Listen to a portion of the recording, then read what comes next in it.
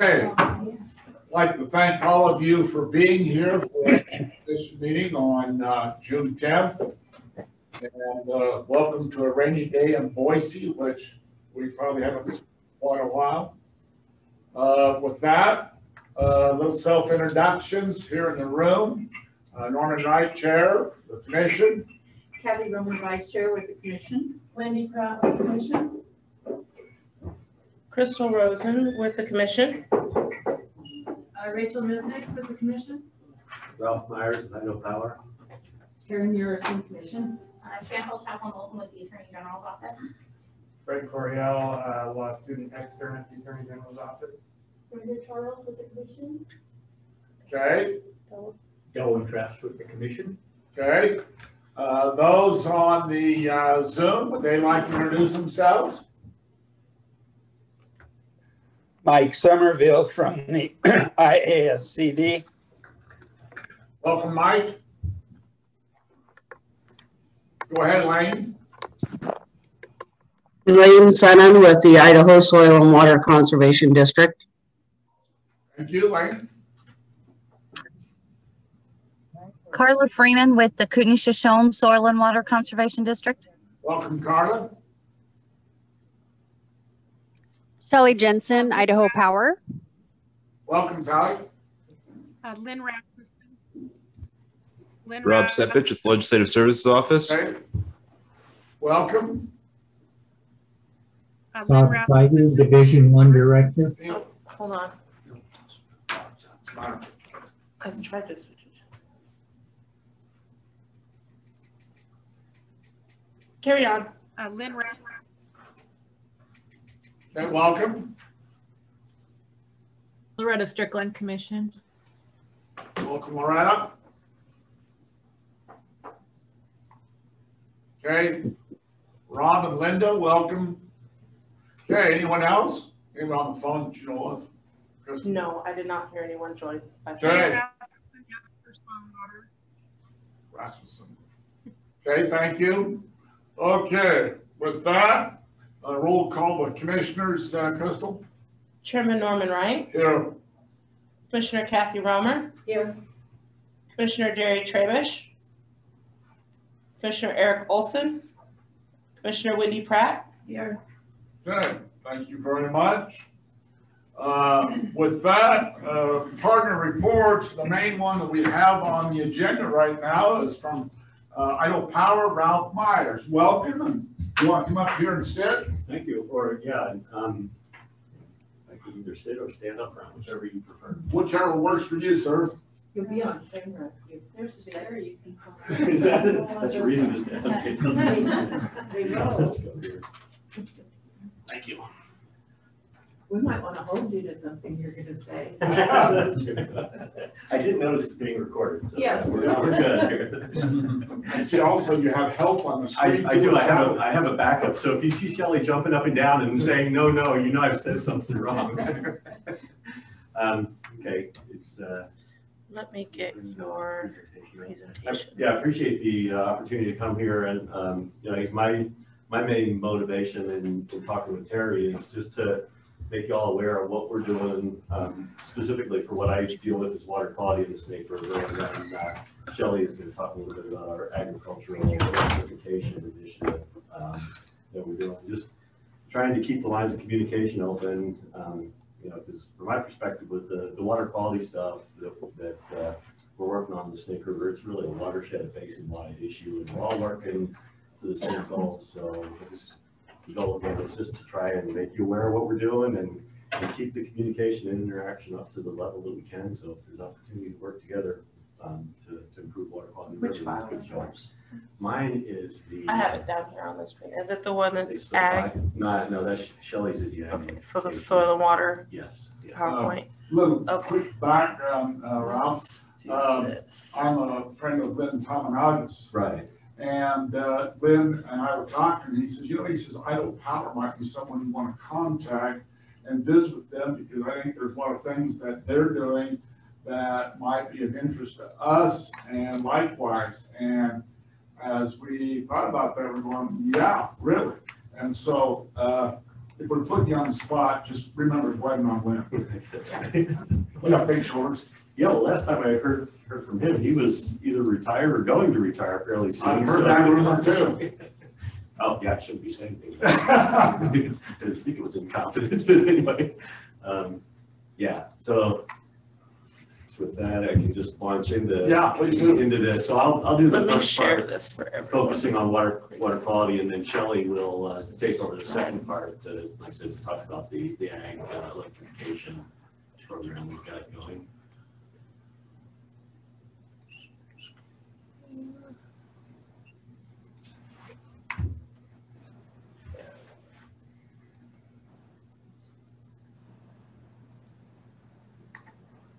So we will be a little bit obstructed, but everyone on Zoom can see this. Do you want me to just start the present? Yeah, that was very fine.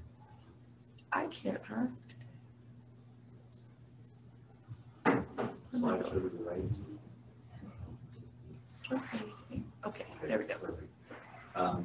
Yeah, so on here, again, I'm Ralph Myers. I work in the environmental department in the company. And Shelley Jensen is the energy efficiency program leader out of the customer operations section. If you ever want to get a hold of anybody at Idaho Power here, it's usually a pretty good guess to do first name, initial, last name at idahopower.com to contact anybody there. So we can go ahead and move to the next one. I just wanted to, real quickly, what I want to cover is talk a little bit about why water quality in the Snake River Basin is a priority for Idaho Power, and then an overview of what we're doing, what our challenges are, and what we're implementing to address those. We're good to go. You know, but if that mouse reaches here, I could just click to. Crystal, he was asking if he could run. I can, if it reaches to here, I can. That way I won't have to. Yeah, it's wireless. Oh, okay, perfect. So, you know, one of the main drivers for the high interest in water quality in the Snake River, of course, is because of regulatory compliance that the company has. All of our hydro projects are regulated at the federal level through the Federal Power Act by the Federal Energy Regulatory Commission, or they want to be known as FERC. And they issue generally 30 to 50-year licenses for the project. And part of their we need to do Endangered Species Act consultation, which in the company's case involves the National Marine Fisheries Service when salmon and steelhead are involved. So Hills Canyon Complex, we have salmon and steelhead, and then with other projects too, the U.S. Fish and Wildlife Service is the one who regulates bull trout and also snails. You may know how much you're up on the snails and environmental issues in the mid-snake, but there's 3 species of snails in the Hagerman area that are exclusive to that area that are listed under the Endangered Species Act. So we have to deal with those relative to our mid-snake projects. And then one of the main regulatory drivers is the Clean Water Act, specifically Section 401. So what we call needing to get 401 certification. Basically, what's required there is the state that the project's located in has to certify that continued operation of the project won't result in or contribute to violations of the state water quality standards. And so typically that's Idaho with most of our projects, but the Hills Canyon Complex, since it's a boundary water between Oregon and Idaho, we need to get that certification from both states. And that the 401 certification is also the main regulatory mechanism for how we deal with compliance under TMDL, total maximum daily loads. So for the Hells Canyon Complex, there's the TMDL that was approved in 2004 for the Hells Canyon Complex, and we got some responsibility in there relative to temperature dissolved oxygen, and it's through the 401 certifications that we develop our implementation plan and do compliance measure implementation. And then so the other reason that we're really concerned in being involved in improving Snake River water quality is because the reservoir quality of water in reservoirs, which, as I mentioned, ties into some of those regulations, is really dependent on river water quality. So what I've got here is that plot on the upper left shows algae levels and phosphorus levels coming into Brownlee Reservoir since the mid-1990s and through present, essentially. And what we're seeing is significant and consistent declines in levels of phosphorus and algae coming into Brownlee, and that's good. I mean, that's what we're trying to do here to improve water quality. And then what you see on the bottom there is a plot of dissolved oxygen levels coming out of Brownlee Reservoir. In this case, August through September, and that black solid line at 6.5 milligrams per liter is the target that was identified in the TMBL. And the green dashed line is dissolved oxygen levels that we measured coming out of Brownlee last year in 2020 during that time period. The black dashed line with the two gray lines around it are just the average over that previous 20-year period and the confidence intervals around that. So what that's showing is there have been significant and measurable improvements in dissolved oxygen in water coming out of Brownlee. Now, most of that, we're seeing improvements in the reservoir. So a lot of that, most of that is because of, we think from the improved water quality coming into Brownlee. We are doing some aeration in the tail race of Brownlee that helps bump that a little bit. But I think, to me, this is really important in that it makes the connection between water quality in the reservoirs and the river. And it also shows that, we made, and when I say we, it's everybody. And, I'm going to talk about some of our programs, but I don't want anybody to go away with the message that I'm here saying it's because of what Idaho Power did. It's what we've all been doing here. There's been a lot of work going on in the watershed to improve those algae and phosphorus levels coming into Brownlee. And we're seeing measurable improvements. I mean, it's, to me, the message is that if we can improve water quality in the Snake River, we can improve, it's a way to improve water quality in the reservoirs. And also it's happening. There's success out there that I think we need to keep in mind and embrace, because there are some good things going on. We've got plenty of opportunity to improve things more, but I think at some level we need to celebrate the successes that we've had over the past 20 years.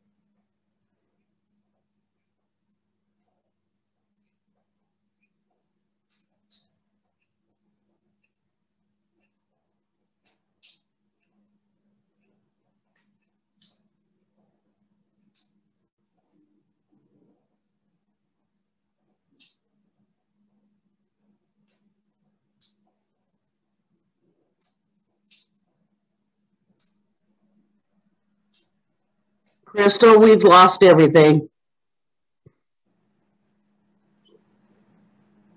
On trying to keep nutrients out of the river, out of the reservoir, because it's essentially the nutrients are fertilizer, or what the algae needs to grow. And when you get excessive algae or any plant matter, then it gets to the point where it's going to decay and die, and that's when you're pulling the oxygen out of the water. That's the connection. Yeah, sorry about that. Along those lines, if anybody has any questions, Actually, I do have one in that graph where you had phosphorus and algae. Yeah. There's a point where the algae goes up and down. As far as modeling, is that a direct positive correlation to that? Because it seems like the slopes are very different, and sometimes it goes up and it goes down. Or is that just phosphorus is one of other variables? Yeah, it gets a little complicated to get a direct correlation between algae and phosphorus, or even between the oxygen levels. Okay. And there are other factors that control those algae levels. Yeah, just phosphorus. Are there other nutrients or whatever that would be controlled or attempted to be controlled through Clean Water Act or whatever. Yeah, So so you wanted to. yeah, basically, you know, you're looking.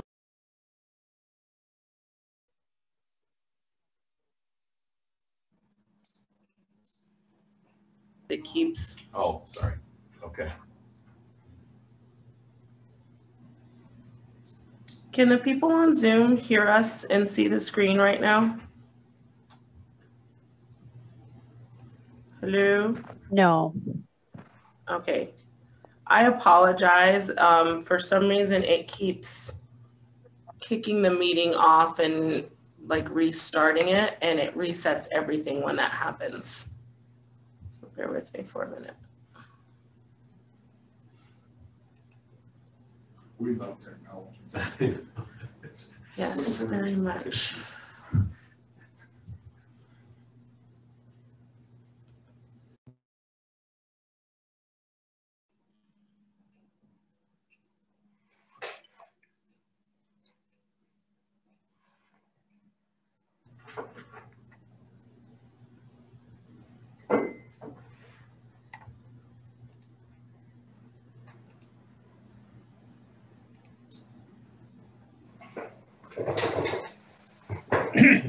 Okay, are we back? Can our Zoom Can hear friends you. screen? Somebody said they can hear us. Can hear you, can't see the screen. Can't see the presentation. Yeah, we can just see you.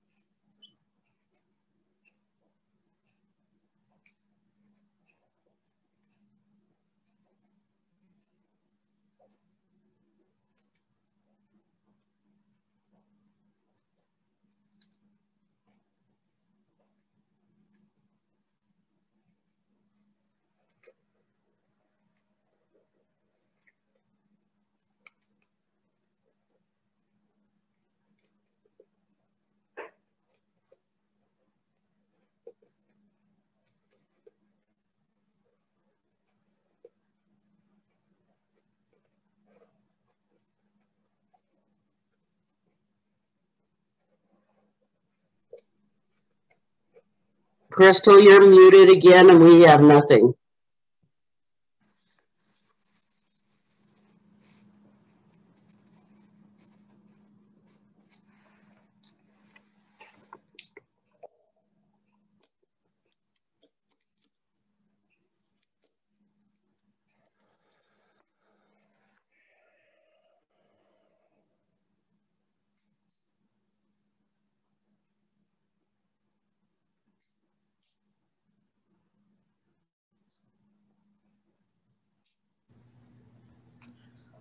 I'm sorry, Elaine, my Zoom keeps disappearing on me while I'm trying to fix other things. Okay. It's Understood. Thank you. stable. Thanks. Okay, I'm gonna try sharing the screen again and see what happens. Why did this pop up over here? I don't want you over here.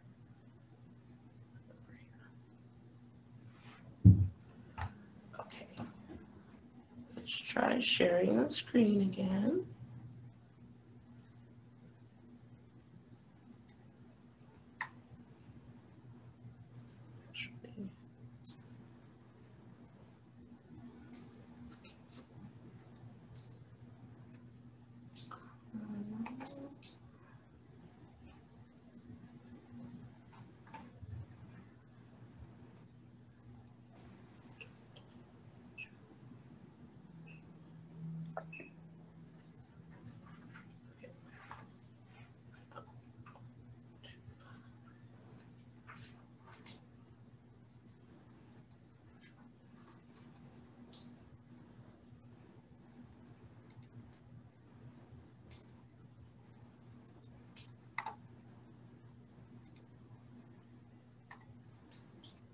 Can everyone still hear us?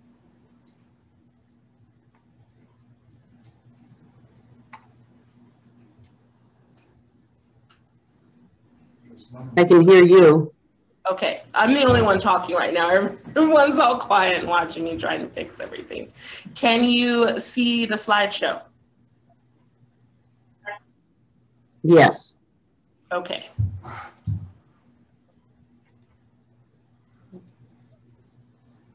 We were on.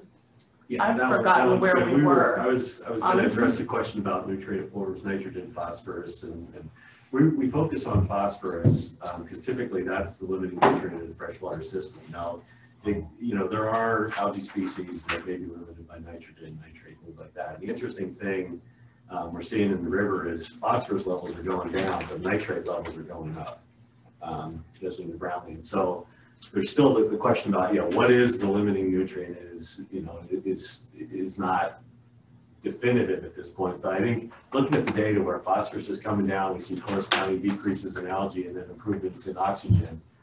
That supports the idea that it is phosphorus at this point. But I think we need to keep tracking other nutrients because that will change as you start changing your ratio of those nutrients. It's going to change. But right now, it seems like it's phosphorus that's controlling things. Okay.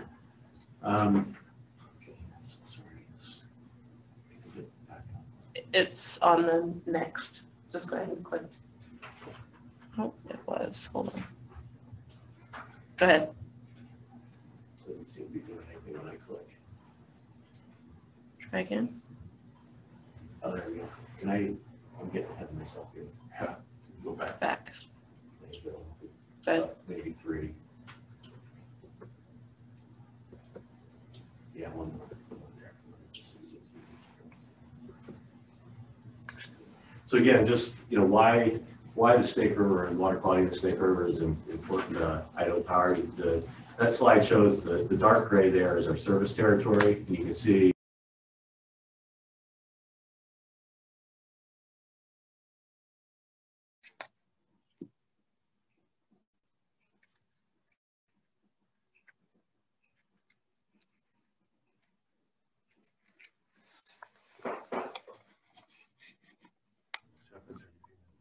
water resources staff. I was wondering if we could, or we could move the computer and Ralph into our conference room where we're hardwired in, and we could watch it on Zoom here. But I'm hosting here.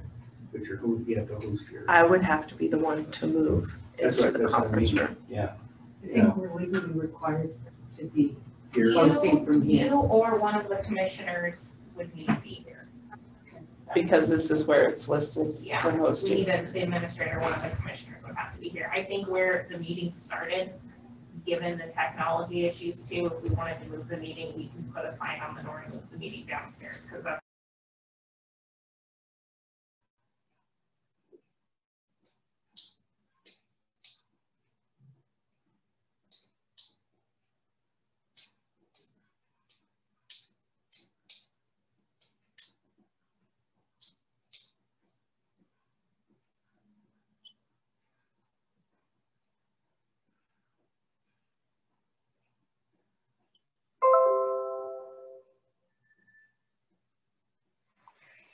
The other option is that you could give them the phone number to call in.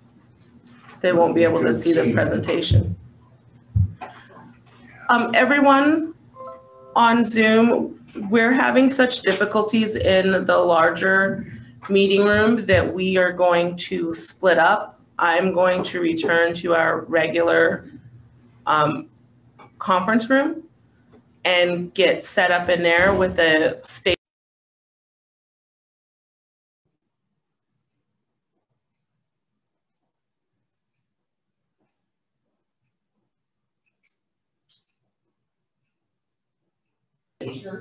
Okay, I got it back. Hold on just a moment, please, everyone. Everyone, I have a connection, so please hold on for just a minute.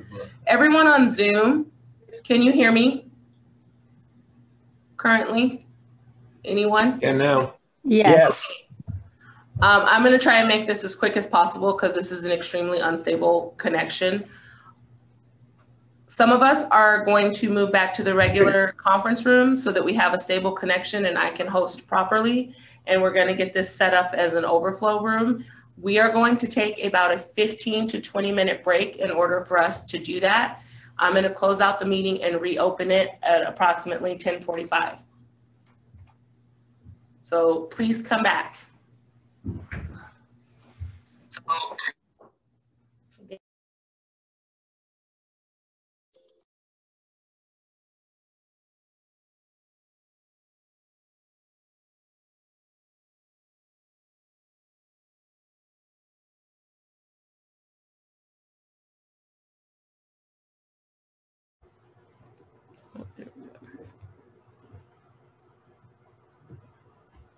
Looks good.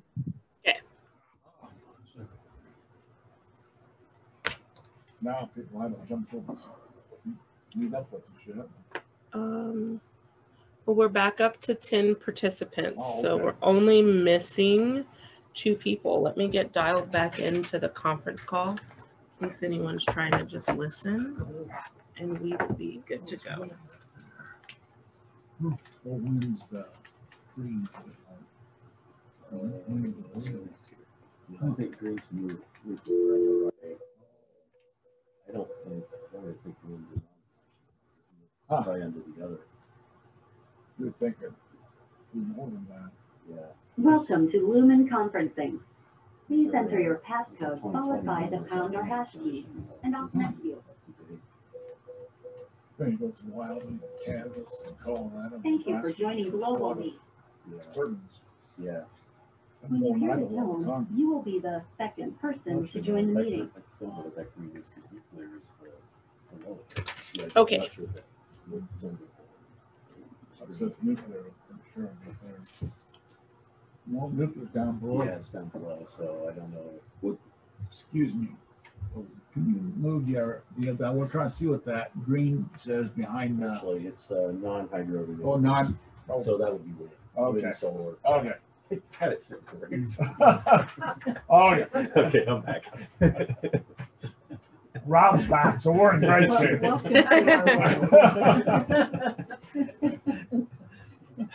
Okay, so we're back in business. We are back in business Go ahead, officially. Rob. Okay, great. So I just want to finish up one last slide here on why water quality, water quantity is important to Idaho Power. And the circle on the left shows that, about 42%, almost half of our power is produced through hydroelectric. And then if you look at the national average on the right, less than 10%. So basically, the snake and all our hydro projects are in the Snake Basin. And so, that's the reason that the Snake Basin water quality is really important to the company, and a key part of our reliability and our clean energy goals that we've got. In 2045, we're looking to try and get to a point where coal and natural gas are not a big part of that anymore. And so anyway, that's just again reinforcing why the river and water quantity and quality is important. So we can move on to the next one if we could. So just starting to get into what water quality issues that we deal with. So, 2 of the big ones are water temperature and dissolved oxygen. And I've been advised that showing pictures of dead fish in presentations is not good, but I apologize for that. I don't know how else to show temperature and dissolved oxygen. But basically, the river and reservoirs get warm in the summertime and live in a hot desert. As I kind of explained a little earlier, the relationship between algae and productivity and dissolved oxygen. Specifically in the reservoirs, we get significant areas of the reservoirs that don't have any oxygen in them in the summertime. And then the other issue we deal with is the excessive plant growth. And a lot of times you hear about that relative to the Mid-Snake, the Hagerman area. This picture was taken down near Walters Ferry, and this is the main river. And you can see that in the summertime, especially under low flows, we can get a lot of plant growth in there. And then the bottom one there is something that we've heard a lot more about recently, the harmful algae blooms. Basically, this is when you get algae blooms in the water, and there's a lot that's not known about this, including some of the nutrient dynamics that we were talking about earlier. But the other part is, it's not clear why, when you get these algae blooms, why sometimes they produce toxins and why they don't. Under certain conditions, the blooms will produce neurotoxins that if animals, dogs, people drink the water and has toxins in them, in extreme cases, it can be fatal. So, and then the other issue that we've been working on a lot lately is mercury. And there's statewide mercury advisories on eating bass because of the mercury in the fish. And specific to Brownlee, there are advisories on eating other species, especially for children and pregnant women. Basically, the important thing about mercury to understand and remember is elemental mercury, like you see in your thermometer, the silvery liquid metal, really is not an issue. It's not harmful. It's what happens in this case in the river and the reservoirs is that mercury gets methylated, what's called methylated, and it's just a different chemical form. And that methyl form is what then bioaccumulates in the fish and what's toxic to people. So, you need to look at controlling the sources of, say, the thermometer type mercury, because you don't want it in the system. But the other part of that is, there's a at this point at least an inevitable amount of mercury that's going to be in your system just from atmospheric deposition. In this area we have mines and things, and you want to work to control those. But the other part of it is you got to look at what's causing that mercury to methylate in the system, and that's what we found with Brownlee is it's a very effective methylator, which is not good. So that's and the other thing that we're learning to kind of tie this back to the dissolved oxygen issue is that it's in those low dissolved oxygen areas of the reservoir that the conditions are good for promoting methylation. And so if from our perspective, the goal would be to try and stop the methylation, because that's going to interrupt it from getting bioaccumulated in the food chain, which is then going to reach people as they eat the fish. If we can find a way to reduce the methylation in Brownlee, and it looks like it's going to tie back to oxygen levels in Brownlee, which then ties it back to, I talked about the nutrients and the algae. So I'll get into that a little bit more later, but the mercury does connect to the oxygen and the algae levels. And of course, the plant growth and algae tied to nutrient levels as well. So we're Hey, Ralph? Yeah. On mercury, is there, how are you handling the different water quality standards from the different sides of the river, from Oregon and Idaho? Yeah, that is going to continue to be, I think, an issue we're going to have to deal with, because basically, if you're not familiar with the standards, the Oregon standard is about it's a decimal move over from the Idaho standard. Basically, the Oregon standard is a whole lot stricter than the Idaho standard, and what it comes down to is they set the standards based on an assumption about how many fish people eat, and so. Oregon went with a much more they assumed a lot more consumption of fish. And so what that does is that drives down the level then that's acceptable in fish. And so right now there's not a TMDL on mercury. And that's kind of the process where, like with dissolved oxygen and temperature back in 2004, where we dealt with trying to line those standards up. And so over the next couple of years, we expect there's going to be a mercury TMDL developed for the Snake River and Hills Canyon, and that's where they're going to have to address this difference between standards.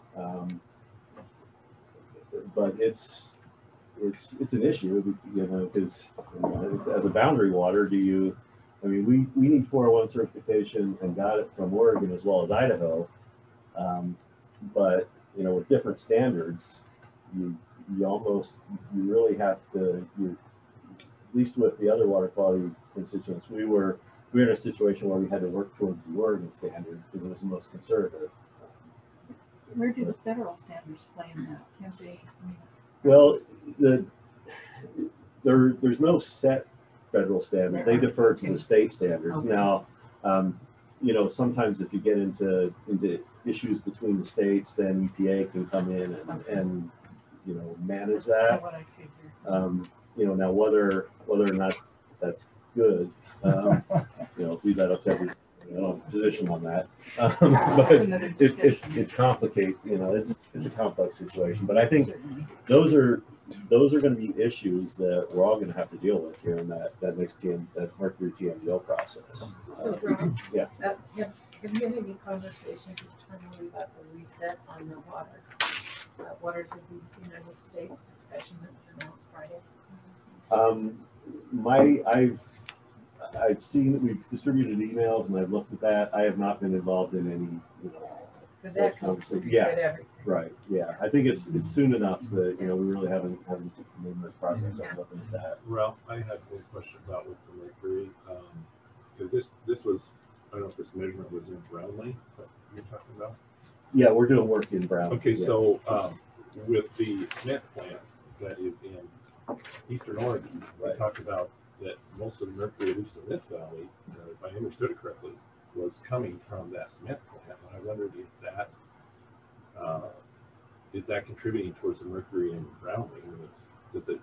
Yeah, and I think it's a pretty significant source. It was, especially historically. You know, they've done a lot to reduce their emissions over the past 10 years, and so we're trying to sort out at some level where it's coming from. And right now, it doesn't appear like that's as hot a spot as it may have been 10 or 20 years ago. You know, before they did the improvements they got, it was one of the largest sources in the country for mercury emissions. You know, now it doesn't appear to be that as important as it was before, but you know, the idea of is there legacy stuff there? Right. Some of that stuff coming out. So, you know, those are, our main focus is looking on processing of mercury in Brownlee, but we also are trying to understand where it's coming from. So doing some sampling of the tributary. So like the Burnt River that essentially comes right by the plant and drains that, looking at levels there. And, you know, the preliminary stuff, it's not like the Burnt River is like way different than the others, but there are some things there that, you know, there may be some legacy sources coming from there. Again, you know, we need to make sure that folks are working on keeping those sources out. But you know, we're also trying to focus on looking at, well, if that mercury comes in, how can we keep it from methylating to keep it out of the food web? So we can go to the next slide if you want. So relative to dissolved oxygen, we're implementing, and we started a program back in about 2014. In the Grandview area for sprinkler conversion. So that map on the left shows CJ Strike reservoirs on the right-hand side. The Snake River flows out of CJ Strike Reservoir downstream, and the upper left is about where it goes into the canyon and then on into Swan Falls Reservoir. So there's a fairly isolated, discrete agricultural area there, and our work on sampling in the river showed that it was a pretty big source of nutrients and sediment coming into the river there. And so what we did is we set up a program where we're working to help fund conversion of furrow gravity irrigation. Like, you know, that picture of the gravity irrigation is not Grandview, it's down here in Marcy, but it's the same type of a concept. Convert that to sprinkler to avoid what you see on the right-hand side there of irrigation drains that bring sediment and associated nutrients into the river. And so that, like I said, that program has been going on since about 2014, and we're a little bit over a third of our goal. Our goal there is to convert 7,000 acres of that, the brownish colored land on the south side of the river to sprinkler irrigation. So we have an incentive program that we're offering to landowners down there to help fund the capital costs of converting to sprinkler. We coordinate with some of the federal funding, NRCS funding, and things on that. And any other programs, we're trying to coordinate on that. And it's a strictly voluntary program. You know, we have no ability to require anybody to do anything. But we've made significant progress on that and have seen good results in reducing the amount of runoff. I have a question, sir. What percentage of the blue in terms of sprinkler has your program been a part of since 2014, did you say? Yeah, we've converted about a little over 2,000 acres. And I don't know off the top. What's the total irrigated acreage with sprinkler ends? The total on the south side of the river is about 8,000 acres. Oh, okay, thank you. So yeah, so we're looking to convert about 80% of that. Okay.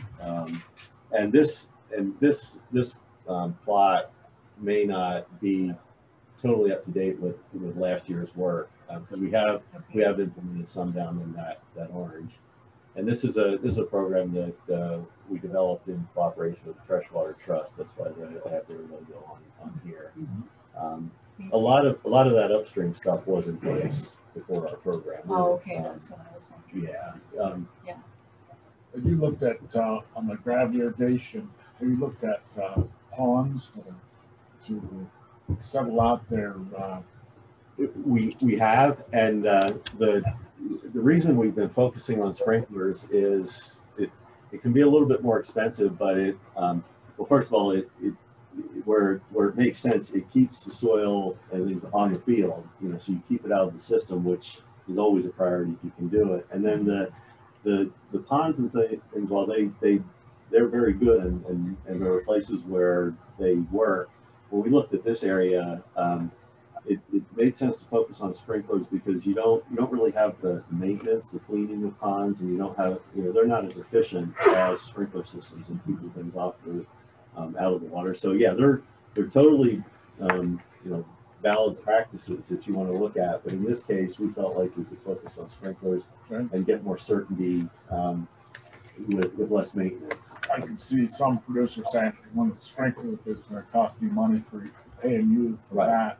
Yep. And ponds would be a good alternative idea. Right. Yeah, and that's where we feel like we think we can get to 80% through sprinklers. Now, that's not always going to be the case, and if you can't, then then you need to be looking at other things. So that it was, yeah.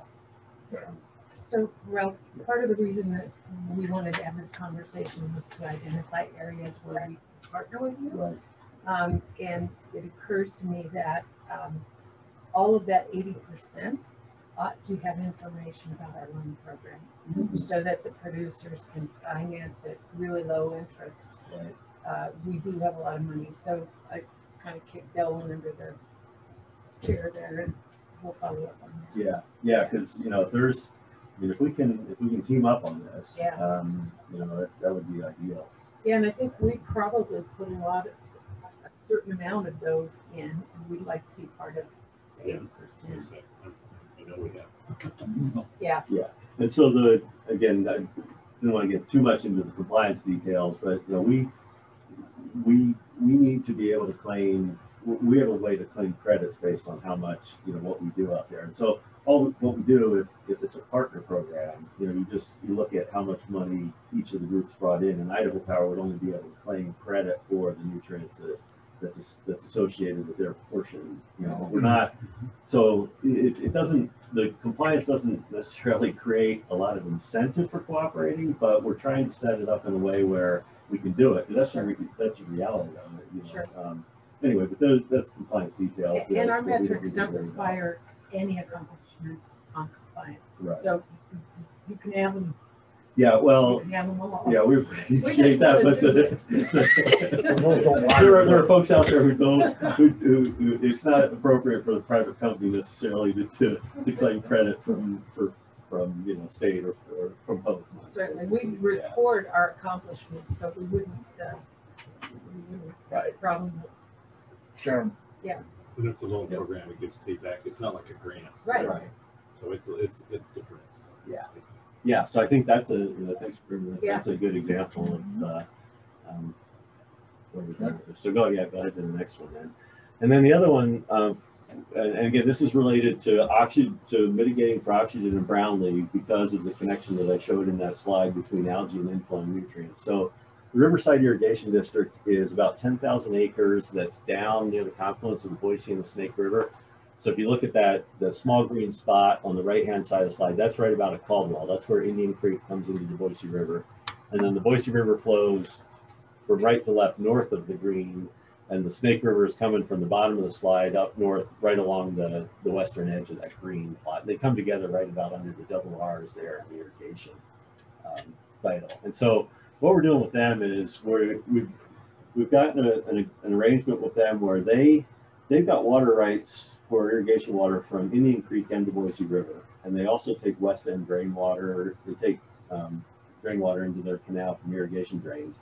And by automating their system and having them operate it in a way where they can preferentially use Indian Creek water and west end drain water over Boise River water, they can be diverting as much water as possible of that higher nutrient water to their irrigation land, and leave they don't always need all that water.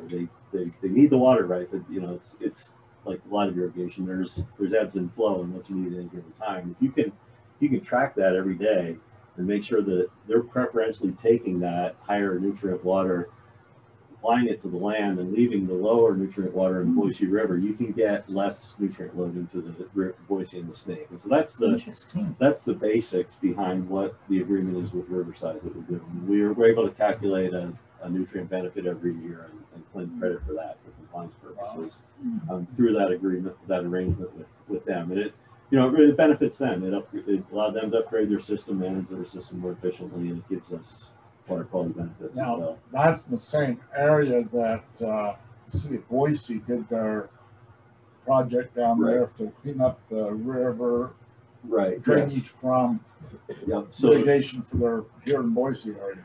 Yeah, basically they're taking runoff from the irrigation district area and probably other fields. If whatever comes into that Dixie drain, and then they're processing that. So this project is a little bit upstream of that. Okay. But yeah, it's they're both projects that are there and in place to help reduce nutrient load into the Boise and the Snake River. And then from our perspective, ultimately brown damage. Okay, so we go to the next one. So now I wanted to talk about the Snake River Stewardship Program. And this is a program for temperature mitigation. And some of you may have already seen presentations on this, but basically the program has two areas or concepts. One is that we want to shade the tributary streams. The whole goal is to reduce excess thermal loading to the river. And it's simply just technical terms for you keep the sun heat out of the water, basically. So you do that by shading the tributaries, which are narrower, and you can get some benefit from the shade. And then in the Snake River itself, which is, and I can explain it on the lower left, you basically deepen and narrow the channel to help reduce the loading, and also get rid of some of those stagnant backwater areas that are really just cooking in the sun during the summertime. And on the right, the plot there shows the yellow is the tributaries that we've looked at for doing shading projects, and they go anywhere from that bottom lower one on the left, I believe, is Sucker Creek. You got the Boise River, the Payette, the Weiser, now here, Burnt, and then the Powder. And the yellow areas, like I said, those are the areas that are below the major dams on those tributaries, where we were able to make a potential connection between improving water temperature in those tributaries that might then have some effect on Brownlee. We're looking to probably implement projects on more than 100 miles of those tributary streams. And so the photo on the top left is a picture of one of the projects that a research project that we did on the Weiser River. And you can see the ground cloth. That area is what we planted for shade. And we didn't go the trees upstream. We didn't go in and clear cut that so we could plant our trees. That was the way it was. And so what we're doing is we're going into that area, planting it with vegetation. So with the goal being trying to get it more like that upstream part. And it's southern exposure. We're getting shade. And basically our compliance credits then come with how much sun energy we've blocked to the water from with our projects. Now, Reducing the temperature does what? Refresh my memory. so the shade, the the trees in the riparian area will shade the river, which blocks the sunlight that's hitting the water, and so that'll result in less thermal energy, less sunlight into the water, which causes the water to heat up less in the summertime. So the water in the river stays cooler because of the shading from that riparian But we want it cooler vegetation. because why? Because the fish that are in the river are essentially cool or cold water species. So the temperature issue for us in the snake and the tributaries is they get too warm in the summertime. So it's fish. It's fish. May I ask one more question? I guess you're on a roll. I've been suppressing a lot of questions. So then, what are the results? Do you have actual results of reducing the temperature? And the first thing I thought of when you're trying to reduce the temperature in a body of water, like rivers and whatnot, is that humanly possible? That's the question that we get a lot. And so the first one about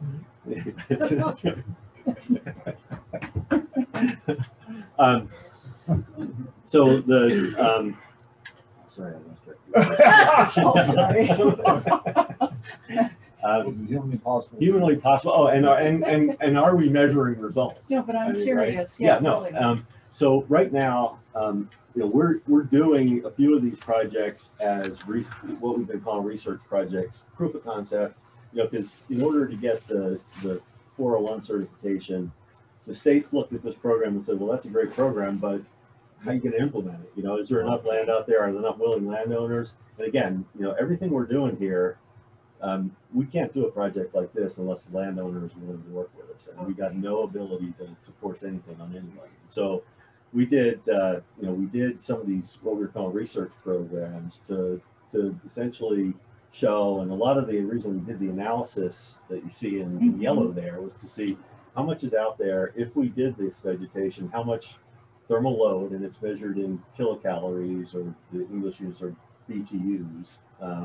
You know, how much energy are we able to keep out of the water through the shading of the outing projects? And then from a compliance standpoint, we had to match that with the amount of non-compliance coming out of Hells Canyon Dam. And so that's sort of the regulatory details, the compliance details.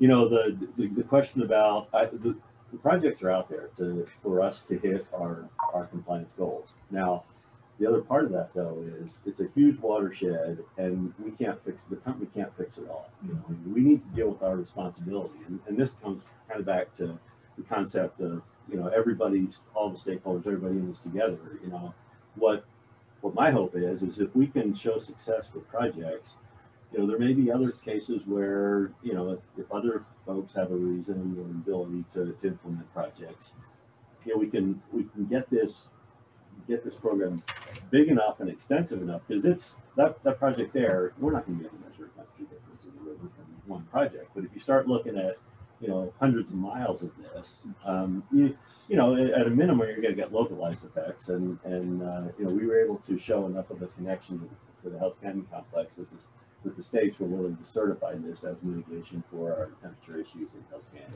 There's a side benefit of that would be is it's going to protect the riverbank right. from erosion. Right, which is another feature I wanted to point out here. So you'll see on this picture, there are those rock barbs coming out. Yeah.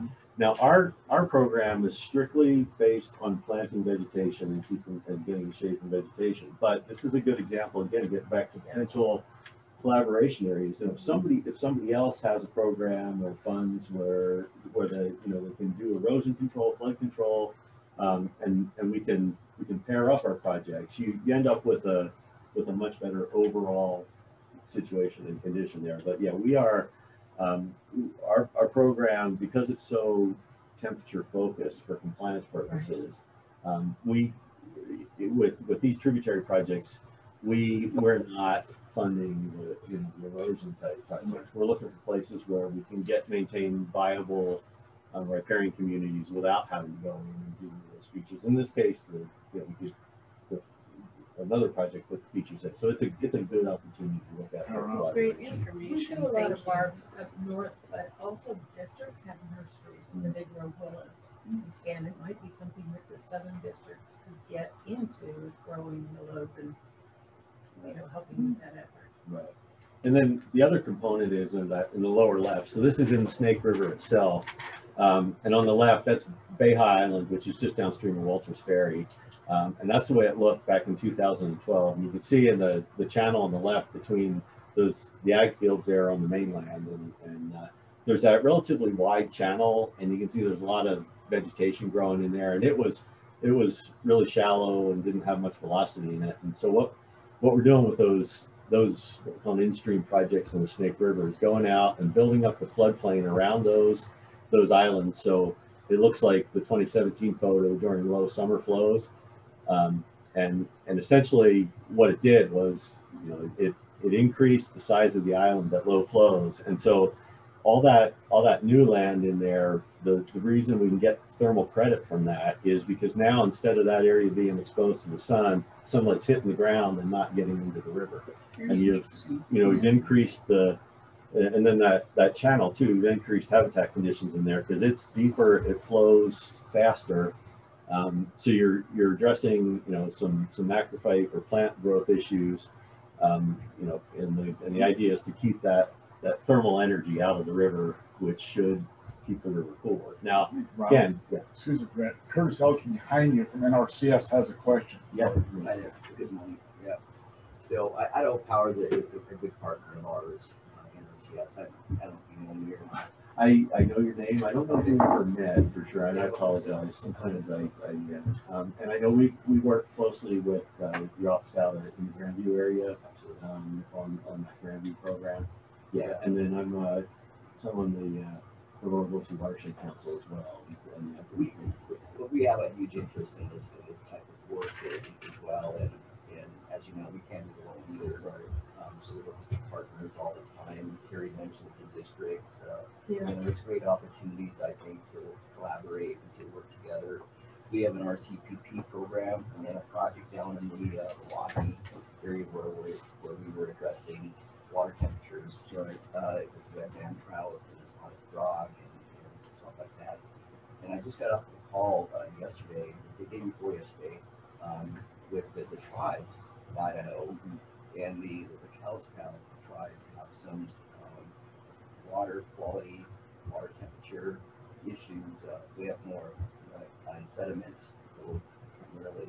Yeah, and so that's been a concern of theirs as well. But erosion, we've been focusing a lot of our attention on the St. Joe, primarily for stream bank restoration kind of projects now, but it's endless. I mean, it's all over. Yeah, and actually that our Snake River program, we modeled that heavily off of what we do with Cooper. They're doing similar type things up there where they're reworking the channel to get some good results. So yeah, that work up in Bonners Ferry area is kind of that was where this idea came from, and we've modeled our program based on that. Is this segment part of the National Water Quality Initiative identified? Well, I can bring that up, Carrie. Thank you. You're always thinking, I know. You can get money there. The NWQI, or National Water Quality Initiative Program, had some restrictions earlier where we could only submit 3 or 4 watersheds at a time for the entire state. But now they've opened that up. Now we can have as many watersheds as we want.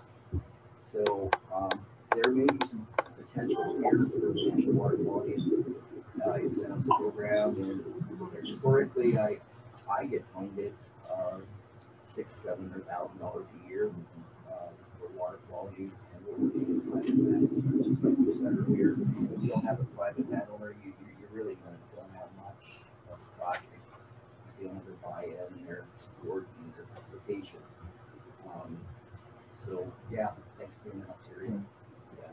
That's too bad. Yeah, so in general with this, I mean, we've been doing some of these, like I said, as just as proof to the state agency, the DEQs, essentially from Oregon and Idaho and other federal agencies that we could do these projects. And so, you know, once we get a new license for the Hells County complex, which we're hoping might be mid-2023, but it's going to take a long time. You know,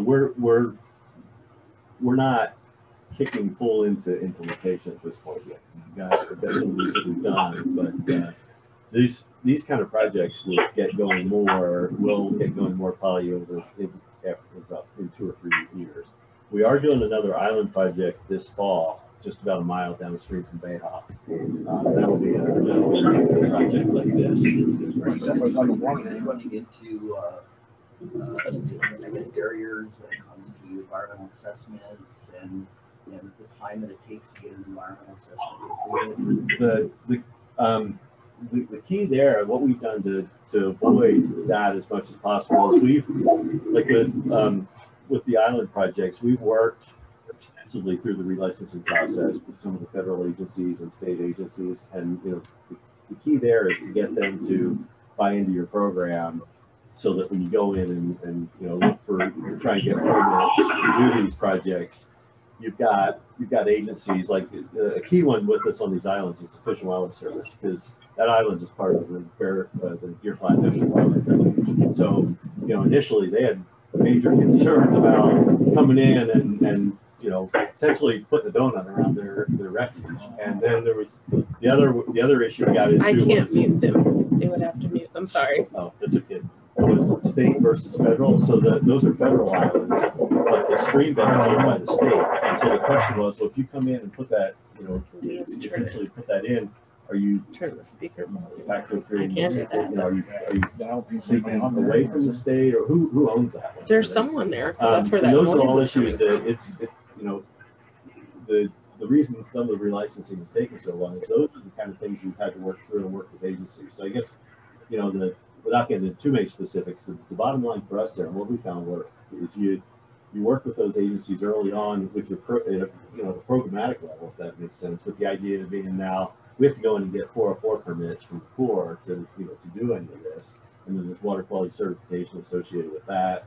There's ESA consultation with that. But, you know, the agencies are supportive and have been involved in this program that they know what we're trying to do. And that makes those individual processes easier. Now, you know, it's, you know, the concern there is over a 30-year program, you're going to get change in staff and things. And that was another reason we're doing the island project this year is, you know, before we lose that historic knowledge in the agencies, you want to have it part of the agency knowledge and culture. So I don't know if that, you know, that's kind of the way we've been trying to address it. So go ahead to the next one. Ideally, it would be great if you could get a programmatic permit on a TMDL implementation plan and permit all of the actions. Right. The thing we kind of ran into with that is, you know, a lot of times they'll want to know the exact details of a project, and at this point, in a 30-year program, we don't know what, you know, the project 15 years down the road is. We were successful doing like smaller chunks with IDWR when they're permitting, but I don't know if we didn't have a that. Yeah, and we are looking at trying to well, at least develop you know, 2 or 3 of these projects as a package, and so it's not a 30-year program, but that concept of trying to fund it, and then, you know, being able to consult on multiple projects, so you don't have to go every year. Yeah, that's TMDL that Terry brings up as another hot topic. TMDL watershed planning is getting more and more to the point where we need to have a watershed plan before we can ask for additional money up to national headquarters, and they want to see the plan. And so TMDLs and updating the TMDLs is a challenge, I think, anyway. And then watershed plans take a long time to develop. But that's definitely a need we have here in Idaho.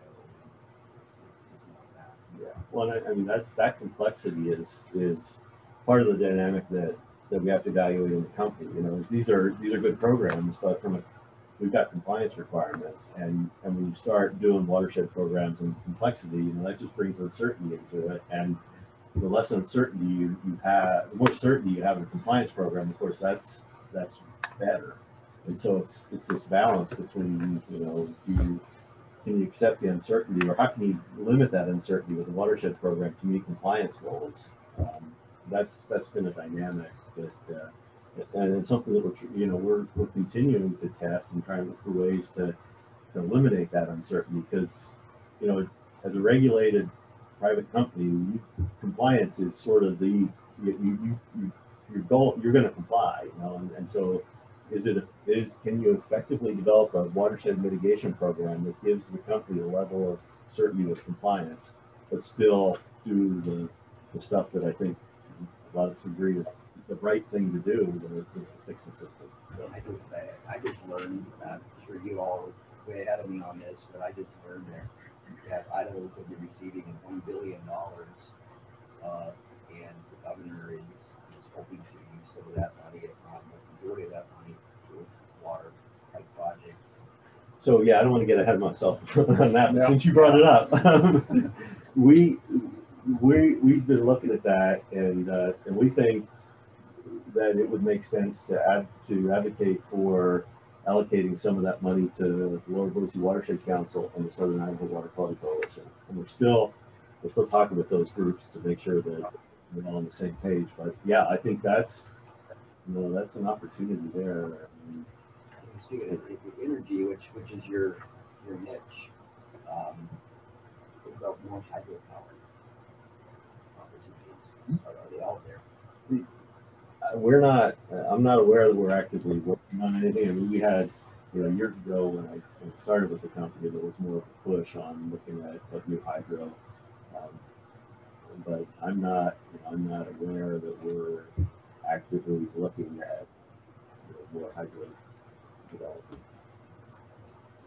Okay, so moving on. Yeah, sorry. So harmful algae blooms. This one I'll keep short because there's a lot of uncertainty with it, and basically our thought with harmful algae blooms is, if these programs that I talked about where we're reducing nutrients and temperature in the river, you can keep the river cooler, lower nutrients, you're going to help control harmful algae blooms. Now, we don't know what triggers them to be toxic necessarily. And so basically where we are with that is we're going to continue to have to reassess the conditions, and if what the 401 says is if they get worse, then we're going to have to figure out how we're going to deal with it. But for now, I think lacking real specific information on what we could do better than what we're doing, I think what we're doing could potentially help address the harmful algae blooms. So we'll move on.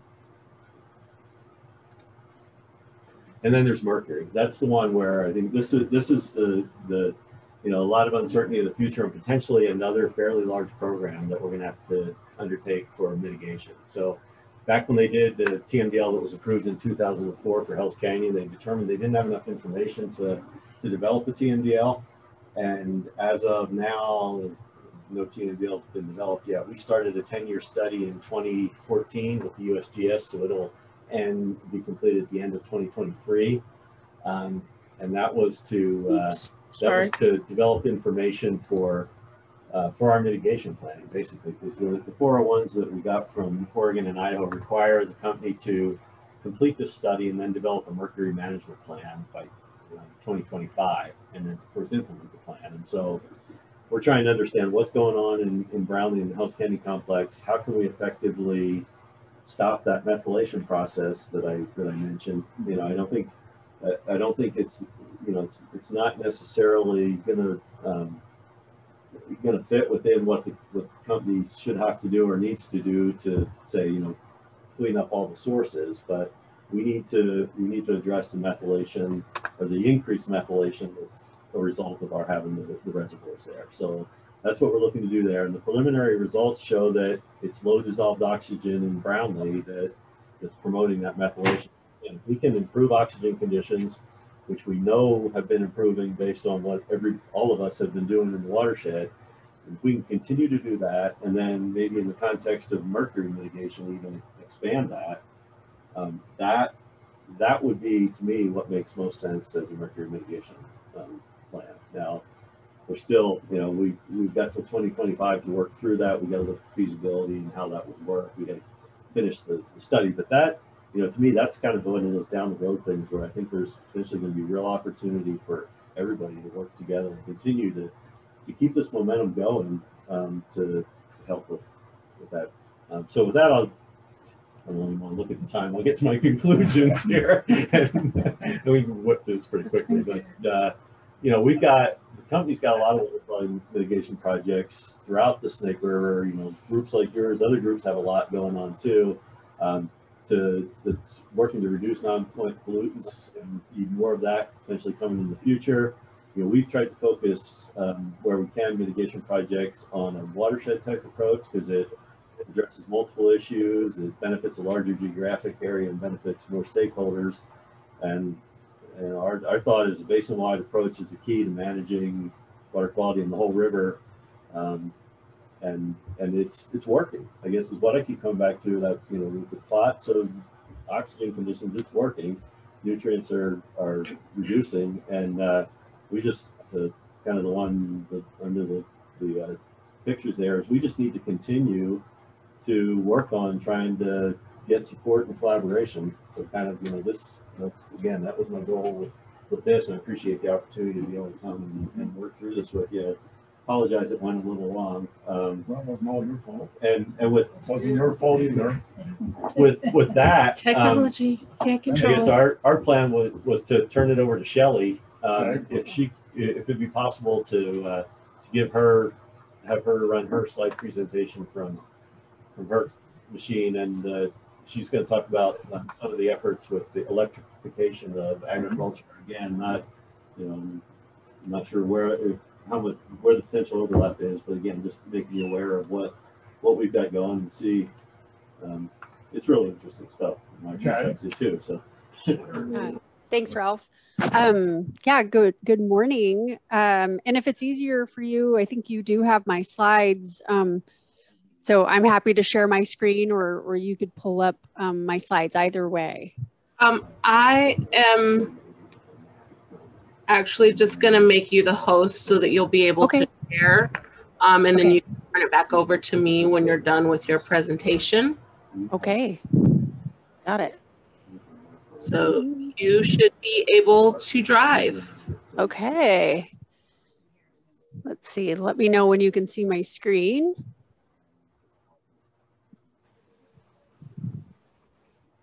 Oops. Can everybody see that okay? No, not yet.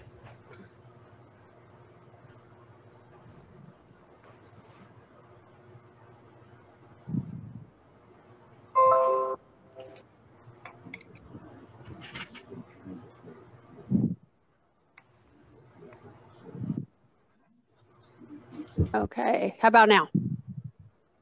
Yes, we see the notes screen. Okay. Okay, how about now? Perfect.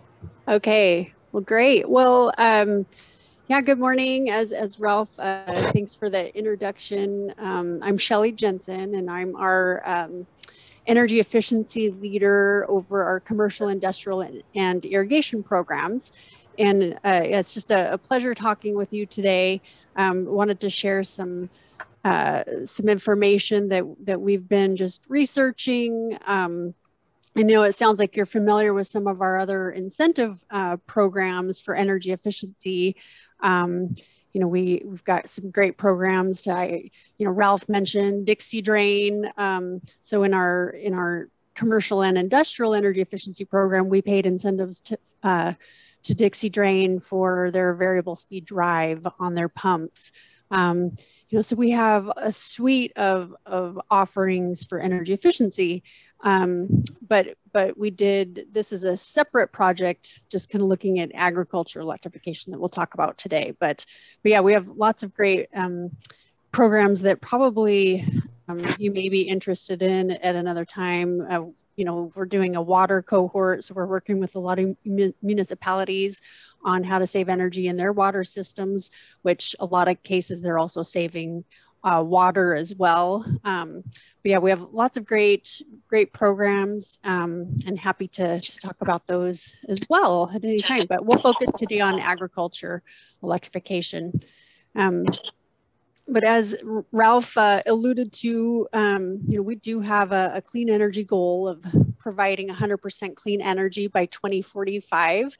So not only is this goal meaningful to us, it's important to many of our customers. And we believe that we can achieve this goal while still keeping prices affordable and our reliability high. So as we integrate clean energy into our system in alignment with our goal to provide this 100% clean energy by 2045, we're also reducing our carbon emissions intensity. And we're proud to say that we reduced our carbon from our energy sources by an average of 29% from 2010 to 2020 as compared to 2005. So with no tailpipe emissions and reduced fueling costs, electric vehicles are a great option for our customers and the environment. Studies show that our customers can charge an EV for less than half the cost to fuel a gas-powered vehicle while feeling good about reducing the air pollution. So EVs also require less maintenance. They have instant acceleration. And with all these benefits, EV technology is really progressing pretty quickly, and we're prepared for an increased use of EVs in our service territory. So we also help our customers prepare by sharing the benefits of EVs in our regular communications, as well as, you know, we've funded charging station installations to help business customers electrify their fleet vehicles. Including one of the most recent is the CUNA sanitation trucks. So we have been, you know, really ready and prepared for this onset of EVs. But with this particular project, we were interested in our agriculture side of things. So, you know, we continue to identify ways to be an advocate for the agriculture community, which is a very important industry in our territory, as we all know. But our team focused on finding and creating innovative solutions inherent with our customer intent statement, which you can see down at the bottom of your screen here. But we wanted to consider our customers, our owners, our regulatory environment, our company objectives, and our financial options, as well as external stakeholders such as yourselves, to recommend an agriculture beneficial electrification strategy. So we just really wanted to set ourselves up for success in the future for when the technology is here and ready. And we highly suspect that it will be here in the future. And so we want to raise awareness around electrification.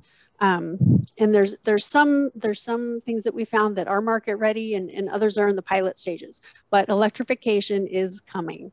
And you know, when the right piece of equipment is here, we think our customers are going to be very interested. So let's just look back at the history of agriculture. You know, over 100 years ago, we've gone from carbide gas for lighting, and then shortly thereafter to incandescent, and then to fluorescent lighting in the 50s. And now LEDs have really come into the market and stayed. It's been a great technology for all sectors. You know, with the controllability and daylighting, we've engaged with our customers for years, paying incentives for this type of technology. So it's been great for agriculture as well as our commercial, industrial, and residential customers.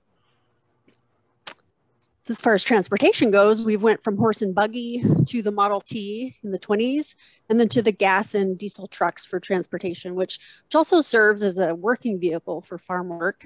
And in the very near future, there will be plug-in and fully electric trucks.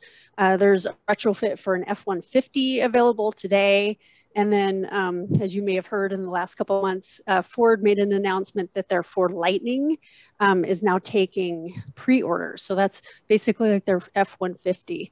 And an all-electric Tesla Cybertruck will be available in 2022. I think they're also taking pre-orders at this point. The electrified irrigation is the biggest thing that has been done to create the expansion of agriculture, really brought us out of the Dust Bowl. You know, the innovation in pumping has allowed farmers to stay in business throughout history. And on the farm, the biggest expense is fertilizer and then pumping cost. So the picture here on the left is the Dust Bowl, and then the picture in the middle here is a 400 horsepower deep well with variable speed drives. And then on the right, these are permanent and mobile drip stations for precision water type of applications. So this says, on the left here, this is my grandpa Jim. My family grew up on a ranch in Montana. So, common transportation around the farm back then was, on a horse. Many have switched to then four-wheelers. And then these UTVs, utility vehicles have come into play. These are great from an electric perspective because usually they're parked at the same place, for charging. And there is, the cost is comparable for the electric UTV compared to the regular UTV. And actually Polaris has a model out. So, we're starting to see some familiar brands come out with these models. We're actually looking at getting one at Idaho Power as well. But other ways, for farmers to do some of this utility work, there's drones to inspect fields and crops, looking for cattle. They're available now, and some are using them, so that can be a good technology. Robotics like sprayers for weed management is also available now, and as well as electric forklifts. So as far as small tractors go, we went from the true horse-drawn power to fuel-powered, engine-driven equipment. So there was a trade-off really to go from horses because they had to then buy gasoline and they didn't really get rid of their horses as they still served an important purpose. But we went to the farm-all tractor in the 30s and 40s. This was an all-purpose row crop tractor, and it really revolutionized the farming in the US. Then a four-wheel drive tractor came into the market in the 1960s. And in 2014, the industry endorsed driverless tractors. So GPS systems are already in use today on some farms. And really the industry is anticipating to go fully automatic in 2030 or 2035. So, but electric tractors of the larger magnitude, the 100 to 500 horsepower, probably won't be available until beyond 2040. And we think that they'll go hybrid first, and then plug in, and then full electric. And really, regulations will probably drive those large tractor mass adoption to get the cost down.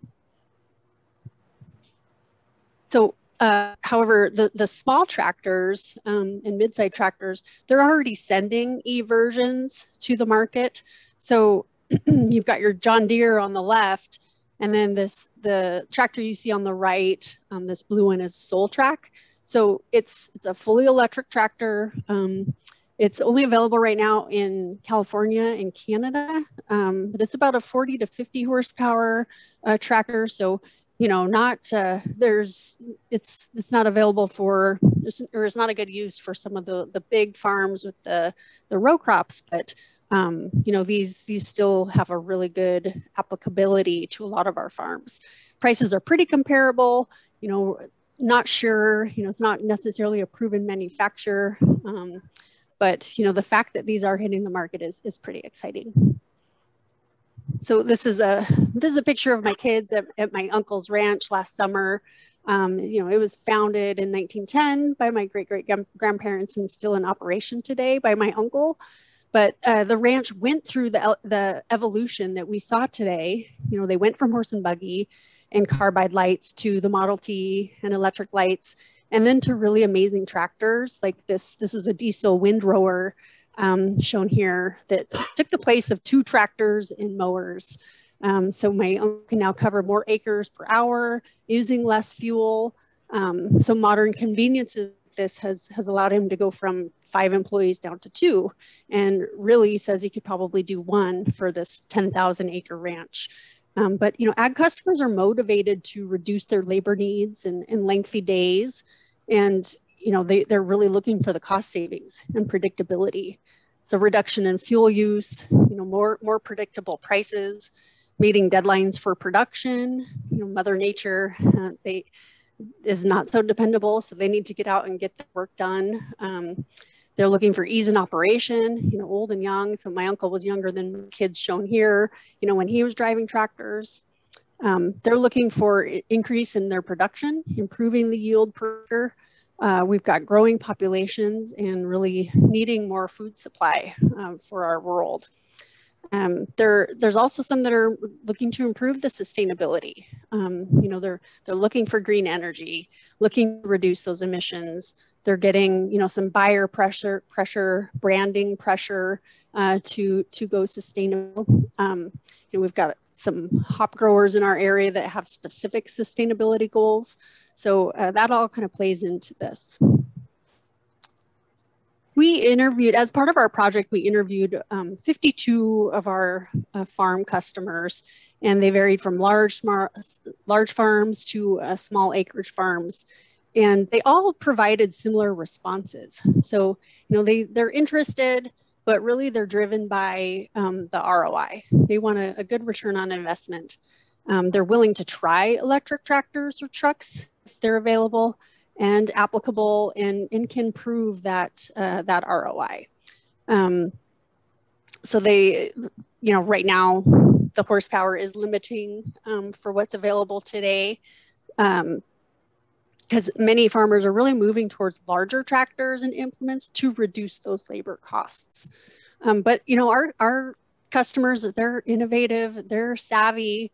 This picture here, this is a fully automatic tractor. So you can see all the screens here. They've got GPS navigation. So it can do soil mapping, and they can input drone imagery and yield monitoring so that they're reducing their fertilizer, their herbicide, and even their watering. So, it's really, the technology is coming along, and our customers are getting really interested in that. A lot of these autonomous vehicles, though, are still diesel, but we're just thinking as the technology improves that this married with an electric engine could be just a really great thing for our customers. And of course, they're adding pumps and pivots, to save on labor and water. So, an example. This is, some pump and pivot automation. So you can really, dial in that precision farming. So that's the picture up here on the right. They're able to use variable frequency drives to really control the application of water at any given time. So, some other considerations is, operation time. So smaller farms are really a better application, as large farms need, 12 to 16 hours of constant operation, so 700 to 800 hours per year. So, the charging time, can be a factor. When we interviewed some vendors, they're just not really hearing much about the electric technology as far as electric tractors. And probably, again, it's not quite in Idaho yet, but, we are seeing it in Florida, Canada, and California. So we do know it's coming. There is some concerns about the reliability. These need to be tried and tested. 90% of farmers purchase or own their own equipment, so they're hesitate to purchase some of this without any good reliability information or testing.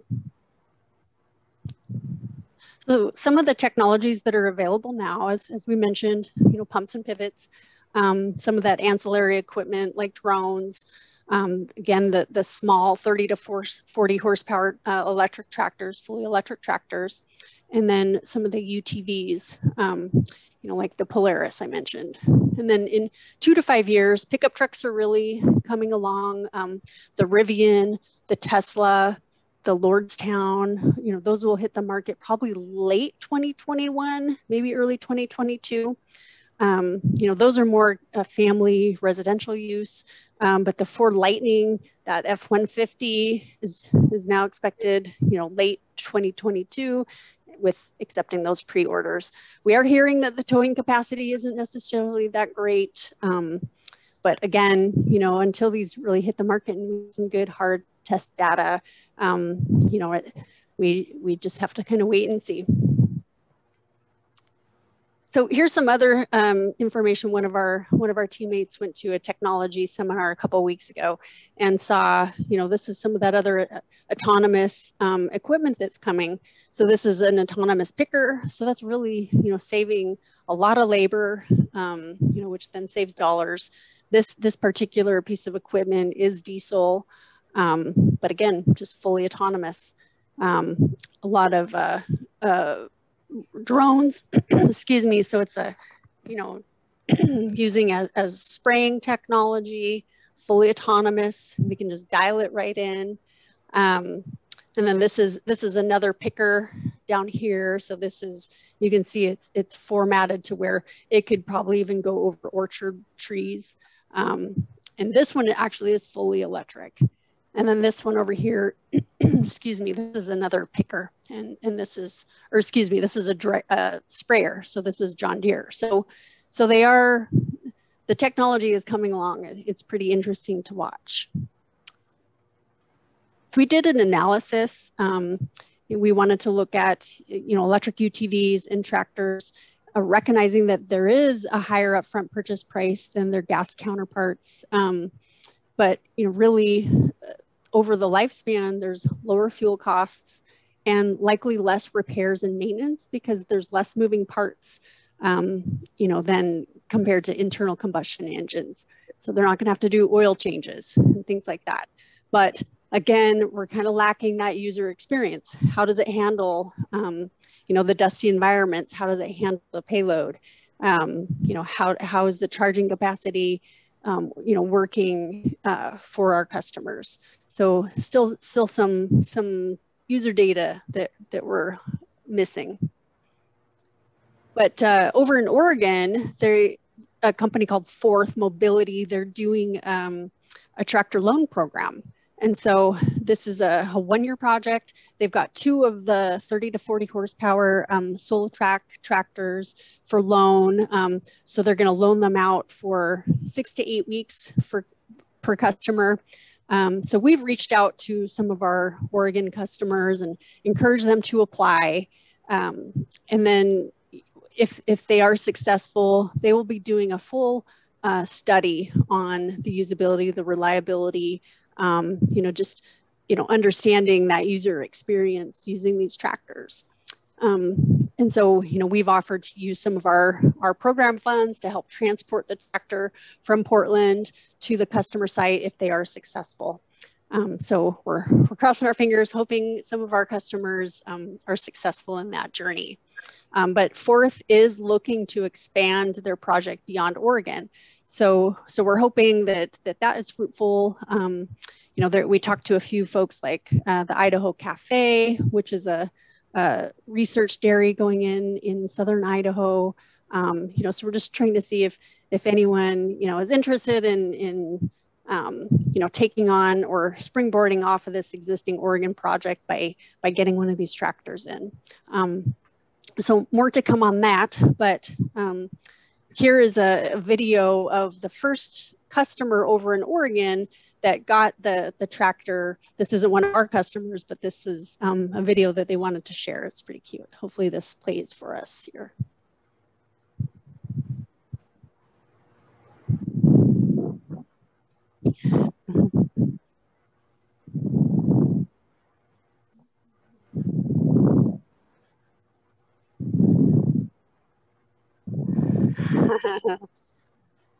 So hopefully you're able to see that okay, but you can see the acceleration is really great for electric vehicles. So kind of fun to see that farmer trying that out. Some of the things, you know, we already operate numerous electric vehicles. We've got some hybrid bucket trucks and electric utility vehicles, but we've got some goals to electrify our fleet. But this is one we thought would be really great. Here's our, I don't know if you guys know one of our parks directors, but we thought, wouldn't it be great if we had one down at our CJ Strike or some of our other reservoirs and, you know, put our logo on it. So, you know, this is just something, you know, with Polaris being a good manufacturer, we thought, you know, as it makes sense, we want to be, you know, adding some of this technology to our fleet. And so, you know, our current company efforts for our commercial irrigation and industrial customers have included promotion of some of this technology, including the UTVs, the fleet vehicles, pickups, forklifts. We do in-person showcases. We do webinar sponsorships, you know, encouraging customer participation in opportunities such as the Oregon tractor project that we showed. We've also allocated some grant funding for future outreach events in some of our rural communities and exploring a robust commercial web platform. So if you go to our website, and it's idahopower.com/chooseev, it's a really great platform for electric vehicles, and we're looking to add some more of this type of, you know, our tractors and other fleet vehicles. So that's coming up. But some of our future efforts that we're looking at, which is, you know, again, kind of why we're so excited to be here talking with you today. But, you know, we want to, you know, put different articles in industry publications. We want to sponsor speakers at some of our ag conferences. We want to add an electrification focus for our ag newsletter. And we want to collaborate, you know, with associations and commissions such as yourself. So, you know, we have an idea to do more of a phased approach to this customer awareness, because again, when we interviewed a lot of our customers and vendors, they weren't aware that this type of technology is on the forefront. So, you know, we want to enhance the education around these electric technologies and really leverage some of our stakeholders for outreach.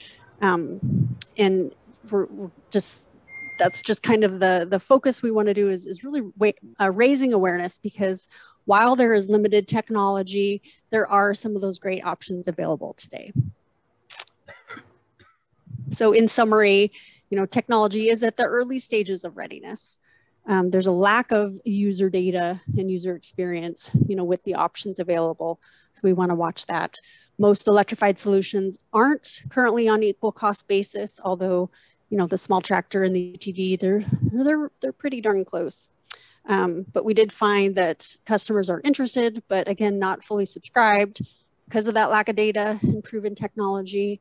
But we want to set ourselves up and our customers up for success in the future for when that technology is here and ready. So again, just we want to raise the awareness around electrification, you know, as these customers adopt it in the future. And we do highly suspect it'll be here. So we just want to promote some of the opportunities with those positive cost benefits. So with that, does anybody have any questions? You know, I kind of went through that fast. Well, thank you very much. That was interesting. I believe our overall question is this. Back to you and to Ralph here. It appears that many of your on-land projects, or on-river projects, however you want to call them, are in line with the commissions, the local districts, and NRCS. So my next question is, how can we work together and better? Obviously, we're aware of what you're doing. You're somewhat aware of what we're doing. But to me, if we're more aware of each other's, how we can partner up or how we keep in closer communication and find out how can we add on your project or how you can add on ours to benefit both of us.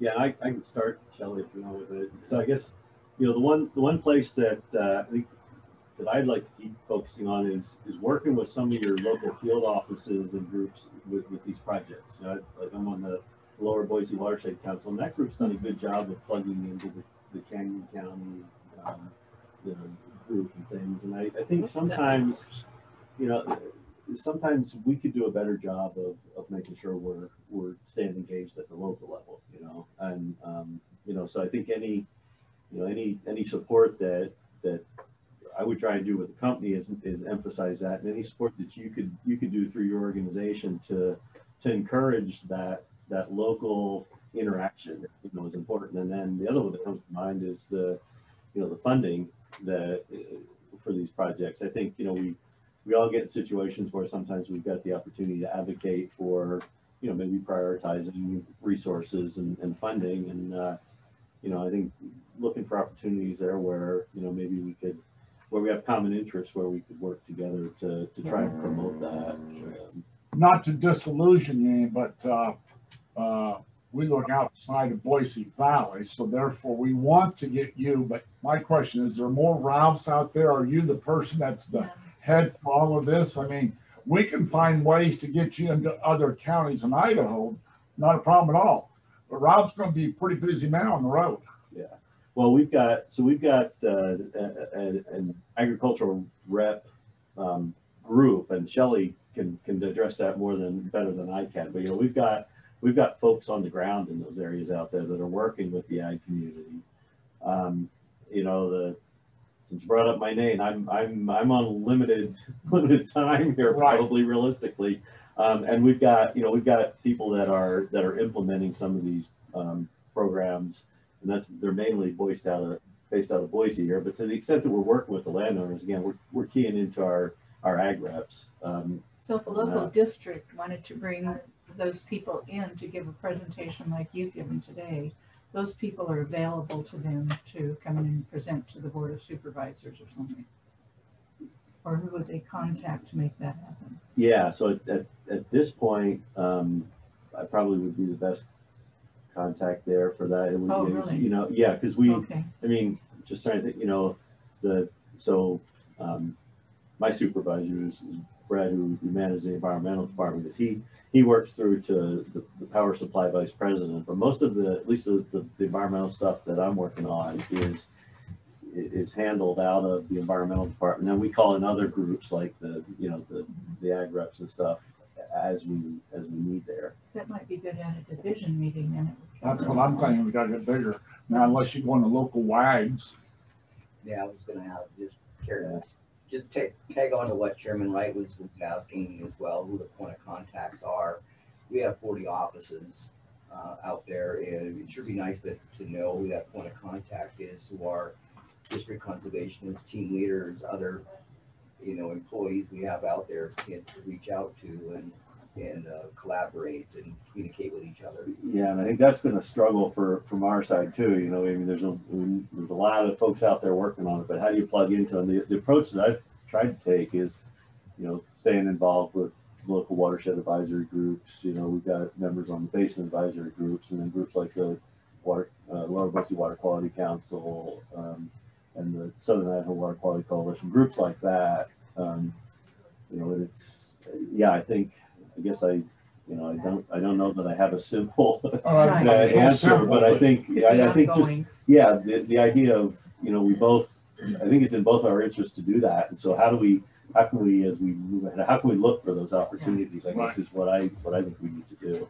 Hey, I've got a question for Mike Somerville. Yes. Can you hear me? Yes. Hey, Mike, of course, you've been kind of following us here. We're trying to figure out how best maybe to work with the districts, and obviously they're one of the better persons that could handle this.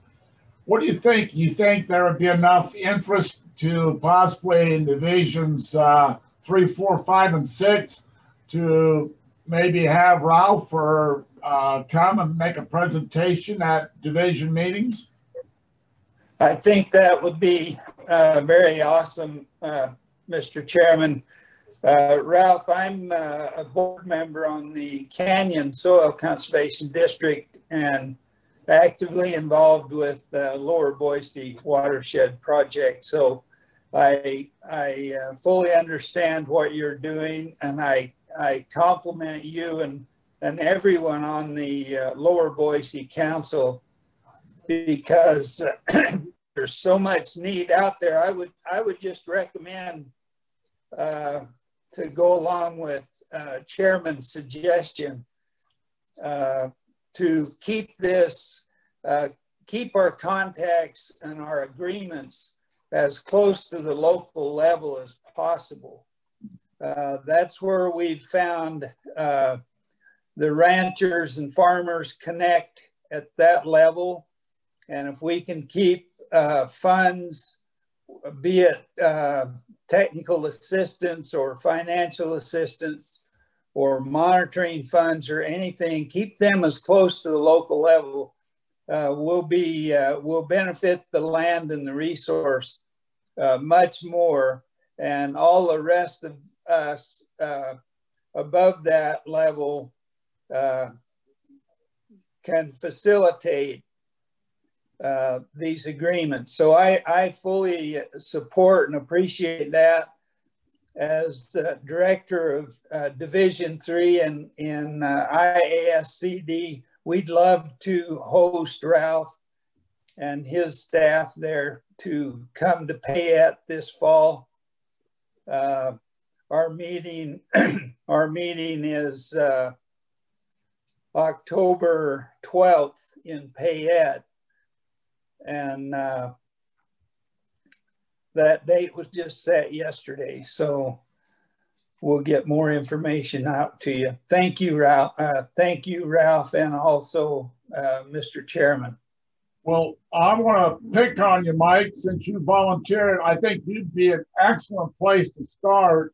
And since obviously Ralph is very familiar with the area, but of course your area is a little bit bigger maybe than what he's worked on, but let's get our feet wet a little bit with you, and hopefully won't take much to get the other divisions interested. But I'm glad to see you very optimistic, and let's see what we can work on. I don't know, did you want to ask him, Curtis? Yeah, I just have a couple comments and a few questions if I could, Mr. Chairman. Yes, go ahead. Okay, so as you know, I mean, we manage the smoke survey program here, and that continues to be a very important part of your business, as well as relying on the data that we provide, Idaho Power and such. So we're continuing to bolster that program and find more efficient ways. And it looks like the president's budget looks good for supporting that program well into the future here as well. So that's good news. The smoke survey program. Secondly, I know that Governor Brown in Oregon is a big backer in this, the electric vehicles, and that with the Western Governors Association, they're backing it up big time as well. As we here in Idaho, I know every water management project that we do in NRCS, along with our partners, we're looking at energy efficiency and ways of saving energy as well. And we have some big projects coming up as well in the Raft River area, just one to speak of. But we have Marysville up there. That's a huge project. And we have the A and B project, which was gravity fed and taking, saving electricity and energy that way. But questions I have here is a couple things. Are there other ways, or are we working towards making Idaho energy independent, and where we have the resources here in Idaho to support our own people here? And secondly, second question I have is, maybe you can't answer this, but the security, of our energy as well, and that concerns me a little bit in the future, and the grid, protecting the grid, all that kind of stuff. What are some measures that are being taken, I guess, to provide us that security and potential energy independence for Idaho? Yeah, and I guess, I don't know, Shelley, you may be better equipped to answer the energy independence stuff. I've been focused more on the environmental things, and the cybersecurity is even more further out of my area. I just know it's a pain that what I have to go through to log onto my computer, but in the company network. But I'm sorry, I don't mean to make your question, but Shelley, do you have any on the energy independence? Yeah, I could take a little stab at that, but we do own most of our generation, and then we've got a PERPA contract. So Ralph showed the one slide with our kind of our generation mix.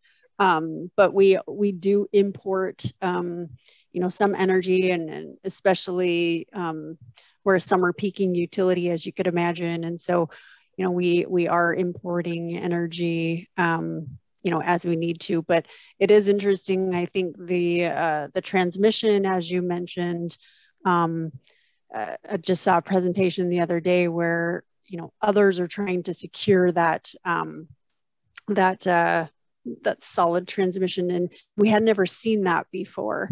And so it's becoming more and more important, you know, to focus on energy efficiency. We also have a pretty robust demand response program that a lot of our irrigators participate in. That's about 380 megawatts of demand response, so that, and our demand response programs are, you know, when we need it, and we notify our customers to shut off their pumps, you know, so that we can, you know, not going into an event. And we've been very successful with that. And I think, you know, at one point we showed so we've got a process, our integrated resource planning process. I'm not sure if any of you are familiar with that. But every 2 years we go through a process to review our generation needs. And it is, you know, we've had a lot of growth in our area, you know, especially in the last 5 years or so. So at one point, I think we showed we didn't need any generation until 2025, and now it's really moving up. But we've got Boardman to Hemingway transmission line that we're working on. But yeah, it's a really great question. And, you know, energy is obviously very important to us as far as security. But yeah, as far as cybersecurity, I can't really answer anything that's kind of out of my wheelhouse as well. But yeah, as far as our generation resources with our hydro, with our you know, PURPA projects, with our you know, we have Langley Gulch as our as a combined cycle plant. You know, we're set up well for our own energy independence.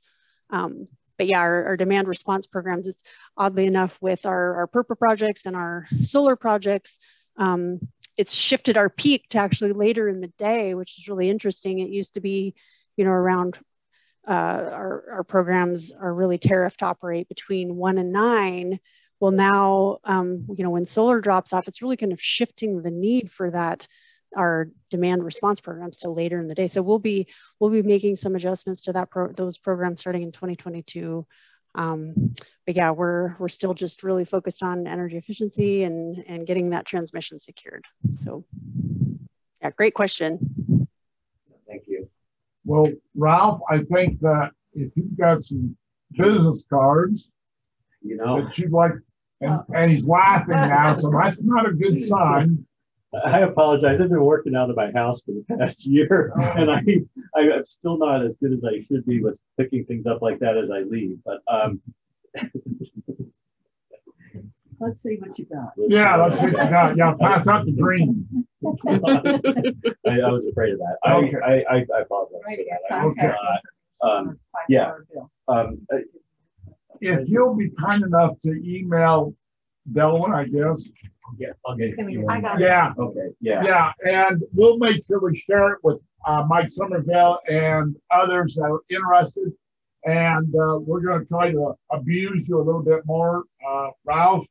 And I think there's some great opportunities here that we can work together and promote both of the state of Idaho's water quality problems. Yeah, it was a great presentation. Yeah. Thank you. I agree. And thanks for the opportunity. I think as we come out of the COVID era here, it's been a little hard to keep, keep some of those relationships up. I think I'm going to advocate for focusing on trying to reestablish or establish new ones where we haven't maybe done quite a good job as we've done in the past. You know, you made a comment that all your projects are kind of voluntary and you need landowners' assistance.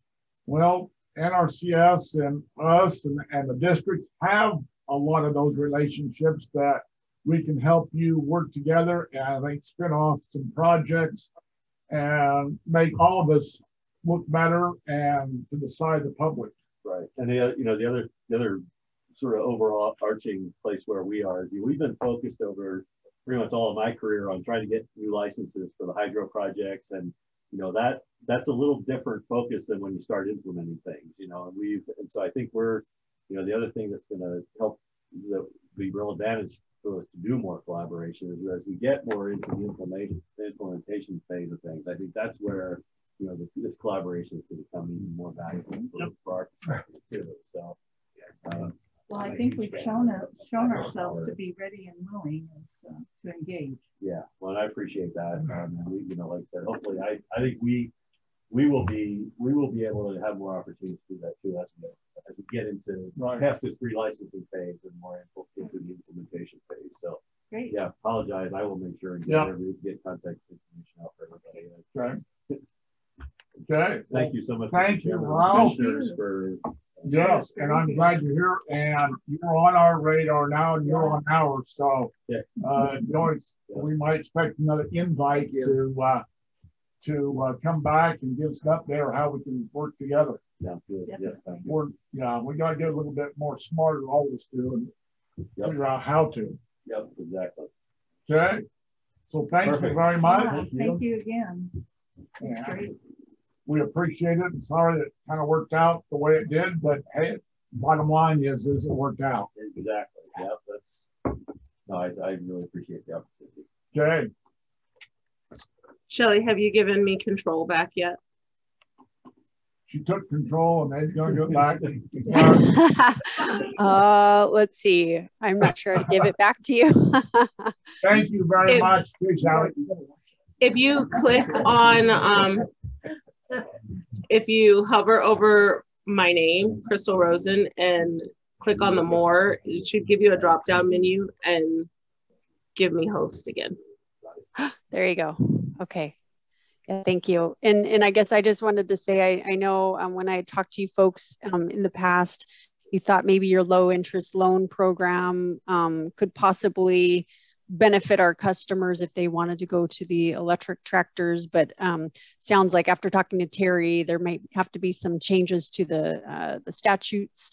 But anyway, so, you know, I guess keep me posted, and yeah, happy to have any of our ag reps or myself speak on any of these technologies or any of our other energy efficiency opportunities. So thank you, Shelley. Thank you. Thank you so much. Thanks for the opportunity. Okay, sure. I happen to be leaving. All right. All right. Can everyone see the agenda now? Well, the next one, Curtis, give a minute or two. You want to talk to us? Sure, I'd be happy to. I'd be happy to, Chairman. So you all know, Curtis, if you want to sit here, everyone can see you. In the hot seat. Hot seat. It's electrified. Yeah. So, you know, if you don't already know, we have a new chief. And so we're pretty excited about that. We have Chief Terry Cosby, who's our new chief, 42 years of experience with NRCS, SCS, almost this whole Erosion. Curtis, we can't, or Crystal, we can't hear Curtis very well. He's not talking towards the camera. Oh, I gotta talk towards the camera. Okay. I'm being a little shy. Is that better, Elaine? Can you hear me now? Yes, we can. Okay, sorry about that. So we have a new chief, Chief Terry Cosby.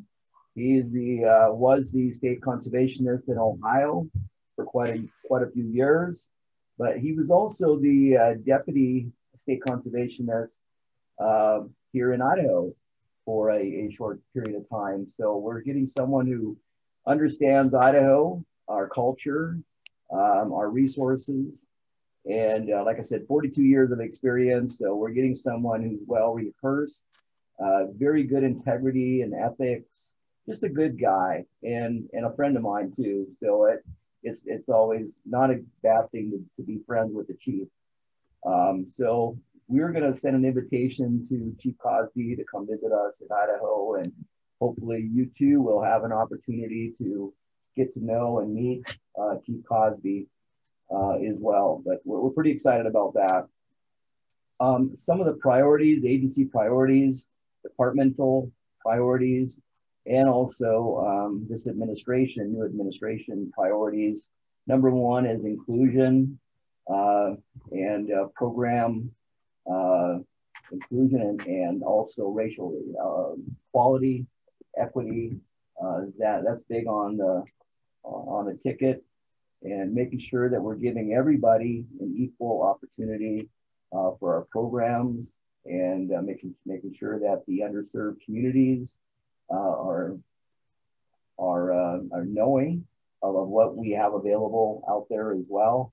And when we go to hire new people, we're reaching out to everybody out there and giving everybody an equal opportunity to be an employee for the federal government. So racial equity and program inclusion is big. Number two is, you'll hear this buzzword quite a bit, but it's climate smart agriculture.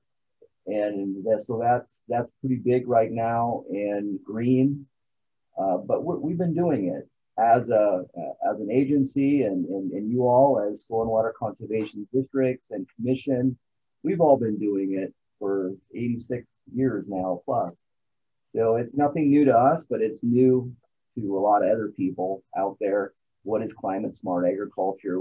We have soil health, for example, and carbon sequestration, and all the cover crop that we put on. It's all serving a purpose to making our air quality and our water quality and everything else better out there. So there's 170 different conservation practices that we implement out there that have some impact on the climate, on Mother Nature and water quality, air quality, soil quality type of stuff. So we're doing it. We're going to continue to do what we've been doing for many years. We just need to figure out a way how we can share that story with the constituents out there who do not understand all the benefits that we do and we provide to give them a better life and a better lifestyle, and the resources that we have here in Idaho. It's amazing what we have. And the last one is urban agriculture. And that is something that I'm going to be investing in here in Idaho with an urban conservationist. And I'll be hiring a full-time employee, GS 911 type of position for an urban conservationist planner. I know we tried it, with a quarter position there for a while, and we just need to we got to pursue that. And there's such a need here in the Treasure Valley for sure, but statewide there's a need for urban agriculture, and that could be of many different things. We still have food deserts in this state, believe it or not, and so what can we do to make some improvements for that? And urban agriculture can mean a lot of different things. I call it small acreages as well. There's a lot of small acreages that are being bought up that people don't have a clue on how to manage these small acreages. So there's an opportunity to educate some of these folks that are moving into Idaho that don't have the background and the experience to manage a small acreage, farm, ranch, garden, whatever it be out there. So I think there's tremendous opportunities. One person can't do it alone. We found that out, didn't we? And this is so much work out there. So I'm going to need a lot of different people's help on this in advocating this urban agriculture movement that we're going to go down. And so that's the priorities. Hires, good news. We continue to hire. And eventually we'll be at 175 employees here in the state of Idaho for NRCS. We were at an all-time low of 118 here not that long ago. A year and a half ago, we were at 118. We were also at an all-time low on number of engineers that we had in the state. I think we had 12 engineers statewide. We're going to have almost 30 engineers in the state here before long.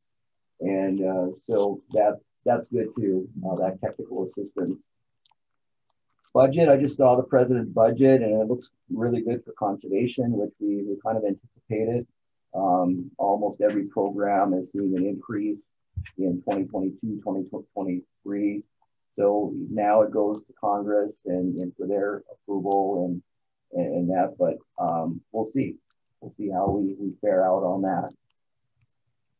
COVID, let me talk just real briefly on COVID and travel and meetings and all that. As you know, I'm here. So that's a plus for me that I'm able to come to meetings with, okay. It's a plus for me, not for you. Yeah. Anyway, I know I get long-winded. So sometimes people are like, oh, we got to give Curtis a half hour. No. Anyway, there's so much to say and I have such a passion for what I do. And so I apologize ahead of time for my windiness, but there's so much we do. There's so much going on out there. But anyway, COVID, travel, we're still operating at a 50% staffing capacity in our offices, in our field offices, 25% at the state office. But now we are able to allow the soil and water conservation districts to hold their board meetings in our offices in the evening. And the reason for the evening part is because of the number, 50%, we're still held at a threshold where if the entire board comes in, now we have to send my people home and during the day, and I really don't want to do that. So anyway, that's the purpose for that.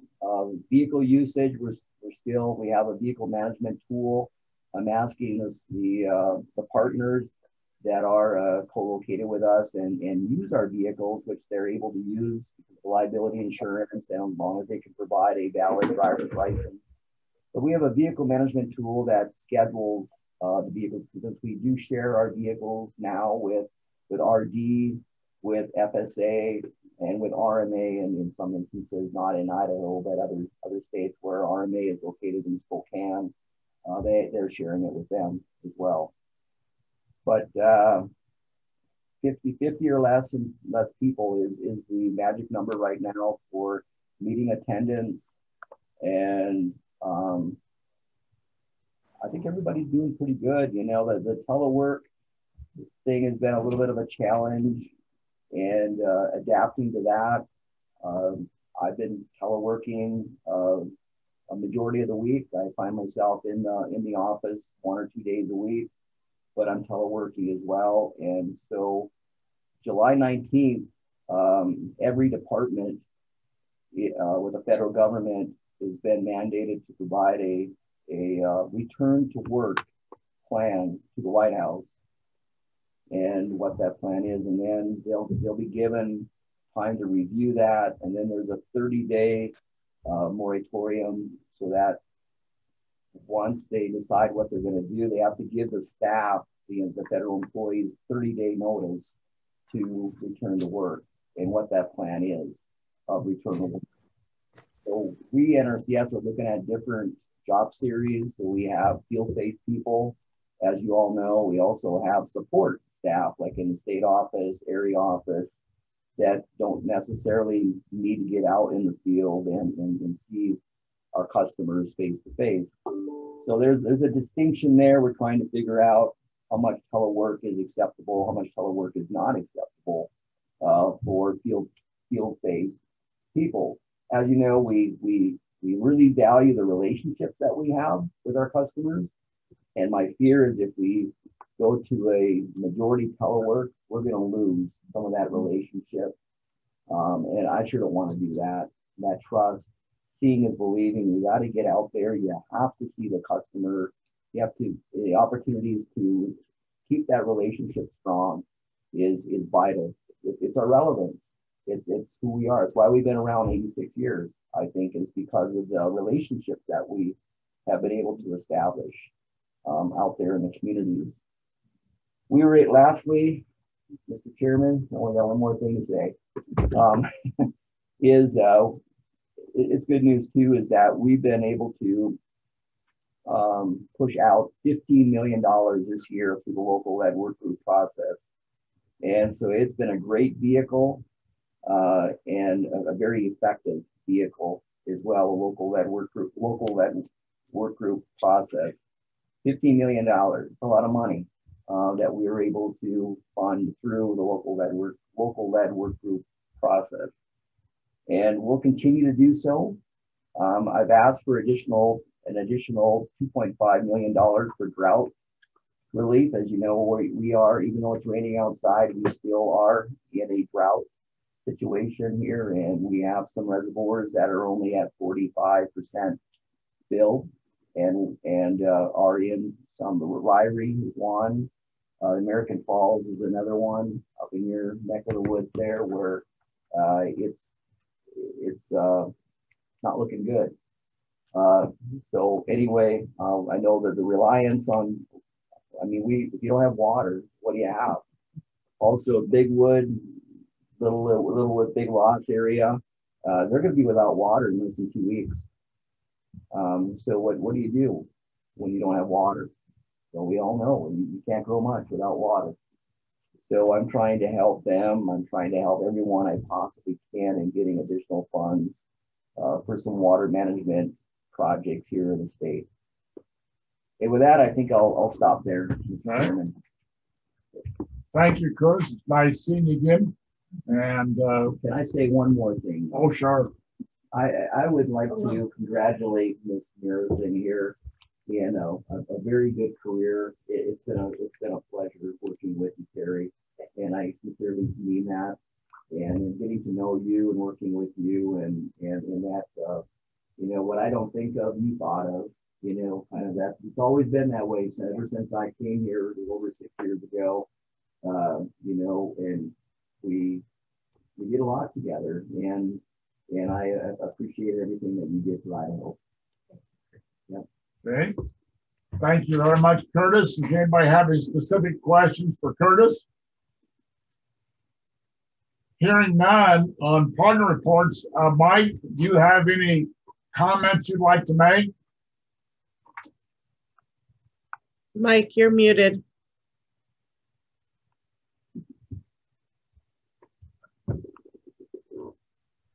There you go. Mr. Chairman, thank you. Quickly, we appreciate Kathy Romer and Delwyn being with us this week in our IASCD board meeting. We appreciate you coming and being in attendance at the statewide Zoom meeting, and all of your board. The dates have been set for the division meetings. Benjamin will be sending that out shortly. The Division 3 meeting will be, as I mentioned, in Payette on October 12th. And I'll follow up with you, Mr. Chairman, on the work with Idaho Power. I really compliment you on this meeting and the excellent partnership work there. Lots of great information, and we just need to keep pushing that down the local level, and I think some great things can happen. Our state convention will be here, will be in Boise at the Riverside Hotel again, November 9th through the 12th. We hope we can get back to normal with normal district operations, which should include some good communication with all districts. We can, I suppose we'll still be using Zoom to some extent. I'm not sure how that will go, but if we can put Zoom in our rear view mirror, I think we may be a benefit to our district programs. Anyway, again, thank you. Appreciate it. That's all I have. Hey, Mike, thank you very much for being cooperative there. I kind of dropped Ralph in your lap, but thank you for taking the bait, and we'll see how she plays out. Very good. Thank you. Thank you again, Mike. Okay, with that, I don't believe there's any other partners at this time. Mr. Chairman, this is something that I know near and dear to your heart. We've experienced a lot of soil erosion in the east this year, and it remains to be an issue, a problem. So I am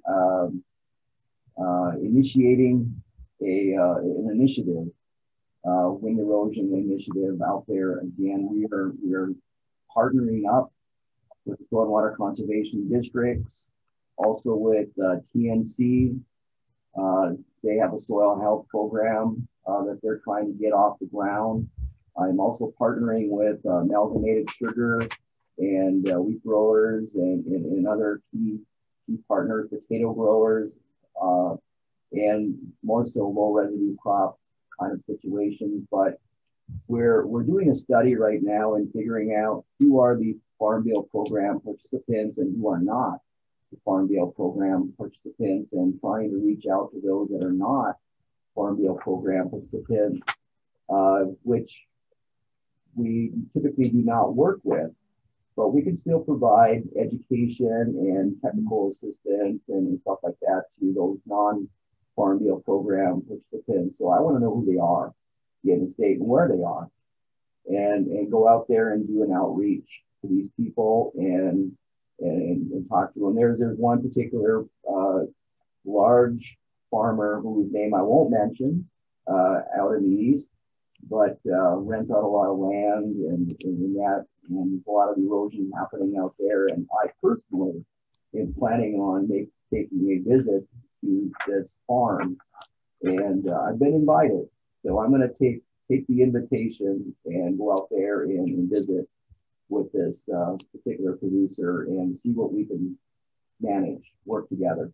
Now, on that Farm Bill participant, I know that the first thought is direct payments, but then that one Farm Bill changed that to include crop insurance, RMA, and that changed a lot of people around that were not getting direct payments for participating in a federal crop insurance program that throws them in the pot. Yeah, definitely. So I just want to let everyone know I appreciate that I'm not ignoring the situation by no means, and we're going to be addressing it and trying to figure out some. I'm going to need everybody's help on this. And you've got Commissioner Wright down there. That's near and dear to her heart also. Thank you, Curtis. I'm happy to hear it. But so my question is, can you provide funding? Yes. Without them participating, or do they have to go ahead and participate in the Farm Bill program? And I'm going, there's a reason why they left the Farm Bill program. And I need to ask them that question. First of all, why did you leave? And is there a way we can earn your business back to get them back into the Farm Bill program again? So that's going to be one of my intents in visiting with some of these people that are not participating. There's evidently some history. They had a bad experience, perhaps, whatever it be. And I'm going to try to win them back. Okay, that's fair. Okay. I think that sometimes, of course, we're saying that, you need to, but I think there's literally a social or personal review. Some people, think that, this is the best way to do things and all that, and don't obviously look at some of the side benefits. That ground that's blowing away, that's the topsoil. And that's tough to replace. But also, where does that soil wind up? In somebody's house, it makes them really happy, but also across major highways. And bottom line is this, that affects somebody's life. And I keep thinking, they don't care, but I've talked to some people once in a while, and they said, we didn't care until one of their family or friends got hurt. And just like a person the other day said, I when the fails I made as a father, this is a quote in the newspaper, was I did not teach my kids seatbelt safety. Now, one of them that's 16 years old, hanging on to their life by a thread because they followed my guidance, no seatbelt. And now, because of that, they're in the hospital and may or may not live. Do we want to leave that legacy for our children? In other words, we've done that all of our life that way. Is that the best way? And all of a sudden, can that come back and haunt us? And yes, it can. You know, I'm happy to report that the Shoshone-Bannock tribe and other tribes within Idaho are on board for this initiative as well. So we'll be working with the Shoshone-Bannock. They own quite a bit of land in that particular area of impact out there as well. And then also, if you recall, and both Terry and Chairman Wright and I and my state soil scientist made a visit to the Department of Transportation. Yep. And yeah, exactly. And I think we can still loop them in and get them involved with all the monies that are spent in cleaning highways off and closure of highways and stuff like that. It just shouldn't be happening this day of age. So we need to figure this out, and we need to figure it out now. Yep. It's not a tomorrow's problem, it's a today's problem. Yep. Thank you, Curtis. Thank you, Mike. So as all can move on to now, agenda review. It's long enough, and we have many things going on. And what do you want to talk about, Ms. Romer? Well, I have a question as to a placement of something that when I went to the directors meeting yes. on Thursday, they expressed a strong desire and interest in the hiring of a new administrator of the process. So I told them that I would bring their request forward, which is, should we be having a hiring, not a hiring panel, but more of an interview panel, which would mean not only the 5 commissioners, but they're suggesting somebody from NRCS, right, and et cetera, et cetera. So I didn't know if that needs to be an agenda, or it would be item number 8 on the agenda. Okay, or if it would fit. So it'll fit in there. It'll fit. Okay. To that extent, Mr. Chairman. Okay, and I had that marked. I'm excusing NRCS from this. I cannot participate in the interview process or selection process. That's just not what we do. Right. I understand that. I've got an idea of how that might work, but before you can completely say I'm not interested, later on, I will tell you what maybe we have in mind. I have a thought that might work even for you. All right, thank you. Okay, so we'll bring that up. Yep. Okay, moving on. Item number 4, Mr. Trucks, District Support Services Report. You're on the hot seat, sir. Thank you, Curtis. You're welcome. If I may excuse myself. I guess. All go. Right. Other business back at the shop. I appreciate you very much coming. Thank you. Thank you. And you've always been a good sport. Even though I harass you once in a while, you've always laughed about it. We've had a good time. Thank you. It's nice to see you in person for a yes, it is. It really is. Yeah, it's great to see people's faces finally. Not just a square. Yeah.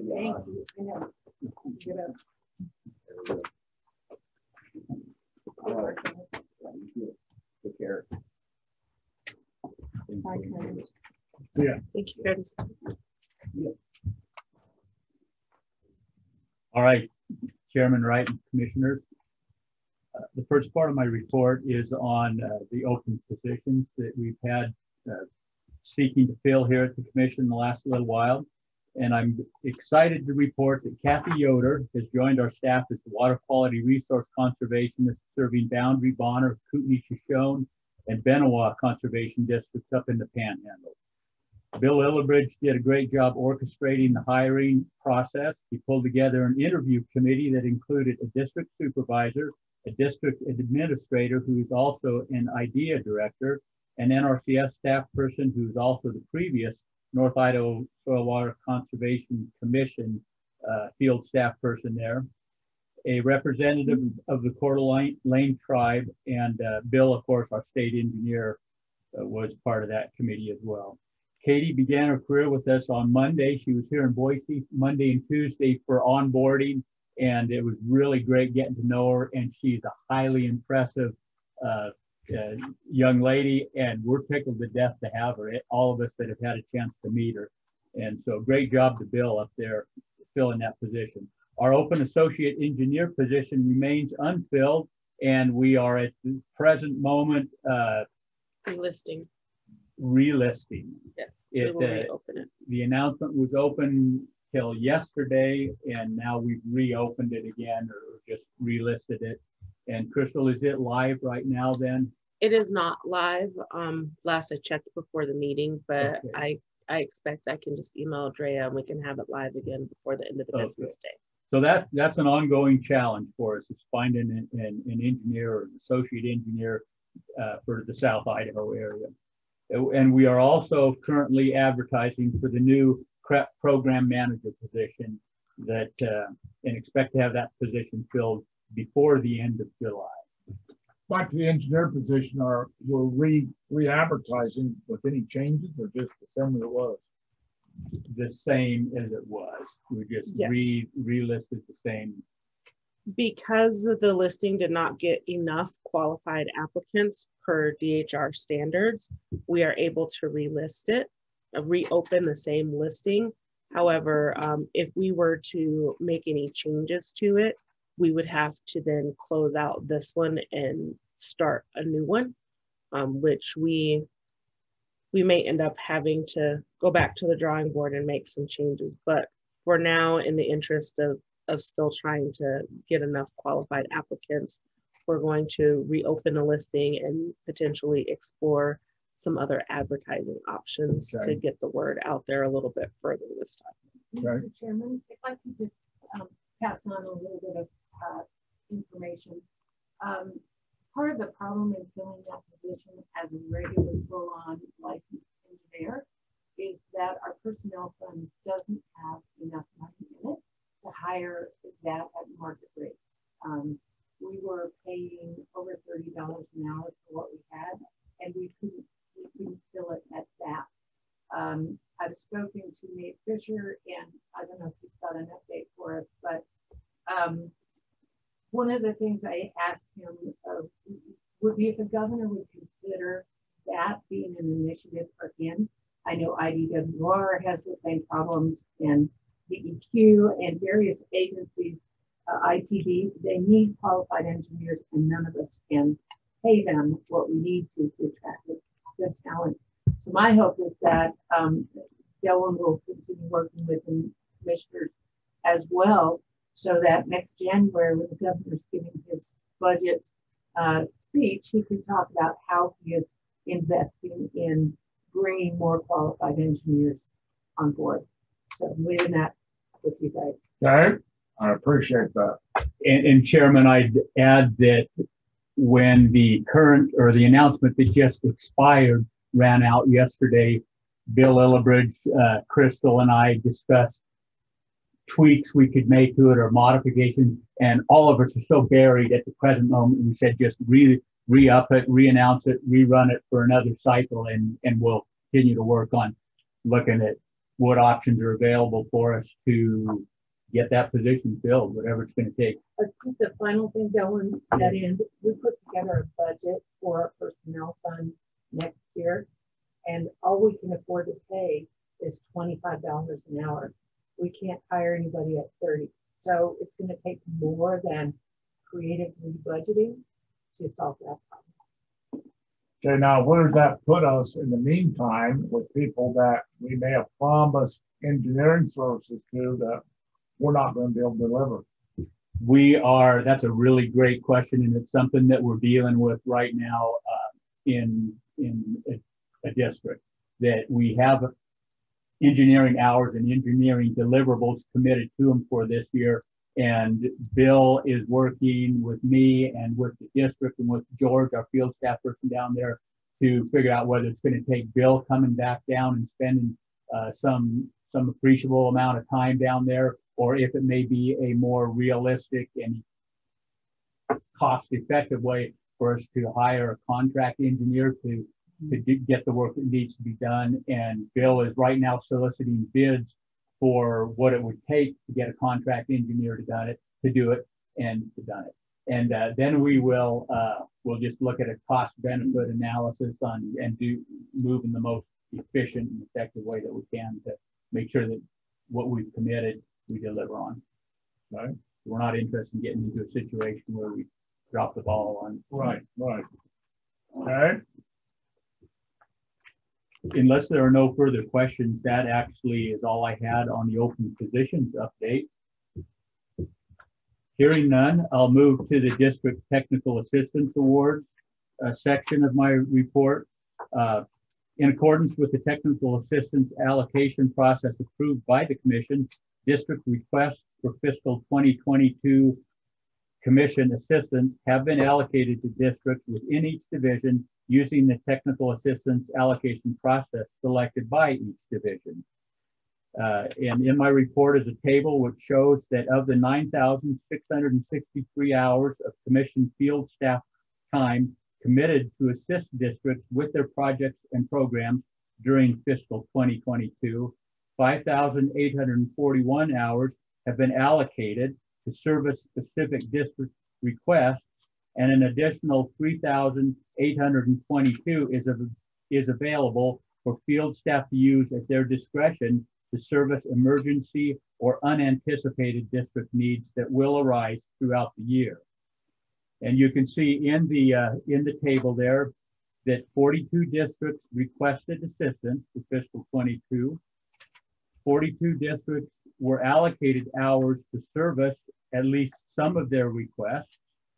The total number of Commission staff hours requested was 7,288. We allocated 5,841 hours to service those requests. The additional hours which would have been required or which would be required to provide all the requested assistance is 1,447 hours. The available hours, that is the Commission staff hours that we had available to allocate as a percentage of the requested hours, is 80%. And the additional hours to assist districts on a discretionary basis, these are hours that are available, is 3,822. So the total hours available to provide district assistance, that is the sum of the allocated and the discretionary hours, is 9,663. And we can compare that with the 7,288 hours which districts requested. Note also, an additional 1,079 hours of Commission field staff time is allocated to attend district and IASCD meetings. So those hours are not included in the technical assistance hours that are discussed in the table.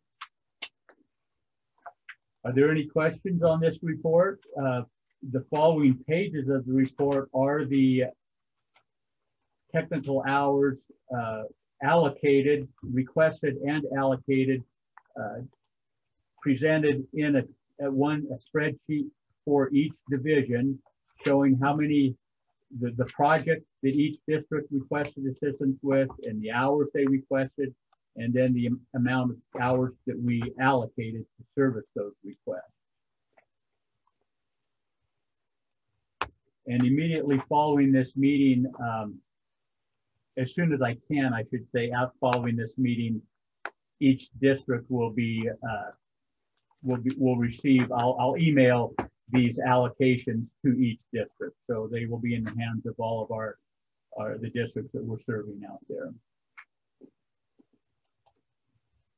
If there are no questions, that concludes my district service support update. Anybody have any questions for Mr. Krebs? Okay.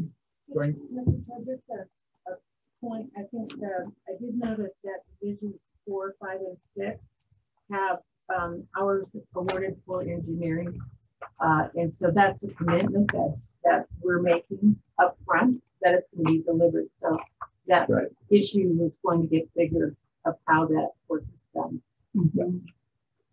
Okay. Okay. Thank you, Chairman. Thanks very much, Don. Thank you, Don. Okay, moving on to item number 6, Lloyd, Mr. Hobel Heinrich.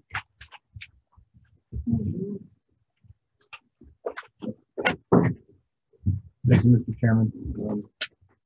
What I'm here today is to present to the Commission an update as far as the RCRDP program. As you recall, last month spent some time going over the correlation between interest rates, Treasury interest rates as a proxy for market rates or ag loan rates, and the loan program. And you may recall that the comparison was essentially, or the conclusion was that when the loan program interest rates were less than the corresponding Treasury rates, that there was an increase in loan activity, loan demand. So, but in the current interest rate environment, that number would suggest that our loan rates would be less than 1%. And of course, with that low of interest rate, there wouldn't be very much interest income. Of course, we pay the program expenses off the interest. So that wasn't really well, it's certainly an option.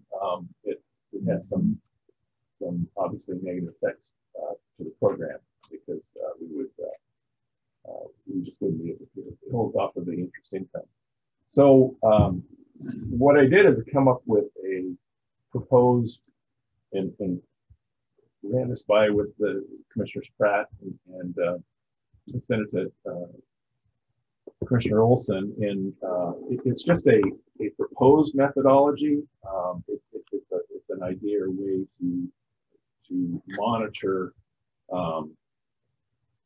interest rates and have the program be more responsive. Now, it's not a substitute for monitoring, seeing what different ag rates are as we get information. We can learn. Actually, I found that the commissioners, given that they're active producers, have the ability to acquire that interest rate information from ag lenders more so than I would be able to call them up and ask them what the rates are. They can ask that. We also have information we get through the Farm Service Agency, and that also can be used as comparison. I'm trying to remember if I had reported this at the time. I had reported that 7-year loans were at 1.75%. I know that those come out monthly and change, and it's been increased. But still, through FSA, they're still less than 2%, 1.78%. But anyway, so this is the methodology, just an idea to go about setting rates. So what I'd like to do is walk you through how this might work. The first step would be to go back historically on the internet and look up those Treasury yield curve interest rates that are closest to the particular term of loan that we might have. So as an example, we could look at 5 years, 7 years, 10 years, 20-year terms, and just run a simple average on those last 30 days. And so I have under number 2, you can see I've listed those 5, 7, 10, and 20 years, that 30-day average, and you see those numbers there. 5 year, for example, at 0.8264%. So that's 0.8% roughly.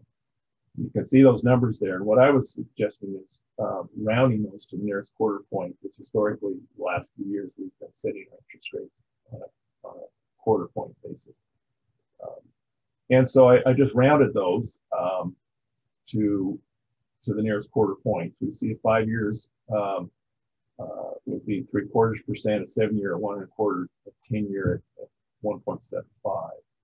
Now, because the Treasury rates don't have a 15-year, that one required an extra step. And so step 3, what I had proposed doing was taking the 10-year and 20-year Treasury rates and really just running another average between those, an average of the average, to arrive at a 15-year rate. So you see there, 10-year Treasury at 1.6259, the 20-year at 2.2136, essentially running an average at about 1.92. I rounded it to 2%.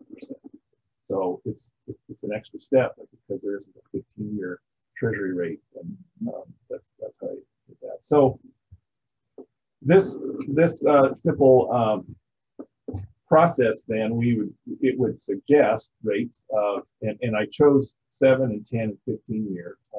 Those are somewhat arbitrary. We haven't had a 5-year rate for a while, which we certainly could.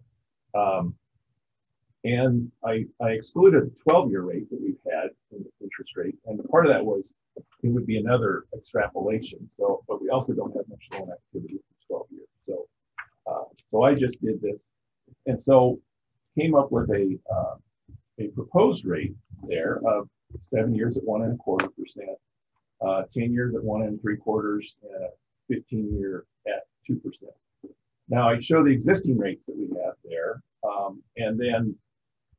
and note with the change. So that would suggest if the commission were to choose to use a methodology or a formula for setting rates, dropping the current interest rate by 1 1/4 points on the 7-year, dropping it 1% on the 10-year, dropping it 1 1/4% for the 15. And of course, as I mentioned before, eliminating the 12-year interest rate. So now that doesn't mean that we can't have other promotional rates. And as we mentioned before, and we had some discussion with commissioners about we could have a rate that was special for maybe for no-till drills, or it could be specific to a region. We heard Idaho Power present today about certain areas or whatever. I mean, with the commission, you could decide to promote with a lower interest rate in a particular area. Incentives. Yes, yeah, to encourage a particular loan activity for a particular region or particular type of project. So that's something that can always be done. Again, it's trying to tailor-made to encourage a particular type of conservation measure, implementation. So, Mr. Chairman, question: would that be based on the application coming first, or would that be a set of standards for those specific things that would be plugged in at the lower interest rate for the special? Like, I mean, do you make that, you as staff take a look at the application that you're receiving and then determine that it would qualify for an incentive, or are you recommending that we put that incentive program out there first and then see what comes into it? Chairman Wright, Commissioner Lee, I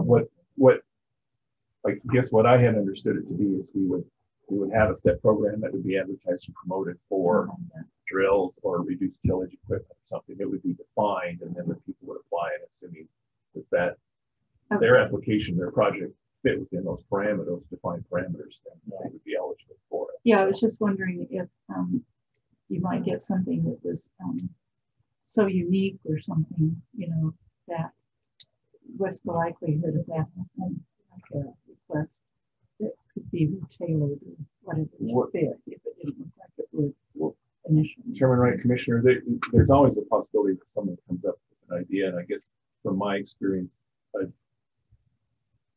I've seen that before, where that's part of what staff would just make that decision as to whether it fits. I know in my. So there's room for everyone and everything, basically. Yes, but if it did flexibility to make that determination. But it would just be within the defined parameters. And there still would be eligible, assuming there's a conservation benefit for the regular interest rate.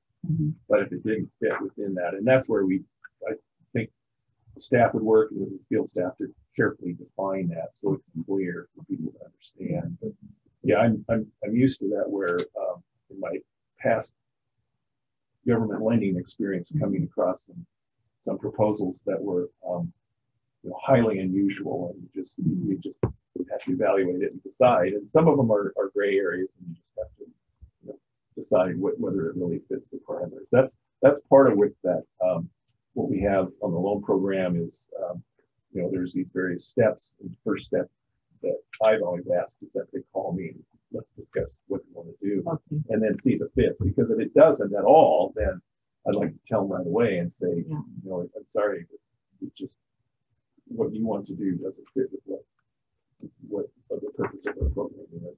And that way you don't waste their time and our time. But if it is, then we proceed. And, you know. So what I'm asking them is formal practicing. But I would expect, yes, yeah. Okay. Well, I guess I would say when you say normal practice, some of this is trying to encourage particular activity that they may not have done in that particular community. So, for example, no-till drills, they've been around, they're standard. I mean, they're well accepted, but they may not have been implemented in that particular community. Gotcha. Same thing as we had that the other day where we had Joe with our field staff. He'd gone. I'd asked Delwyn about there was a reduced, there was strip till field demonstration with sugar beets. And so he went and looked, and yes, that's been around, and we're doing that. But I think most of us know with sugar beets grown in southern Idaho, there's a lot of that. But in fact, I wasn't even aware of any strip till sugar beets.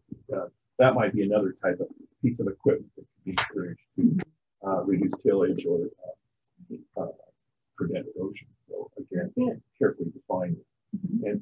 But that's also where that could also play a part is when we talked about, I'll get into that with marketing, but we mentioned that before, is the commissioners, Pratt and Olson, about, well, what about meetings with the districts? And that's where a conversation about what is it you're working on type of thing. There could be a discussion, and maybe out of that, I mean, certainly field staff, I wouldn't have authority to make that decision, but could certainly come back to the commissioners.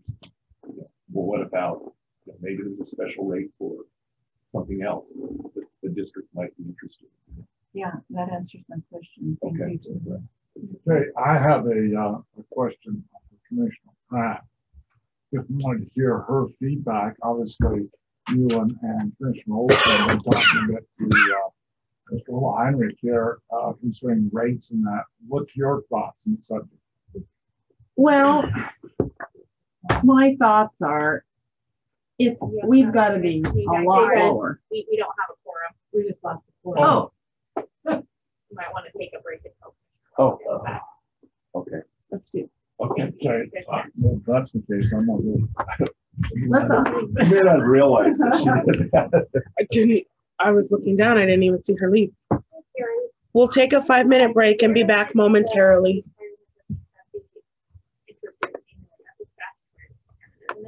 Yeah, I think so. I think so. I'm just trying to find it to make sure there's nothing in there that prevents you guys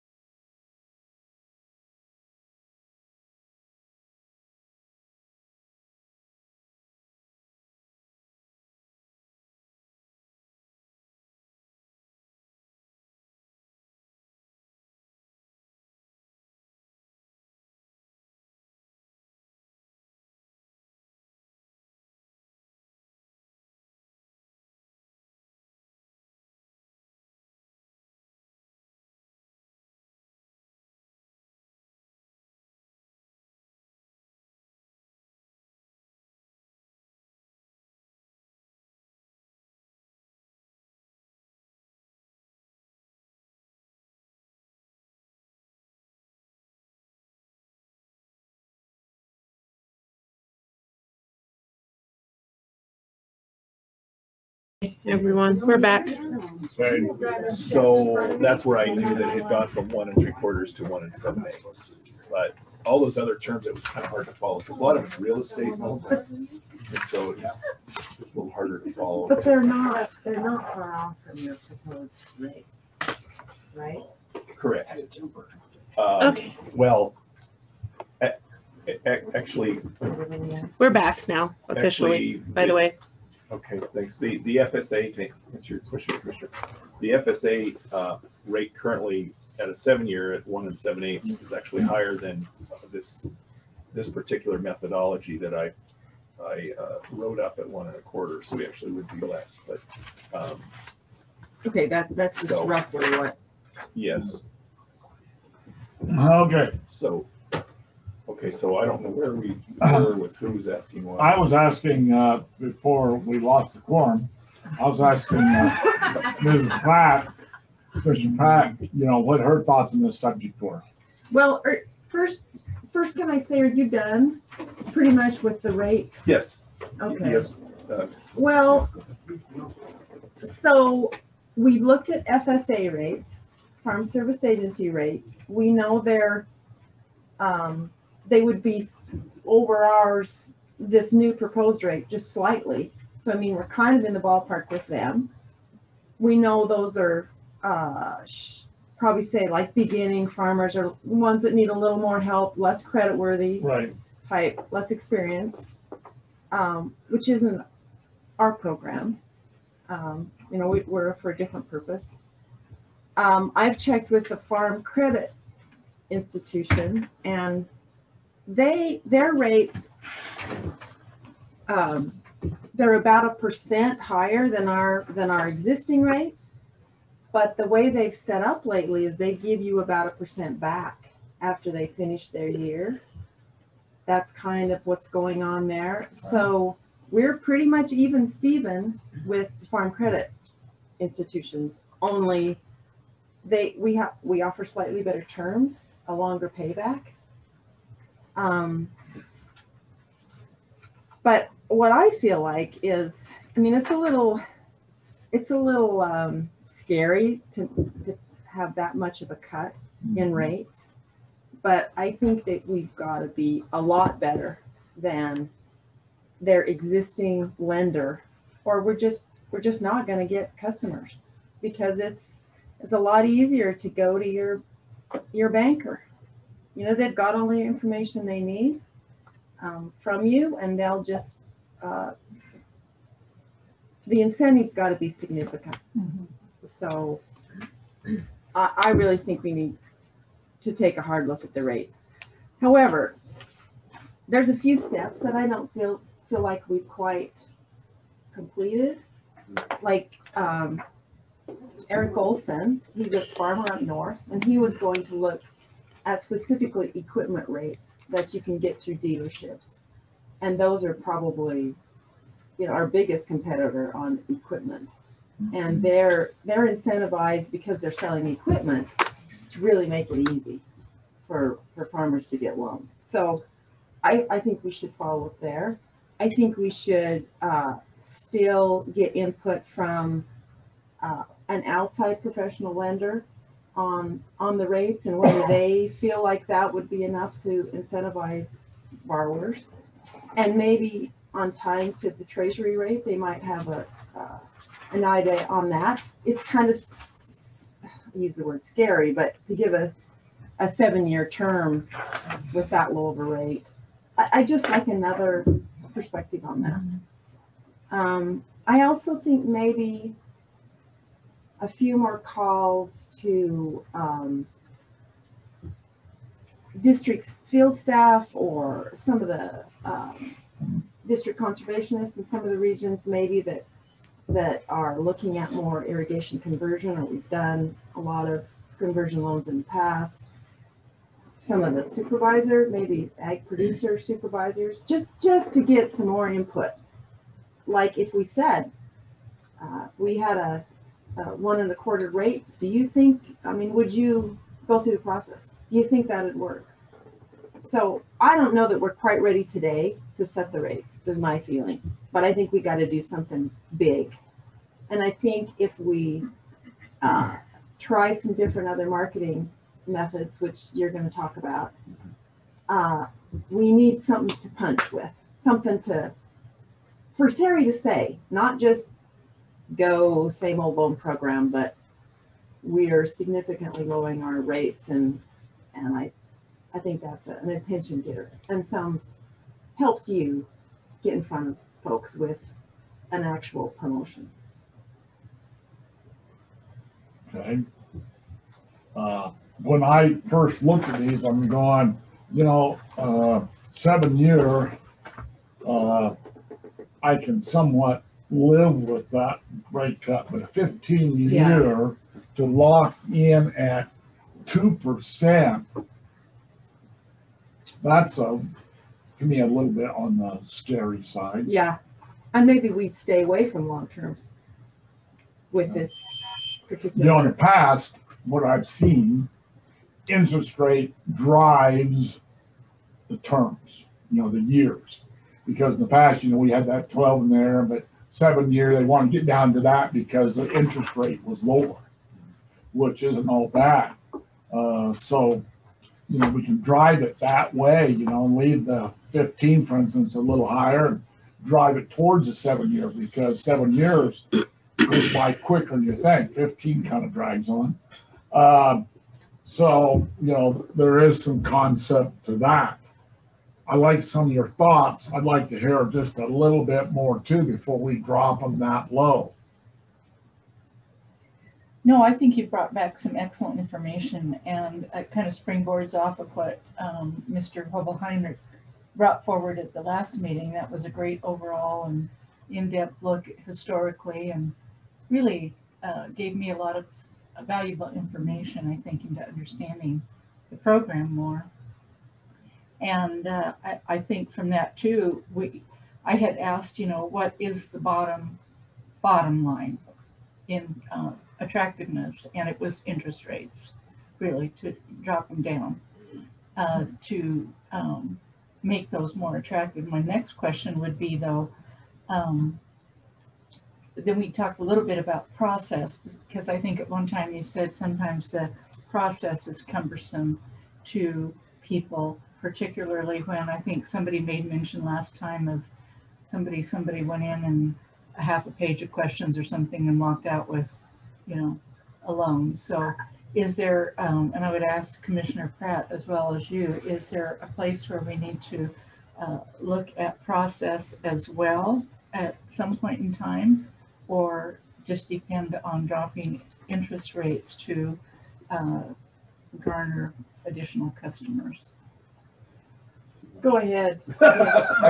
You kind of tell me that process is a tough one. Yeah, Chairman Wright, Commissioner Romer, we discussed process, and right. I didn't put it in here because I didn't have a lot enough really to warn on that. But in the discussions, we talked at length about the different steps, and we can discuss it more. But it's we didn't really come up with a clear way to shorten that. And I had said to Commissioner Pratt that really, in comparing to a lender that has a half-page or one-page application and makes a decision in an hour or two, I said, we're never going to compete with that. We have extra steps. We have a conservation plan. We have lots of different partners. And it's just, we're just not going to be able to do it that fast.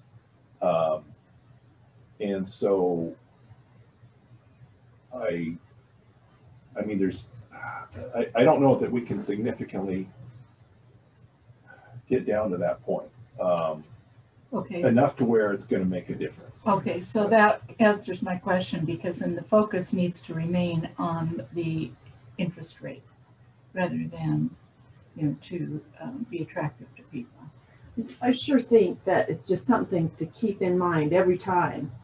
Right. Every time you get an inquiry, to think through, how can I speed up this process, and if I need to run over here and get a signature, or certainly if it's something that the commissioners need to act on quickly, know that we are very willing to get together and help you get something through if you need to.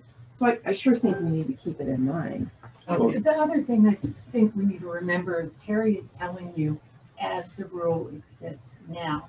And a forward-thinking agency is going to say, how do we need to change the rule to change the process? Right, and that's We're going through negotiated rulemaking again this year. This is a time when, if you identify things quickly, you could consider doing that. Ooh, we are late to do negotiated rulemaking. Are we? We are. Okay, We well- would have needed to get that. I think when you're talking about starting a negotiated rulemaking, you need to be in the April bulletin to really get rolling. Okay, We are so late on that. next year, I mean, it gives you more time to talk to the districts Well, and that's about it. why I brought that up, you know, is you don't consider the process cumbersome that to the point where low interest rates will help the client overcome that? Or is it something that we also need to address as we go forward and be thinking about how to modify it? But, you know, if it is cumbersome, so that's Our kind of feeling and the feeling of Jerry Trevish and Norman Wright when they went through it, yes, it is, but there's nothing you can do differently given the rule as it exists now. Right. And So I get I that. would hate for the commissioners to take process changes off the table. You just have a longer planning horizon. Right. Well, and commissioners, it is, we have the ability to do less analysis and to gather less information. I mean, I don't know that, and I think with Commissioner Trevish, if I, you know, at the risk of misspeaking for him, he was, and I think Chairman Wright, that the idea of gathering less information, you know, that's, you can do that. It has its risks, and that's where when I talked about lending as kind of a pendulum swinging on, you know, you can loosen up your standards, or you can gather less information and move faster, or you can tighten it up and study things more. It's just, I'll tell just a little story. The one individual I spoke with that works with FSA, and this person had worked with FSA and then went to Farm Credit and went back to FSA. And this person's experience at Farm Credit was she was used to doing these steps through FSA, and Farm Credit said, well, we don't need to do that. We don't do that here, or whatever. And so again, each lender can make their own decision, because we could decide to do less. But and then it comes down to the question, you know, do you want to do that? Because you I'm have suggesting, to consider the risk, weigh the risk. right, and the thing, and assuming that we really know what that risk is, but Yeah. and the challenge is too, there's a factor here that we're doing this at a distance, and a lot of those lenders are local lenders. And again, one, they have loan activity with them, so they already have the information. But two, they're local, and here people are, they're sending it from a distance and gathering. It's just, there's just other steps involved. So I mean, I hear what you're saying, Commissioner Pratt, but I mean, there's ways to try and shave off a little bit of time here, a little bit of time there, and I'm sure there's in every application there's always time where we could do better on that. But some of it,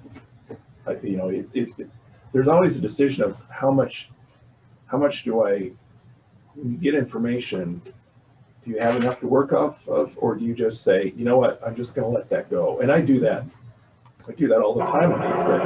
Okay, I'm just not going to gather more information. I can't get an answer. I'm just going to live with what they gave me, and it's really incomplete. But and you can do that more if you pull a credit score and they're in the 800s.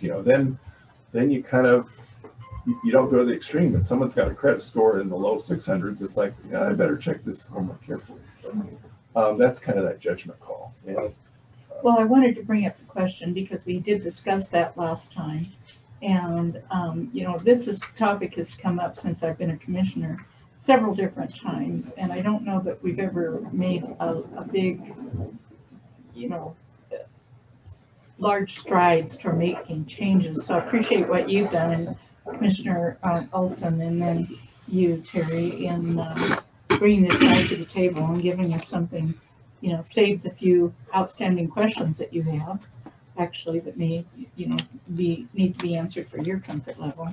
But I think we've gotten to a good place, really, that we'd be able to make a decision sooner than later now and make some significant changes. So, Chairman Wright, this is Chantal. If I could just add one thing to what Terry's talking about, I think maybe it's worthwhile kind of laying out what is the things about the loan process that take a significant amount of time, because I think when you come down to it, it's the conservation plan and it's the approval by the district of the conservation plan before we can even do those things. And those are two things that I think are the one, we can't remove the conservation plan, period. That's going to be there.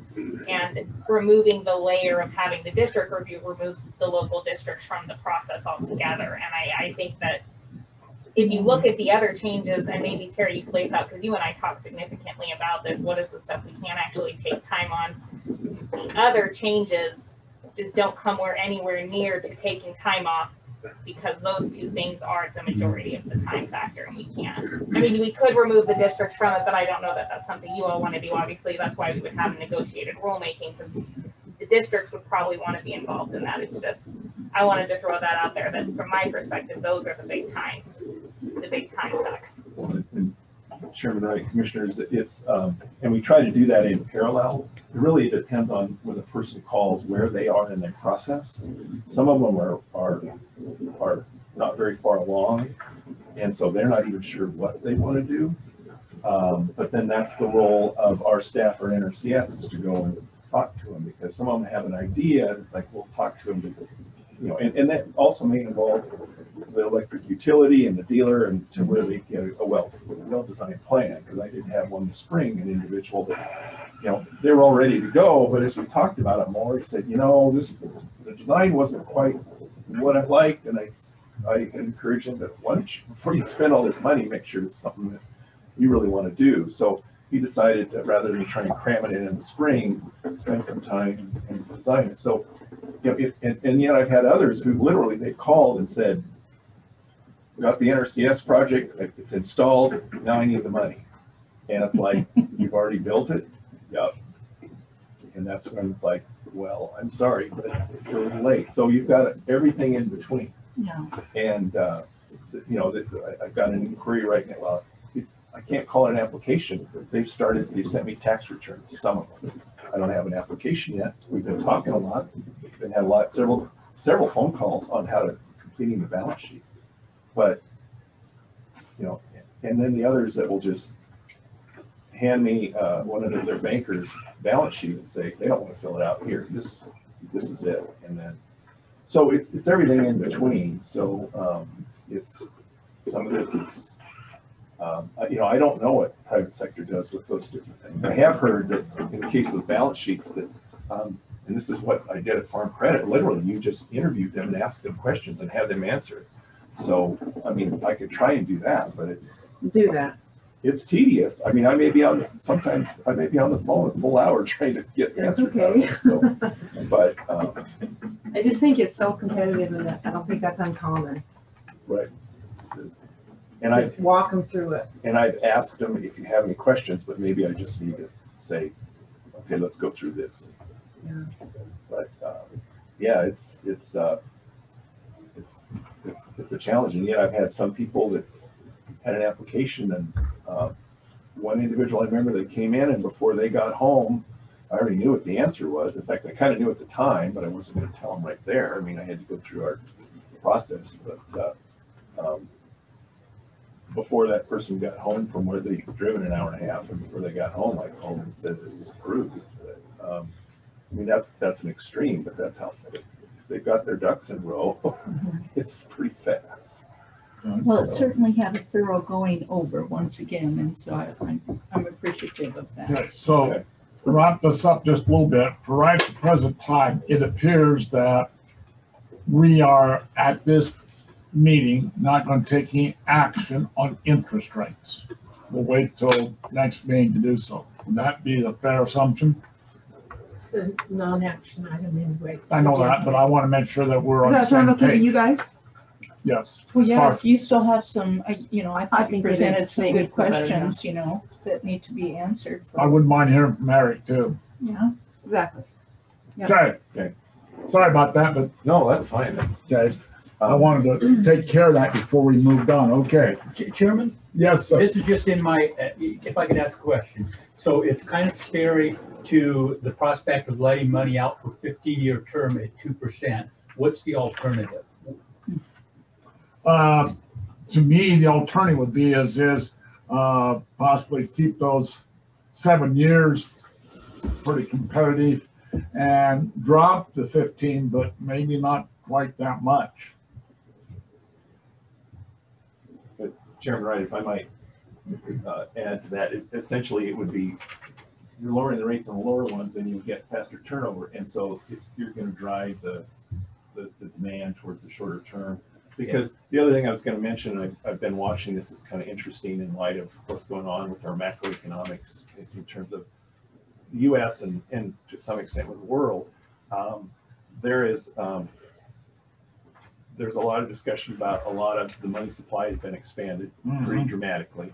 And there's talk of inflation. Yep. And there's talk that, oh no, it'll settle down and it won't. So there is a possibility that, not that I'm going to do an economic forecast, but that those rates could bump up here, say in a year. Yeah. And so your comment about I certainly hear what you're saying, a 15-year term to lock that in, and then be living if the rates go up by, because if they go up 2 percentage points, that would allow Commissioner Pratt for us to still be very competitive, but that instead of 1 1/4, we could be at 3, and that's a game changer in terms of, and yet we still might be very competitive on that. So it's a dynamic situation, but yeah, we could just use the lower term rates to incentivize, and yet we haven't committed for that long term. So again, this was just, I just came up with a methodology, just an idea, and just something to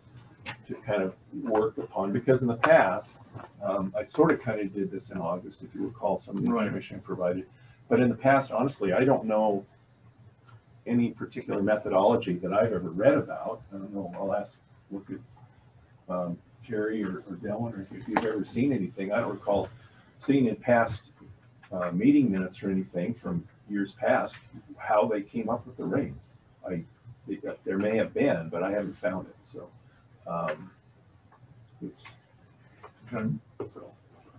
Oh yeah.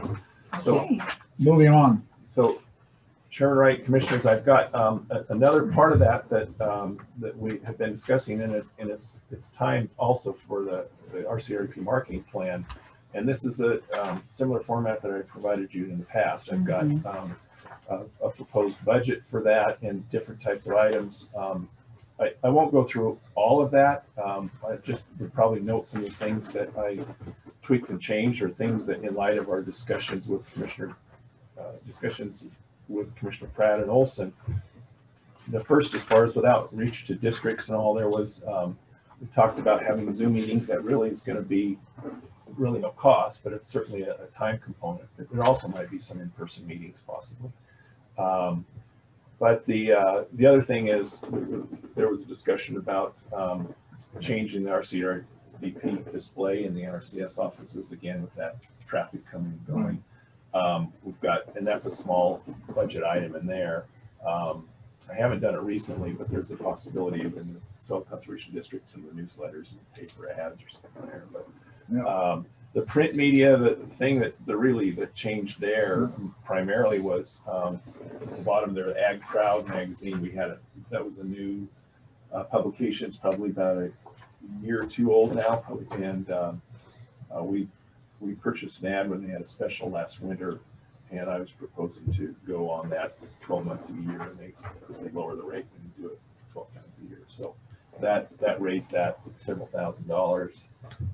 The conferences and trade shows, really the only change there was Commissioner Olson had suggested there's another conference up north, and we can try that and see how that goes, the Tri-State Grain Growers Conference in Spokane, and that would be to appeal to the northern Idaho, the grain growers.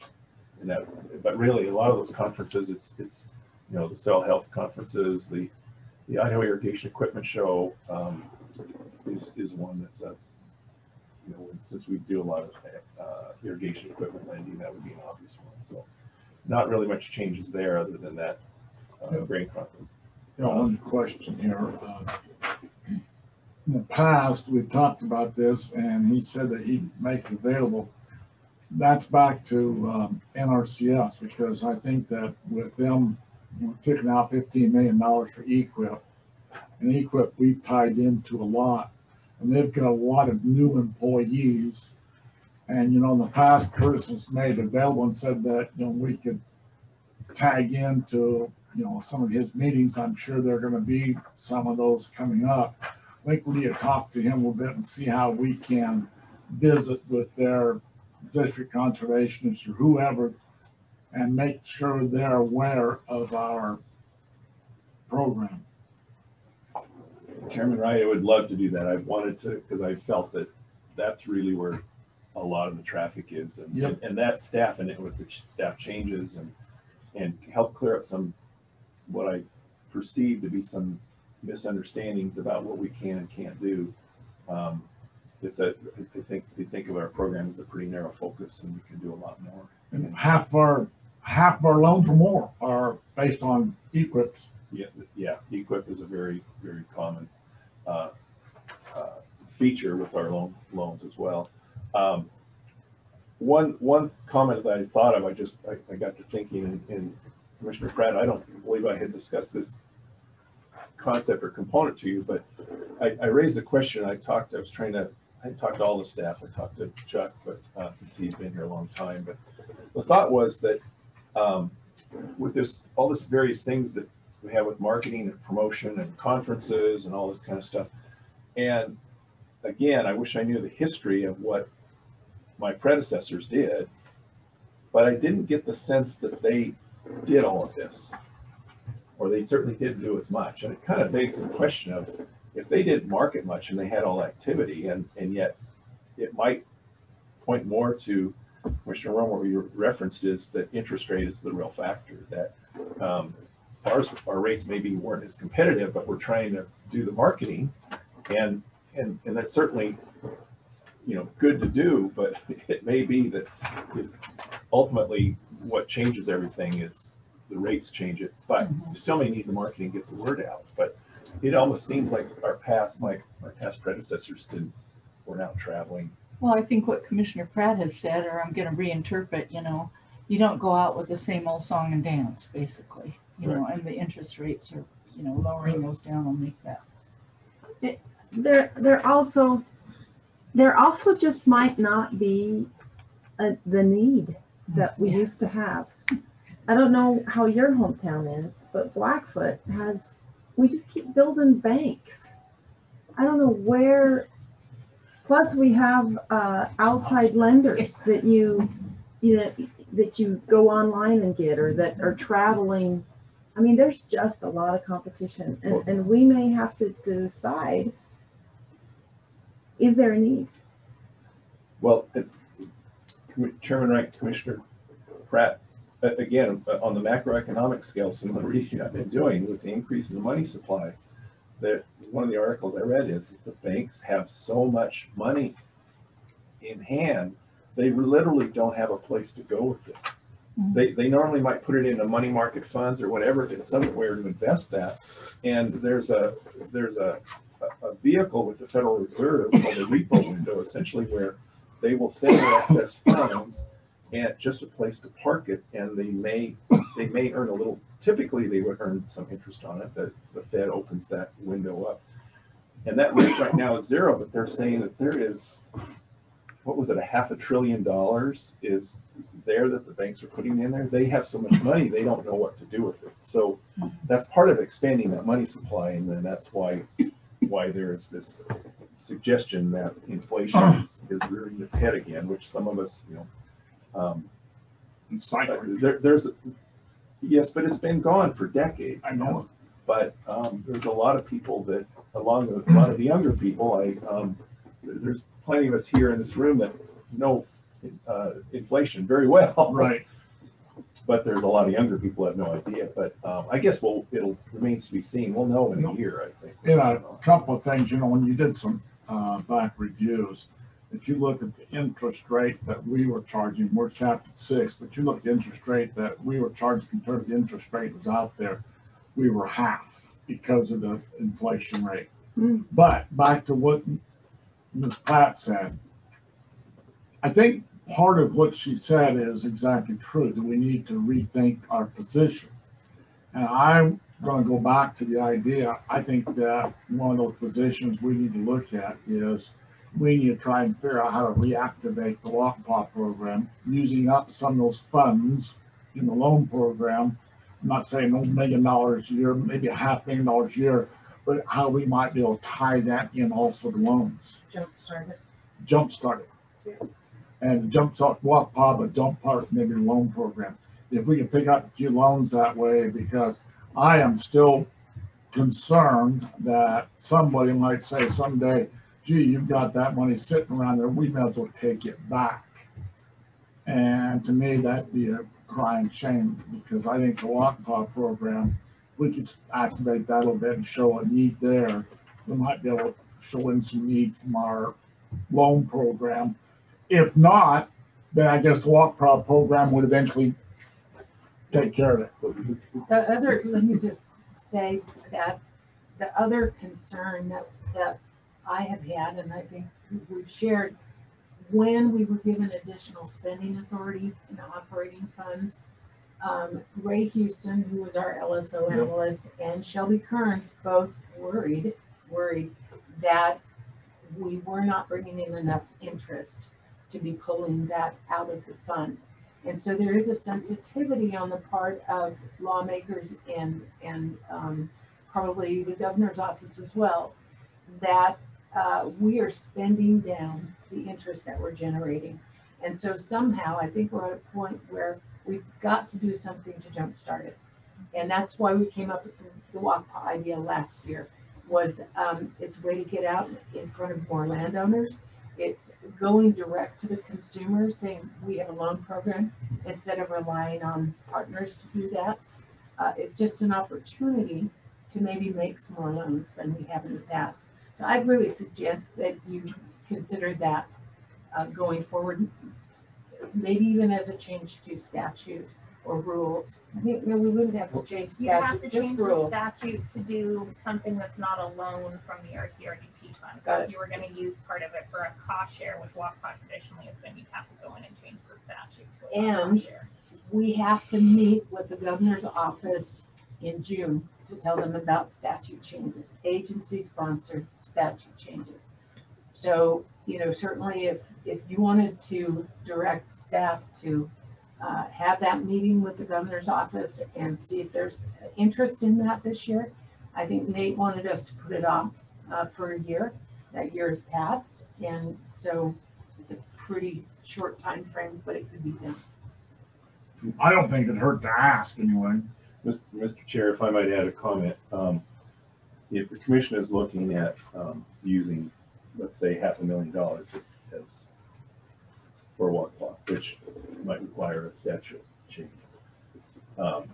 what's the difference in having a low interest rate, which would cost $500,000 and it doesn't require a statute change? Why not then just, if you're going to spend $500,000, then lower the rate.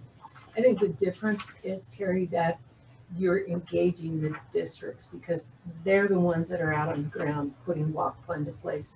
They have no implementation prospects except 319, and those are limited. So it's another source of locally led conservation dollars per project. Well, I would hear that. There's also EQIP too, which we just said they're putting 15 million in there.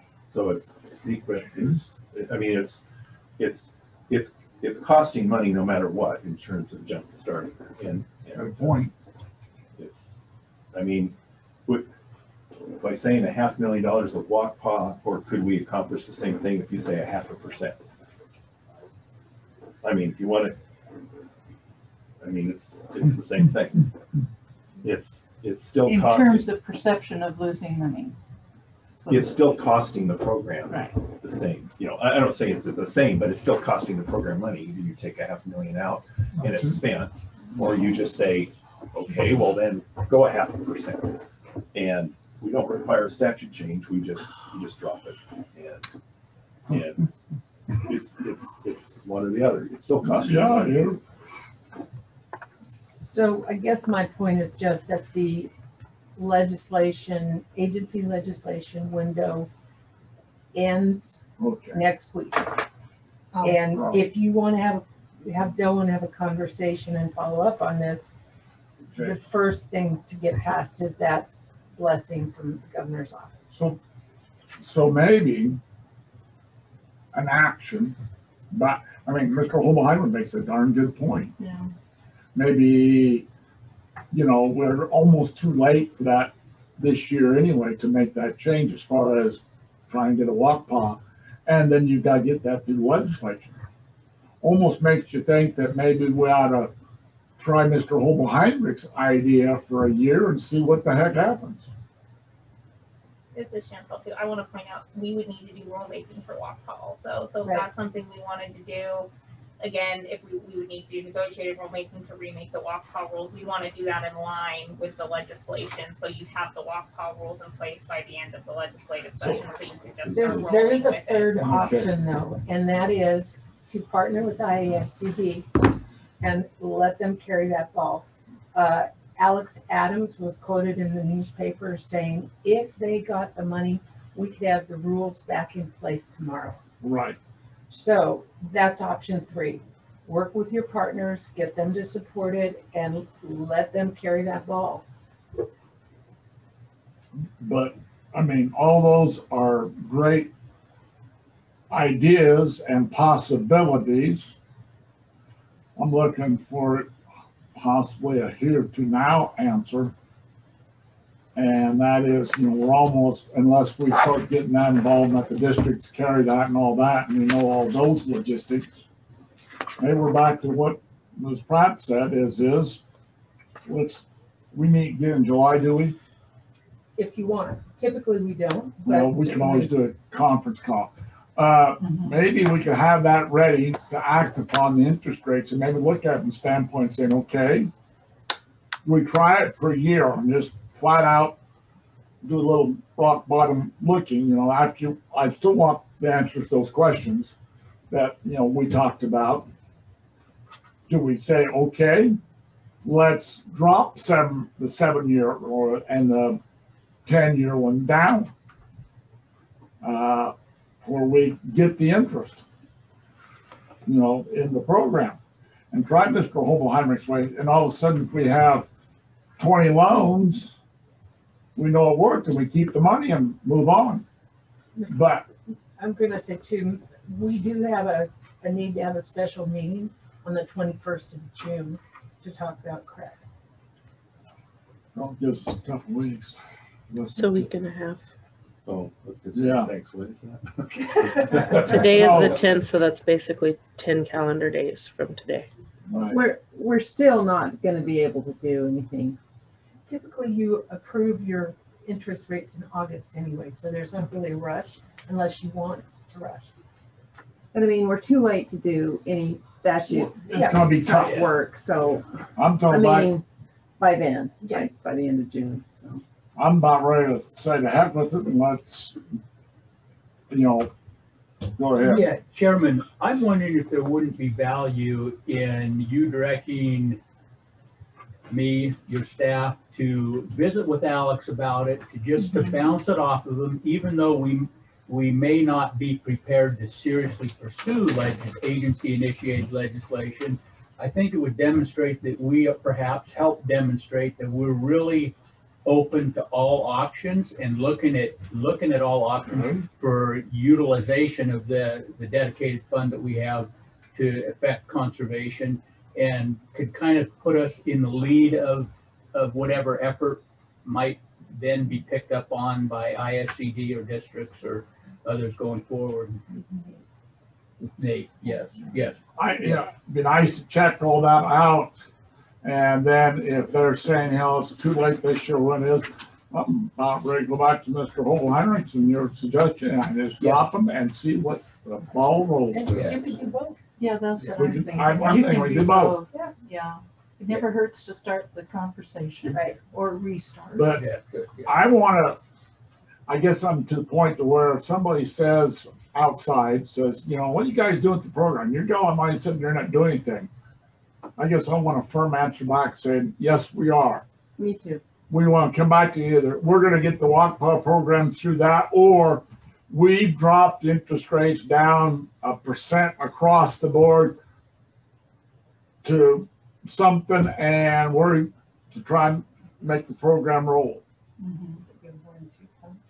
Yeah. A 1-2 punch, right? And I'm saying if we don't have that as an option, that's too late this year. We can do it, but it's too late this year. Then I think we know we'll get our feet wet and put Mr. Heinrich hopefully to work, really to work. Mr. Chairman, I noticed Nate was on earlier and he was very supportive of the walk concept last year. Do you want to see if he has anything? Sure, we want to hear from Nate anyway. Nate, is still live on there? Looks like he's muted. Okay. Okay. So, honestly, right today, I'm still back to, I don't think we're quite ready to make a decision on which way to jump. But we still want to look hard at the interest rates. Nate, somebody came on that wasn't him. And we want to look at those interest rates pretty hard with the information, because that, you may be careful what you ask for, sir. I know. Yes. But yes, I do. Yeah. I'm almost tempted to say, he's got a darn good point, and we may as well try it. And I'd love to get walk power program back running again, but maybe our first interest is saying that's a burden to bush.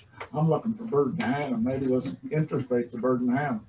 Well, and I think Chairman, help tell us or realize if there is the need. When you're saying maybe the need isn't there, it'll give us a fighting chance to see if there is. Tell us something that we don't want to know, but we need to face. Thank you. Chairman Wright, were you calling on me or Nate? I'm sorry, what was that? I was wondering if Chairman Wright was calling on me or Nate. Nate Fisher. Okay. Chairman Wright, this is Chantel too, and I think Delwyn suggested maybe we would need an action for him to pursue it, but I was just reviewing the delegation that you guys were going to be looking at today anyway, and that would delegate authority to the acting administrator to develop a legislative proposal. So I don't think you would need an action for Delwyn to run that day. Okay. Yep. So do Commissioner Pratt and Commissioner Romer feel good with that right at the present time? Yeah, no, sorry. I wanted to call it Kathy, but I didn't think that was appropriate. So you feel like that's the way to go? Yes. You feel, Oh, yeah. Yeah, no, I think it's been a real fruitful. I'm sorry, I'm getting tired of doing what we've been trying hasn't quite worked. We know it's get radical. I agree. Well, Mr. Chair, I guess one thing I would ask, and obviously it's your decision, but if you do instruct, the administrator, acting administrator, to go talk to the governor's office, is to at least mention that there's two things that is in consideration. Oh yeah, the super low interest rates and or walk pop, just so that they realize that there's other things that we consider. Right. There is a 1 and a 2 to the punch. Yeah. Right. A 1 or a 2 or a 1 and a 2. So, I think the stressing point is this. That you know what I meant. We have the money, we want to put it to use, and right at the present time, here is what our two options are. We want to, if we can't do a walk power, it's not going to work out, then we're going to drop the interest rate down to competitive rates, which we're not saying we're less than competitive rates. You've already talked about those, but well, they'll be less. Yeah, I know that. We're going to make them competitive rates to where if the program's out there and viable, we're going to get it going. We're trying to do something. We want to really stress that. We're not sitting around watching. We're trying to do something. And we're going to activate it one way or the other. We're not gonna give the money away, but my guys will be on. Darn near. Still gotta pay it back, which perpetuates loan program. Slow. Okay, I would think we probably beat that to death in Mountain Sound. Well, here's the cheap money. But when do we, okay, when do we want an answer out of this from? Do you think we are enough time by the end of the June period, or do you think we need to talk about July? I think we better Talk go about, until July because it's not, okay. yeah, it doesn't really matter. The professional outside. Yeah. Let's do it. Okay, so I just wanna, know where we're at, so we know expectations here. And you're back, right back to the hot foot is July or so. It's probably gonna be too late, but at least we can see what our possibilities might be. Okay. Whew, that was fun. Okay. Thank you, Mr. Holheimer. You may get more than you bargained for here, but that's all right. Yeah. You can handle it. You're a big boy. Yeah. Okay. Thanks, really. Okay, sure. Okay. Administrator's final report. Huh? You think you're gonna leave us? So I, actually, before we get there, I neglected to put election of officers on this agenda. It will be on your June 21st special meeting agenda. It'd be nice if we had, all, I'm not sure Yeah. Mr. Trebish is going to Right. be there no matter what, but Mr. Olson might, if he doesn't show up, might, that's a protect me. If you don't show up, you may get an office and not know about it. There you go. And you'll be down to 4. And then we'll go. Okay.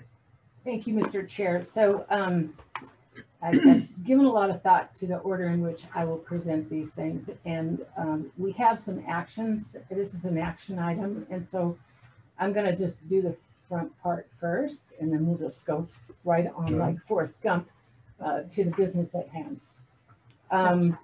So you'll note that I'm wearing my badge today because it's the last time that I will be wearing my badge. And my mom thought I was pretty dramatic. And she's probably right because I have always wanted to do this. Say, take your stinking badge. It's not mine. You feel better now? Yeah, I feel good. No, I really appreciate this opportunity to talk a little bit about our path forward from here. I'm not going to go through the entire agenda item, which is long and dramatic. And so I'm just going to hit some high points. Okay. So tomorrow is my last day. And when I wrote this memo, I got to thinking about the things that I thought were important for us to remember going forward, for you all to remember going forward. And I love that quote from Charles Dickens, it was best times, worst times, blah, blah, blah, blah, blah, because the last 10 years have been that way. Very much the best and the worst of times. The other quote that I put in there was Forrest Gump. And he had plenty to say until he decided he was going to shut up and move on to something else. And then he would say, and that's all I'm going to say about that. So I'm going to say some things and then I'm going to shut up on them and move on. So I really was taking away from Dickens the fact, the moral themes, which are redemption and compassion. And I think they're really applicable to this agency and every partner that deals with this agency. I think that we have been through the worst of times, hopefully, and we can remember the best of times. And I really think that if we all decide together that we can make this a good partnership again. But it's going to take forgiveness. It's going to take compassion for every member of the partnership. And I'm lucky because I get to say this and then leave, and I don't have to do it, right? But I think it's really important that we think about our common goal. Why are we here? We are here to increase locally led conservation on the ground. Surely that's a broad enough field for us all to plow it together. So I would really encourage every person listening, every member of the partnership, to think about what you bring to making this a successful, what Curtis say, 85-year partnership. I don't think the model's broken. I think relationships and communication have been broken. And I think that, you know, we can talk and talk and talk to our partners and try and fix it. But until somebody says, I'm going to let that go, you're never going to get anywhere. So I think that's really important. I got a call from Bob Flagler, and he said, what do you mean zip your lip? You know, I mean, we've got a lot of stuff. We need to talk about it. He's right. I think we need to zip our lips at the appropriate time. Forrest said his bit, but he knew there was a time to shut up. And the time to shut up is externally. The legislature, the governor's office, all of our partners are really tired of hearing about it. And I think we risk irritating them further if we keep complaining. And so do I think that we should zip our lips with each other? I don't. I think there are a lot of issues. There have been sins on all sides that need to be repaired. And the only way you repair them is by talking them through and extending forgiveness and compassion for each other. So from the standpoint of being discriminating about when to speak and when not to speak, I think we all have a bit to learn about that, and I'm talking to myself. I think that we are on the cusp of some difficult times at the commission. Conservation in general is going to be a battlefield. The Biden administration kicked off his 30 by 30 initiative. And basically what that says is that by 2030, 30% of all lands and some waters will be protected. Well, when that was first announced, it didn't go over very well with property rights people, as it shouldn't. And they advocated for the inclusion of stewardship activities. And so it came back out, still pretty vague, but with a strong component of money for on-the-ground projects. Now that sounds wonderful, except with the legislative complexion that we have now, which is trending ultra-right, they are even opposed to NRCS. And so I think we need to be really careful going forward about not being perceived to be on one side of the fence or the other. I think we need to just kind of wait and see what happens with that, because the folks who are mad are really mad. And I think it's going to be an issue in the legislature. But I didn't say that's all I have to say about that. So going back to my earlier sermon, I'm going to say that's all I have to say about that, and I have moved on. Going back to, I will just say, so you recognize it, it's not called America, it's not called 30 by 30 anymore, it's called America the Beautiful. So it was like repackaged, put more money in for all of us private lands folks, and it's something else. We'll see what it turns into. This is an action item. As you know, tomorrow is my last day, and you have an announcement, a draft announcement in your packet for the new administrator position. I wanted, rather than just fly the position, just put it on there, I wanted you to look at it. I wanted you to say if there are things you think need changing, need adding to that announcement. I also believe that, and Chantel's going to talk a little bit about logistics. It would be wonderful if the full board could weigh in on everything, but that would mean that you would have to share the interview questions with the public. It would mean that a lot of things that you have to do would would be drawn out, take more time, and be public. So Chantel, did you want to add to that at all? Yeah, I don't know that the interview questions would have to be public. I think that, so the way you guys have it set up now, as long as you guys are not sending your interview questions to each other, right? You guys got the list of standard questions DHR sent you. Please send any additional questions to DHR. That way we don't have meeting Yeah, so I think potentially with that. The clarification on that, Chantel, is that if this board wanted to have final say on what the questions were, it would have to be public. Right, you'd have to make a decision on that.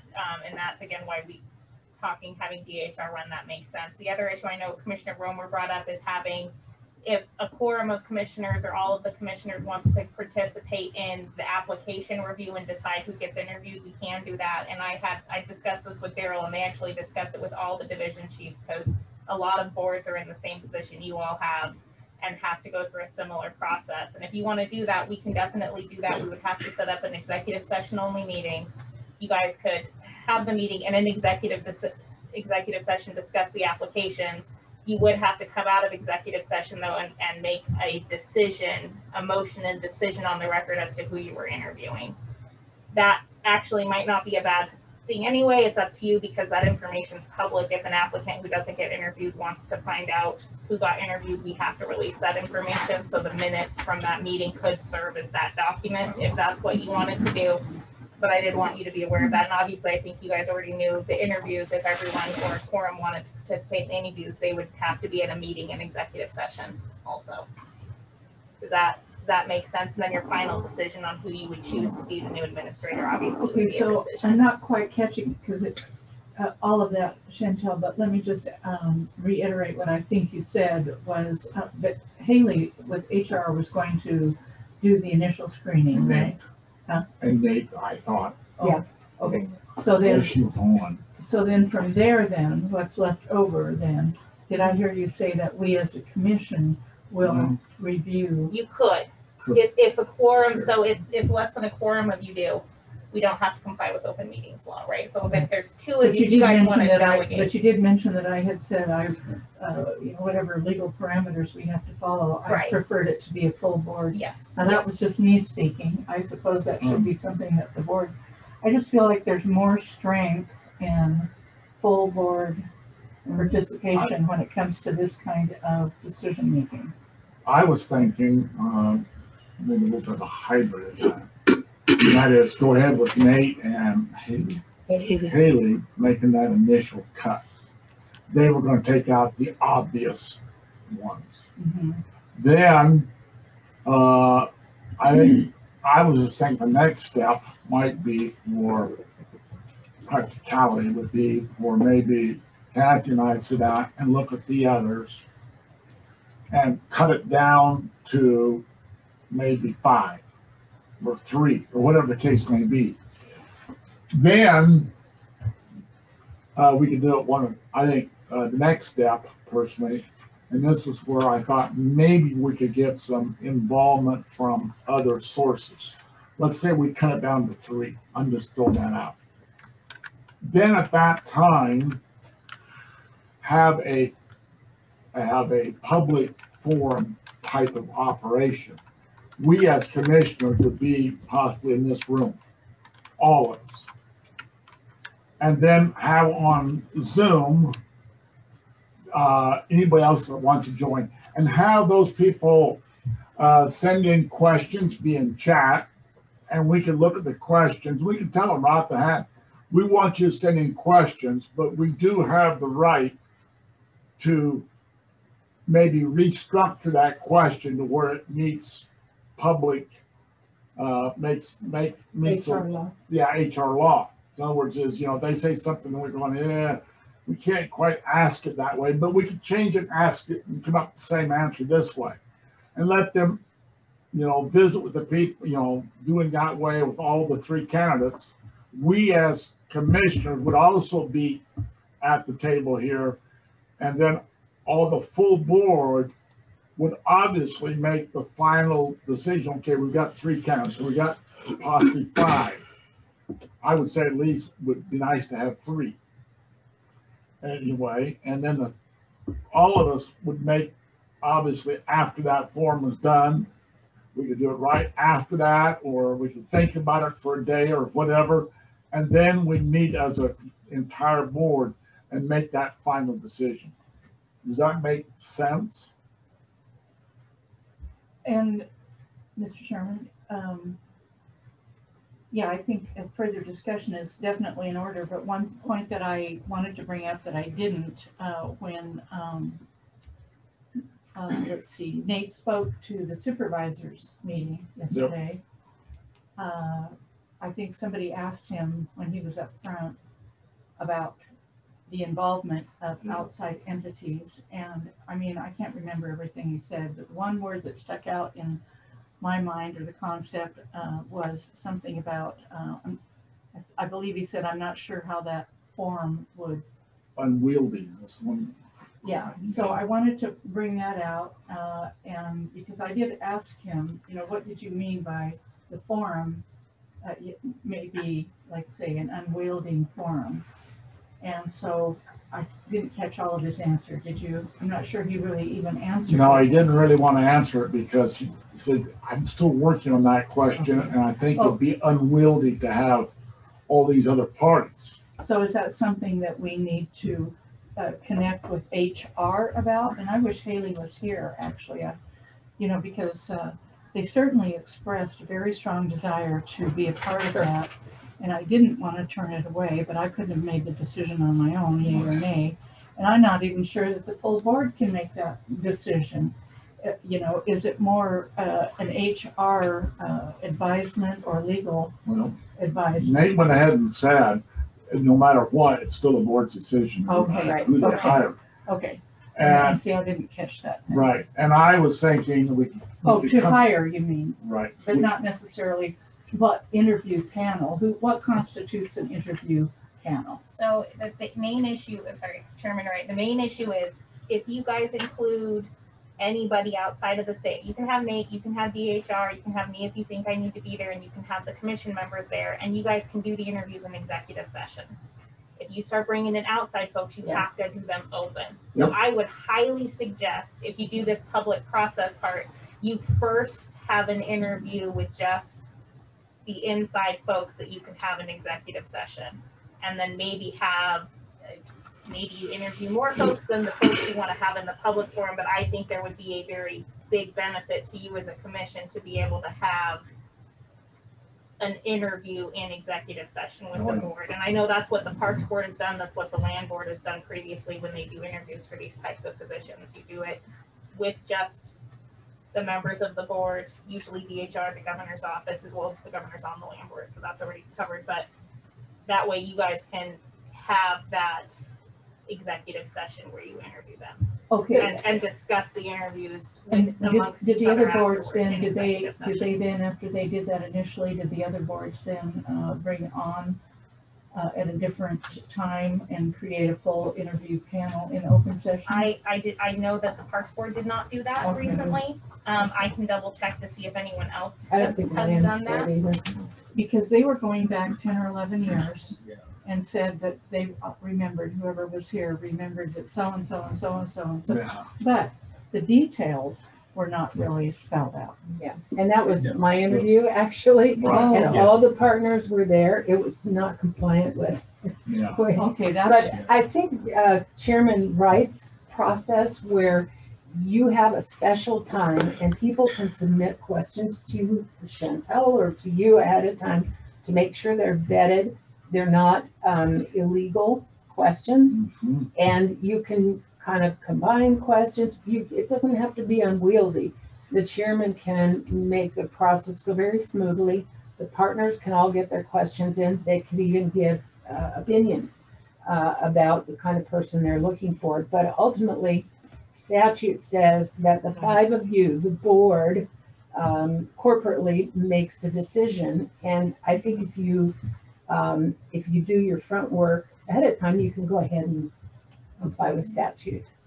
Going? Yeah, Chair, I concur with what Terry's suggesting. I can see it getting really unwieldy and cumbersome if it's in an open forum. We're going to have Chantel here and Haley here vetting each question. But if they have opportunity and it's well enough advertised enough ahead of time for them to submit questions that then Haley and Chantel can vet and wordsmith so that they are within you know, legal questions to ask, then it can be less, it can be effective. If I could make a comment, maybe this would be an alternative to that too, that might accomplish the same thing. If what you all end up doing is you decide, okay, Nate and the DHR, they're going to go through, they're going to cut all the people who are unqualified. Right.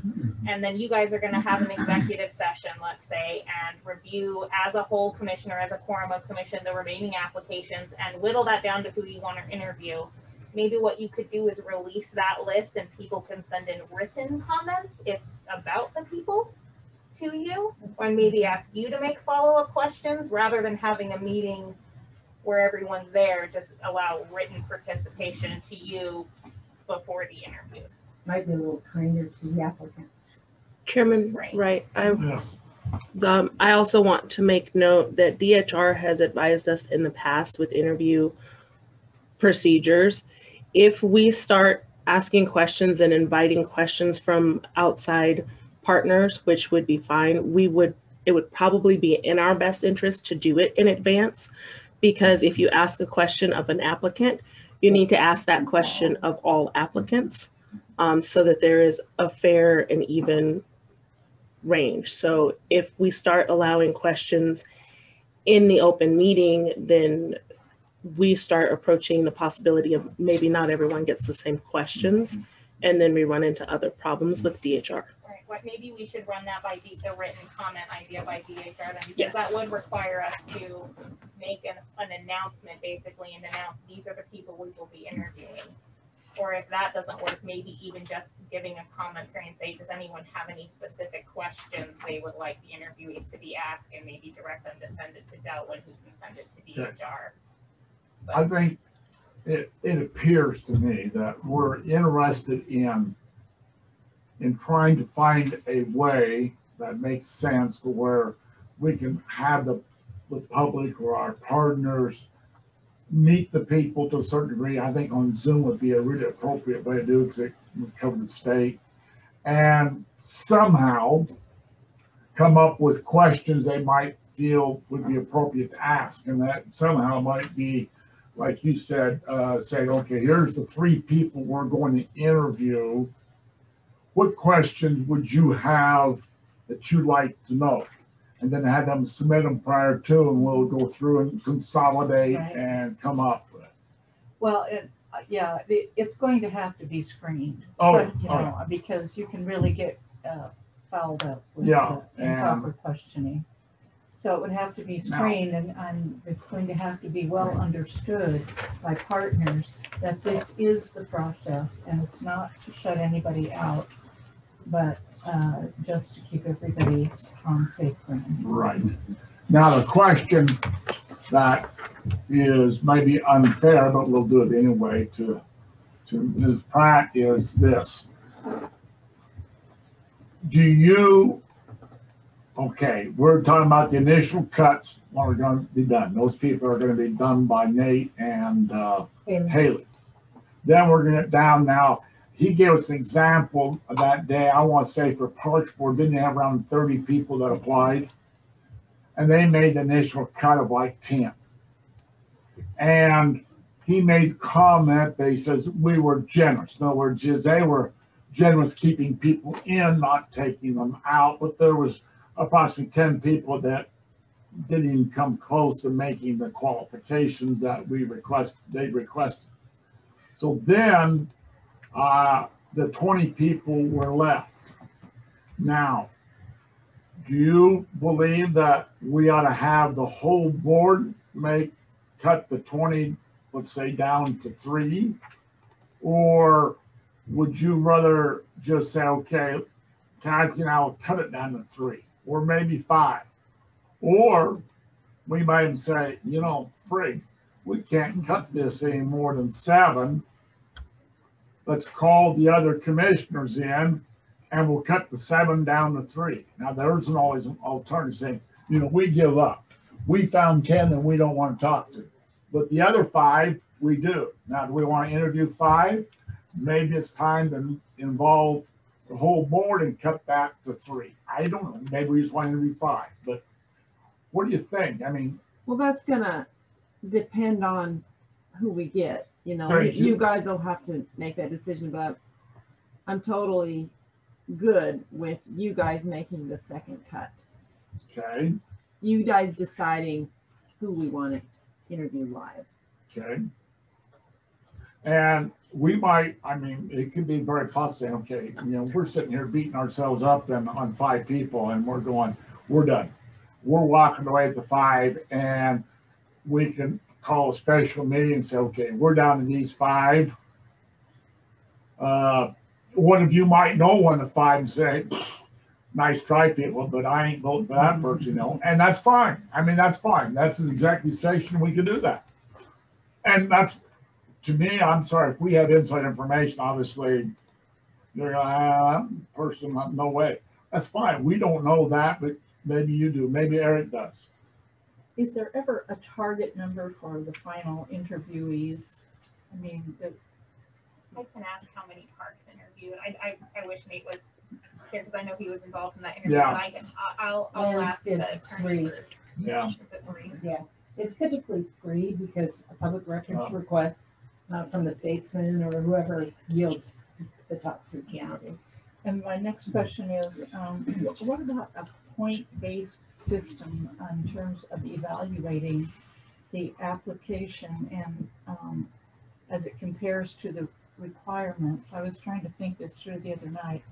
You know, if you had little things out here, so many points, I don't know how you would do that. If you would do that if you do that on the application and compare it to if the board delegates it to 2 commissioners, then they could design that however it makes sense to them. It's just a matter of the board trusting you and saying, yeah, you guys go ahead. I would say, you know, on that delegation, would say, well, our goal might be a 3, but don't be surprised if there might be 5. I mean, yeah, that's because let's be honest about it. If we came down to, you know, I want that person. Well, I don't. Since there's only 2 of us, we can't outvote each other. and then I'll say, well, let's arm wrestle. Thank you. I lose that one for darn sure. So anyway, so fine. My comment there is leave them in. I'd rather leave a person in. Me too. Than kick them out and say, okay, right. Fine.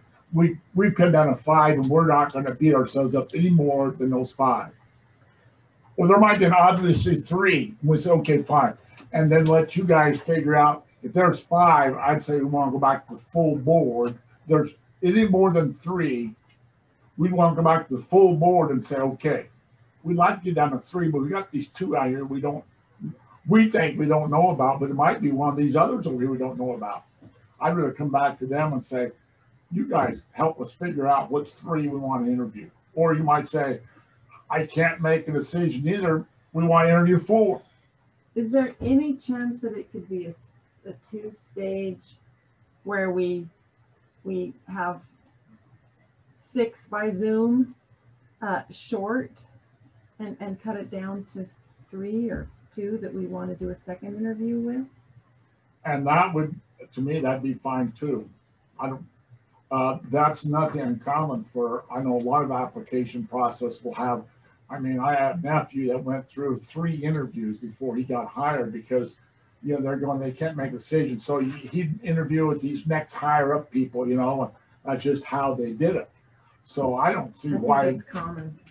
That's how we hired Joe as well. We had a series of, we interviewed 8, I think, initially, or invited 8 or 9 9 or 10, and then winnowed it down to brought 3 back, I think, for the final interview. I think, Commissioner Pratt, this is very definitely an important enough position that if that's what it takes, that's what it takes. And we, you know, dig in and say, okay, we need to get down to the nuts and bolts. And if we've got to interview them 3 times, I don't really care. I think it'd be really important if we could do possibly 3 and have that mail-in Zoom type of deal there to where people would have a chance to look. Because I could see that somebody's come up with a question that we didn't even think about that they've written in that we asked the 3 candidates, you're going, whoa, that's a darn important question. How'd that person, I mean, that could really help us. So can I ask? You may ask. So Idaho Association of Soil Conservation Districts Yep. asked if they could be part of the interview process. Is that correct? The conservation district, now what was that? IASCD Oh, yes. asked if The they could be association. part of the Right. interview process or selection of, Well, they wanted to be in on the interviews. and to help decide, Well. or just to be. They'd like to, but that's not gonna No, happen. they can't, they know they can't. Okay. They can't decide because it's up to the commission to do that, to make. That's a statutory authority. You guys Okay. can't delegate either. I'm throwing that So out there. what- They what- did say, Benjamin did say, well, regardless, he said at the supervisors meeting yesterday, regardless, he said IASCD will submit a letter of recommendation. They might have somebody Yeah. that they like. Now, I did go up to Benjamin after the meeting was over and said, I've been chewing over what you said. And I came up with him and said, what's my alternative plan? And said, why don't we handle this like school districts do to superintendents? And I've seen this happen in Pocatello and American Falls, number of school districts, Idaho Falls, another one, where they were down to 2 or 3 candidates and they had meet the candidate night. And those candidates came to a public forum and the questions there were a little more open to answer. Well, that's kind of what we'd be doing. We'd say, okay, here's the 3 candidates we're looking at. You can send in questions if we want to do that route, which wouldn't be all bad. And on this date at 10 o'clock, dial into Zoom and you can listen to their comments and listen to their questions being asked that you asked. And after the meeting's over, you can do whatever. If you want to send a letter of recommendation or one, great, wonderful. If you don't, that's fine too. Does that answer your It question? does. That would give them the opportunity to at least meet and also submit questions. And then to weigh in. And that We- gave them the opportunity, if they want to send in, we can say, okay, come back within 5 days or 3 days and send A or nay, and we can look at them and still make the decision later.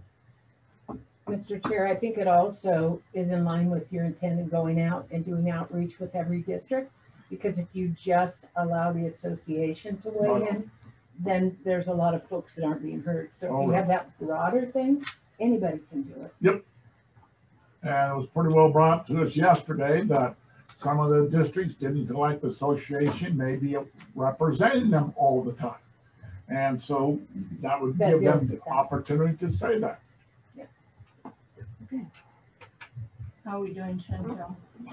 Doing what? Legally. We just have to have meetings. You all can have as many meetings as you want to have on this. Well, It's just complying with meetings. Right. That's it. So once you all figure out what you want to do, I'll work with Delwyn and we'll figure out scheduling meetings and how we'll do it. I definitely agree with Nate, and he made a nice statement, says, I don't know how that work be too unwieldy.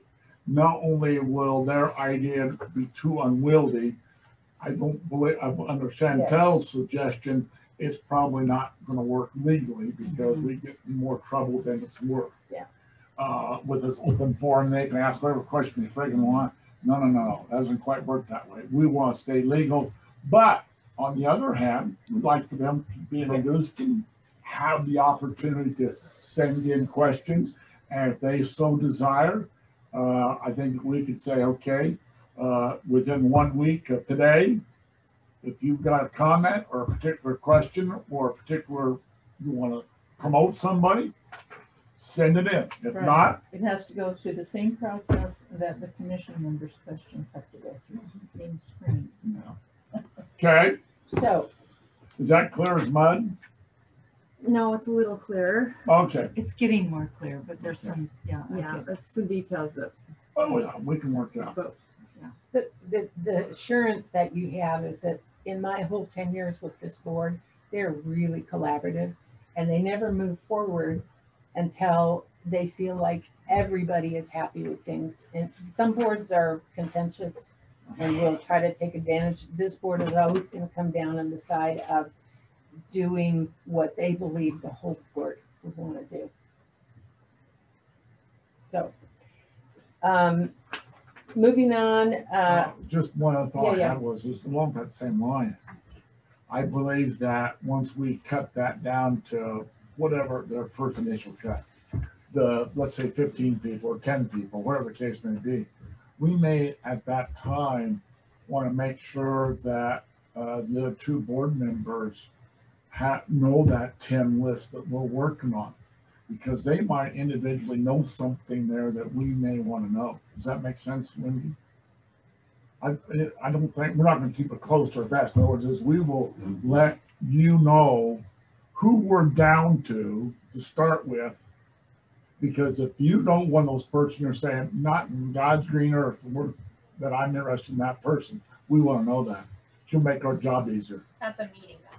That's a meeting. That's Right. a meeting. Yeah. Like, you know what I'm saying? Like Executive session. if that's the case, to me, it's maybe makes more sense that if everyone wants to be involved in looking at the whole list, let's just do an executive session meeting. People can zoom in and you all can look at them all and put them all Honestly, together. that, I mean, to me, but what's another meeting, you know?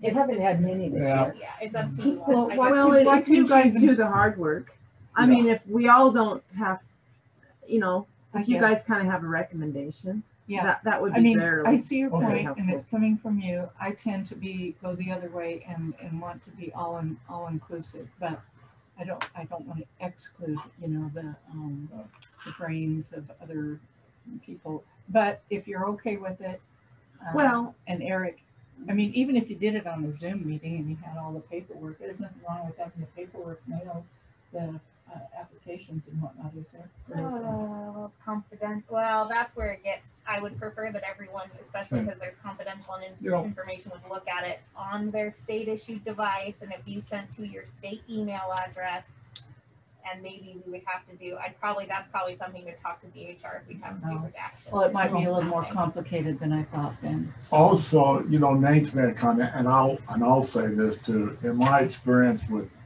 applicants, you know, I took a pile of applications one time. There's probably 30 people in there, and it took me all of about an hour, and I was down to 2. Well, that's true too. I mean, there was some friggin' obvious ones that are going, not in this green earth would I ever, you know, they came and fill an application out. Yeah. How in the world am I want to hire them to do detailed paperwork when they aren't?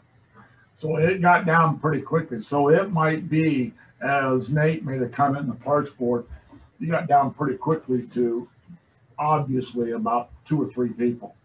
And it might be that way. Yeah. The way we do it now is that we get all the applications and DHR gives them to a subject matter expert, Right. which you could call in another administrator, a director, whoever that has intimate knowledge about the job and what it takes. And they go through with a ranking system, a point system, and they hand those over. Perhaps that's what Nate and Haley intend to do, but that's usually what we do to fill our And there's positions. a numeric score that each one that they pass on to us, that they've awarded Yeah. that person. So, Yeah, well, I'm fine. I'm open to whatever. Yeah, Chairman Wright, that's fine.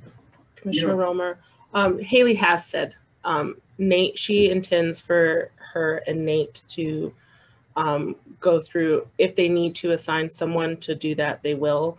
But we will only see the applications that have passed that review and meet all of the minimum qualifications in the job announcement that you will be theoretically approving. So you'll only have the people that are actually capable of filling out an application, so to speak, to weed through. Okay.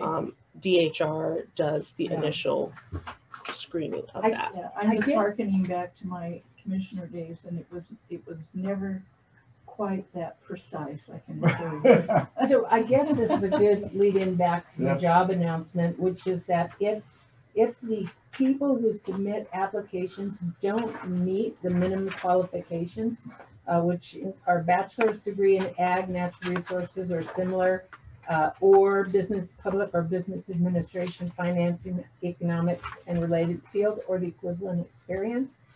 They also have to have a good knowledge of management practice, some knowledge of conservation district responsibilities and operations, some knowledge of resource management systems that include soil conservation practices and water quality best management practices, planning, implementation, and evaluation, and experience working as a liaison to local, state, and federal agencies or interest groups, developing and managing a large and complex budget, independently reviewing laws, regulations, etc., developing and implemented strategic plans, policies, and procedures, presenting complex information to the public or non-technical individuals verbally and writing. I just read that because I think this is your chance to say, will that group that Nate and Haley review, they've got to pass those minimum qualifications. Yep. Will you be satisfied with that, or are there a couple more minimum qualifications you'd like to add? Oh, and then the ability to, I won't go through that, but it's not just somebody's going to be able to send them a letter and, you know, get past Nate and Haley. Right. So I go back to that to tell you that is something you could direct us to make changes to right now. And also you'll see that the salary range goes from $83,000 to $92,000 annually. And I talked earlier about our budget and about how we have, this was last meeting, we have budgeted for the purposes of our CEC plan to pay up to $40 an hour for the administrator. That's not in this range. That was before we began to contemplate how we could fill the prep manager position and how that might provide opportunities to kind of change what we're paying other positions and be able to hire a person who is qualified and competitive, because believe me, I don't think there are many of my colleagues who would take this job for what I'm getting paid. So this salary range includes what I'm getting paid, just barely, and allows you to put it out there and hopefully attract somebody that will be able to do it. I'm here to tell you we've figured out how to do it financially, and that we can pay up to my salary for that position. So I'd like you to really weigh in with me about the salary range and also with the minimum qualifications. And one of the actions I want is for you to approve this, and then we'll fly it out there today or tomorrow or as soon as possible. Okay, let me move on, and then you guys can talk about that and decide what you want to do. So first action that I'm going to ask you for is to approve the announcement to be flown immediately. And then the second is to delegate the authority to 2 commissioners to work with Nate and Haley to go through the process and get the hiring process figured out. Then the next item I have on my report is the appointment of acting administrator. We're doing that by a separate action under another agenda item, but I did want to take this opportunity to recommend to you that you hire Delwyn Tress as the acting administrator. He's been serving as my deputy for a long time. He is well qualified. I've made sure he knows everything that's going on. He's taken over a number of the things. I think he'll be a good bridge to whomever you hire as the permanent administrator. I'm thinking that could take up to September, you know, depending on the person you get and how soon they can give notice. But in the interim, I think Delwyn would serve you well. The governor has also given direction to all staff to begin working from the office from June 1st. We are fully staffed here in the office 5 days a week. Everyone is back in. We have field staff, though, that are still subject to NRCS and FSA's requirements that they not be in the office. So we're trying to get them in as soon as possible. And if they can't, there are new forms for telecommuting agreements, and supervisors are in the process of doing that. The Ag Summit, every year you're asked if you want to put some folks forward for awards. You have in the past put several in. I've never been involved because I'm usually on that committee and it would be a conflict of interest. Delwyn, however, if you choose to appoint him acting, he is not on that committee and he can assist you in either sending a letter to Rick Waitley saying that you want the ones that haven't gotten it to continue to be considered, or if you have new candidates. Wood River Land Trust is undergoing a reaccreditation process. There's a national commission that ranks their practices, ethics, and fiscal policies, etc. And so I attached a letter of support that I wrote. I'm well acquainted with the Wood River Land Trust through my work at the Wrinkle Rock Creek Ranch. They and TNC were the holders of the easements, or actually owners of the property for some time before it was handed over to U of I.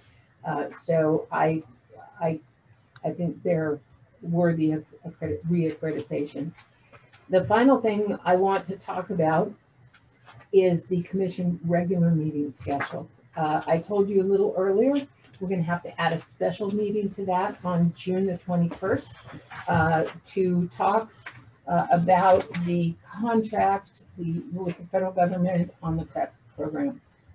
Hopefully that will be all ironed out by then. You think it will be? That's, yep, we're She's scheduling shaking it, her so head, hopefully yes. we can get that executed if something happens and we can't, we can cancel it. So we probably handle that by Zoom probably. I think that would be I fine. think so, We yeah. can- Yeah, and we can send out, we'll send out a copy of the finalized agreement as soon as we have it, so you can review it before the meeting. The other thing we'll definitely do is have on the agenda election of officers. We typically do that in June, right before the new fiscal year. So we'll get that on. The strategic plan, you already approved that. They did ask us to make a correction to that, and that was the removal of, I think, the cybersecurity bullet on the end of our strategic plan. It has to be submitted by or on July 1st. That was the governor issued an executive order saying that agencies would comply with certain cybersecurity measures, and it was required to be put in the strategic plan of every state agency. So we've done that now for 3 years. We've included that. They told us you can take it out this year. So that was the only change. Nothing else changed. Okay. I have a list of the regularly scheduled meetings. You note that it complies with the third Thursday of every month. Some of these meetings you don't typically have. For example, October you typically don't have. And actually it says a listening session in October, but that's usually in November with the annual conference of IASCD. But you usually don't have them in March and also in October. That may change because districts are starting to set their meetings in, earlier September or February or even April. So I think it's a good idea to hang on to these dates just in case. The other thing you might want to be contemplating, typically in the past, we have done a remote meeting where you go to North Idaho or you go over to the Magic Valley, and it's a way to get out with the districts and get to know the partners better. Budget permitting, and I would think that Rachel's probably going to include that in her budget. The commissioners have always enjoyed that opportunity. We take a tour, you can see some conservation projects, spend one-on-one time with partners, etc. So it's been done in May in conjunction with the North Idaho Forestry Contest, but it could be done anytime. Typically, your board comes to Boise in January and February for various legislative related events. So I have not indicated that they're going to be in person or video because I think it just depends on the budget and it depends on what you guys want to do. You might want to see each other more often now to kind of refresh things. But I would recommend that Zoom stays an option because it's really valuable for people who want to participate or even to lurk with their screens on and watch. Sorry, I couldn't resist. Okay, that's all I'm going to say about that. So, with that, Mr. Chair, you can see the requested actions. Another 1-2 punch, and that's all for me. Okay, going back to those actions, the first one that on there is the current draft announcement for the administrator. What is your wishes on this? You want to approve what has been worked on as a draft? Terry, could you explain the salary thing? I hate to have you repeat yourself, but in reference to the $40 an hour and your current wage and whatnot, what does that 92,000 correct? So represent? The 92,000 is I think it's $44 an hour, or yeah, and the 83 is just a little over 40. Yeah, a little over 40. Now, what you need to know is that I am one of the lowest paid administrators in the state that works for the state, and not a boohoo thing, but if you want to attract some people out there who have experience in administering an agency, my concern is it actually was supposed to start at 74 and it went up to 83 based on our $40 an hour thing. You won't get anybody to do this job for that. Nor should you. I think that the administrator has a really tough job and is worthy of every dollar. And in fact, in our most recent CEC plan, one of the things we put in there, the state wants the way that classified employees are dealt with is consistent across the state. And so we inserted in ours, classified employees are everyone but Delwyn and me. So that means there should be a standard across the state that similar pay for similar tasks. We put in our CEC plan, budget permitting, we would extend that to non-classified employees to be compensated on a par with other non-classified employees, with the same job description, basically. My thought is if you use the salary range and you find the right person, you're not making it even so that we're further behind administrators for the Department of Ag, administrators for all these other agencies that are getting anywhere from 97,000 a year, et cetera, et cetera. So the 92,000 has the green light budget-wise thing. Yes, it does. It does, and we've got that figured out with cushion. So. Okay. Well, I just have a question as to why we say a bachelor's degree or equivalent experience. That was surprising to me. Yeah, it was surprising to me too, but that was HR's recommendation that we put it in there. I have seen that before. Yeah. It's to make sure if you have somebody who's a seasoned administrator who's been, that they wouldn't lose out just because they don't have a degree. Okay. I think the push these days is saying that necessarily a college degree is not everything. Right. I mean, I've seen college degrees that I wouldn't hire to do anything because that's all they were. They were book smart, but practicality, they sucked. So. Well, would you like me to make that motion? Yes. Not that suck part, no. I lost it. It's on the screen. Page 22. Okay, I'll make a motion to approve the administrator job announcement with and ask the Department of Human Resources to post it for a 30-day period. I'll second the motion. Okay, May I clarify just that you want to say with no modifications? With no modifications. Thank you. I'll second that motion. okay, well, motion for then, for the question. Hearing none, all in favor, say aye. Aye. Aye, motion passed, done.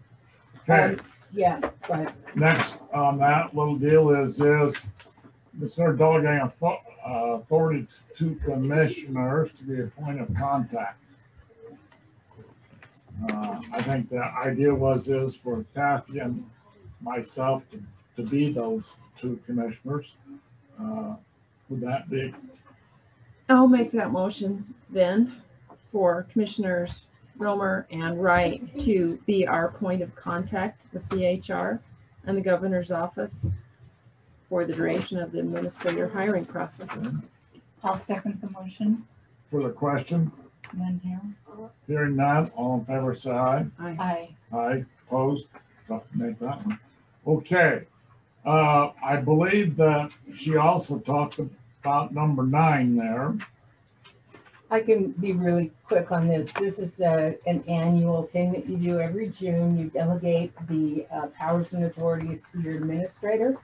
Given that tomorrow is my last day, I am recommending that your board acts to appoint Delwyn Treffs as acting administration effective June 12th through the beginning of the next administrator, the first, however you say it, the first day.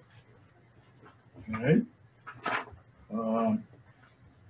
Okay, does everybody understand that? Mr. Treffs will be volunteering to be acting administrator.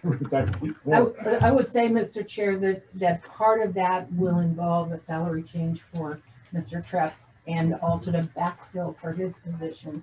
It's reasonable that while he's acting and taking on that responsibility, he would be paid, we're not paid. Right, but as far as backfill position, I mean, how's that gonna work? He would have delegated authority to appoint an acting deputy administrator. That already exists with the commission. Correct. So is that automatically understood in the action items listed here? Or is that necessary? Is that a separate? I think if you wanted to make a salary decision, you could certainly add that to that. But at this point, just by virtue of how it's worded. Correct. Okay. Mr. Chairman, I move to appoint Delwyn Treffs as acting administrator effective June 12th, 2021 until such time as a new administrator begins work. And I don't know, I include the second one, and secondly, to delegate powers and authorities to the acting administrative officer. And, oh, go ahead, second, and then I have a question. I'll second that motion. Okay. Do you need to set the salary?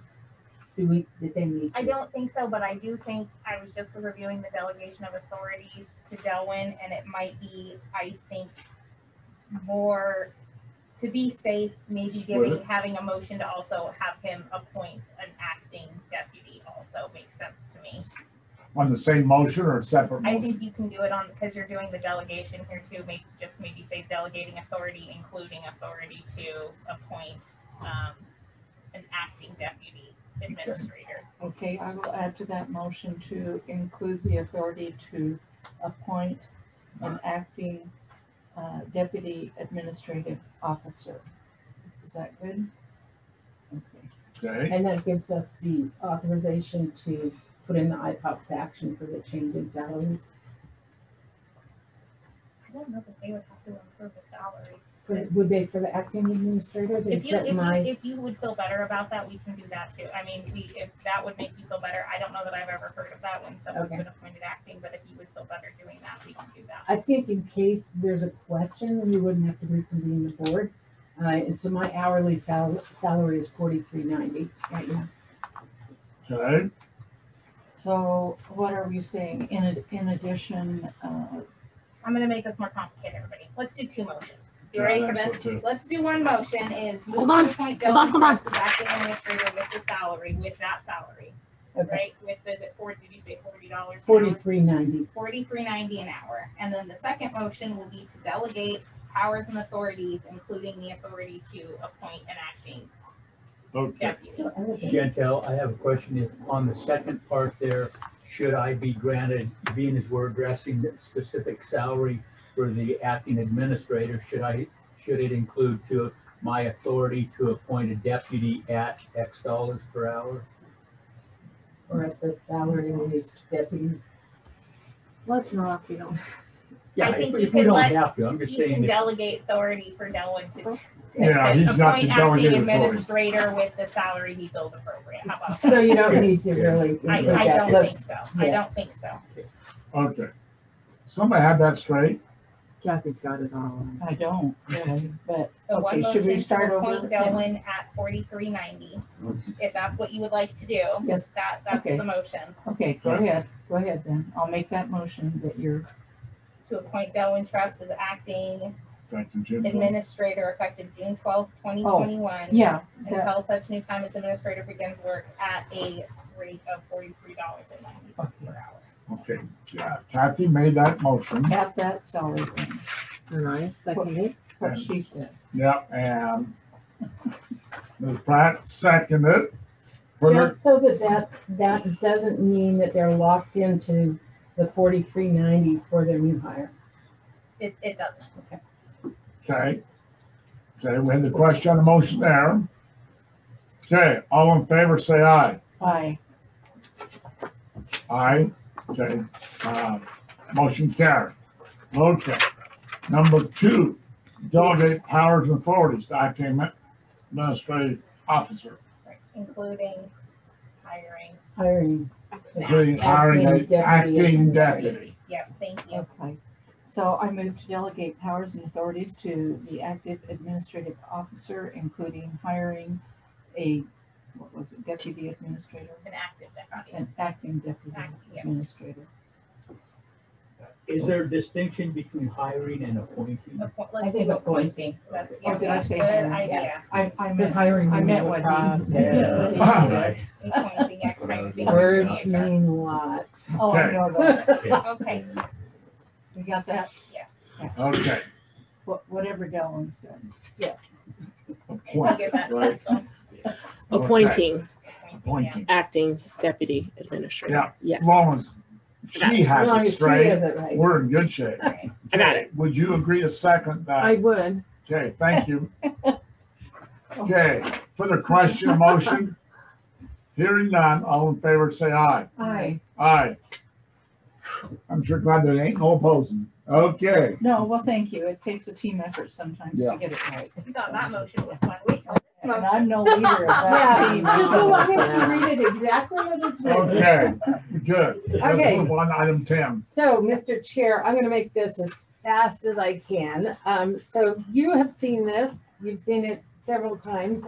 The legislature complicated things this year because the Senate adjourned sine die, which means they won't be back until January. But the House, They did not adjourn sine die, right? They recessed. the Senate Senate did. did. Oh, yeah. The House recessed, so they can still come back.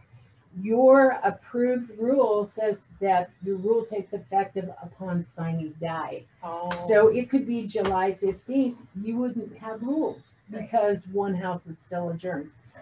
So the governor's office has again devised some language that will allow us to, number one, rescind the temporary rule that you approved on, I don't know, February? It was the February February 18th. 18th meeting. Mhm. That's correct. And we thought that was gonna get us through, but you have to rescind that.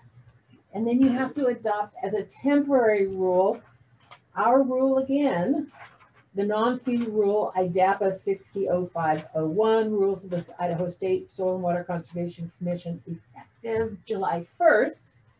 Then we have to issue a notice to the rules office that you have initiated temporary rulemaking on that should happen tomorrow because I think the 15th is the last day that you can let them know. So Dylan will take care of that tomorrow, or I will. And then finally, you need to give direction to the staff to initiate the rulemaking process for next legislative session. That's probably not absolutely required, but I figure it can't hurt.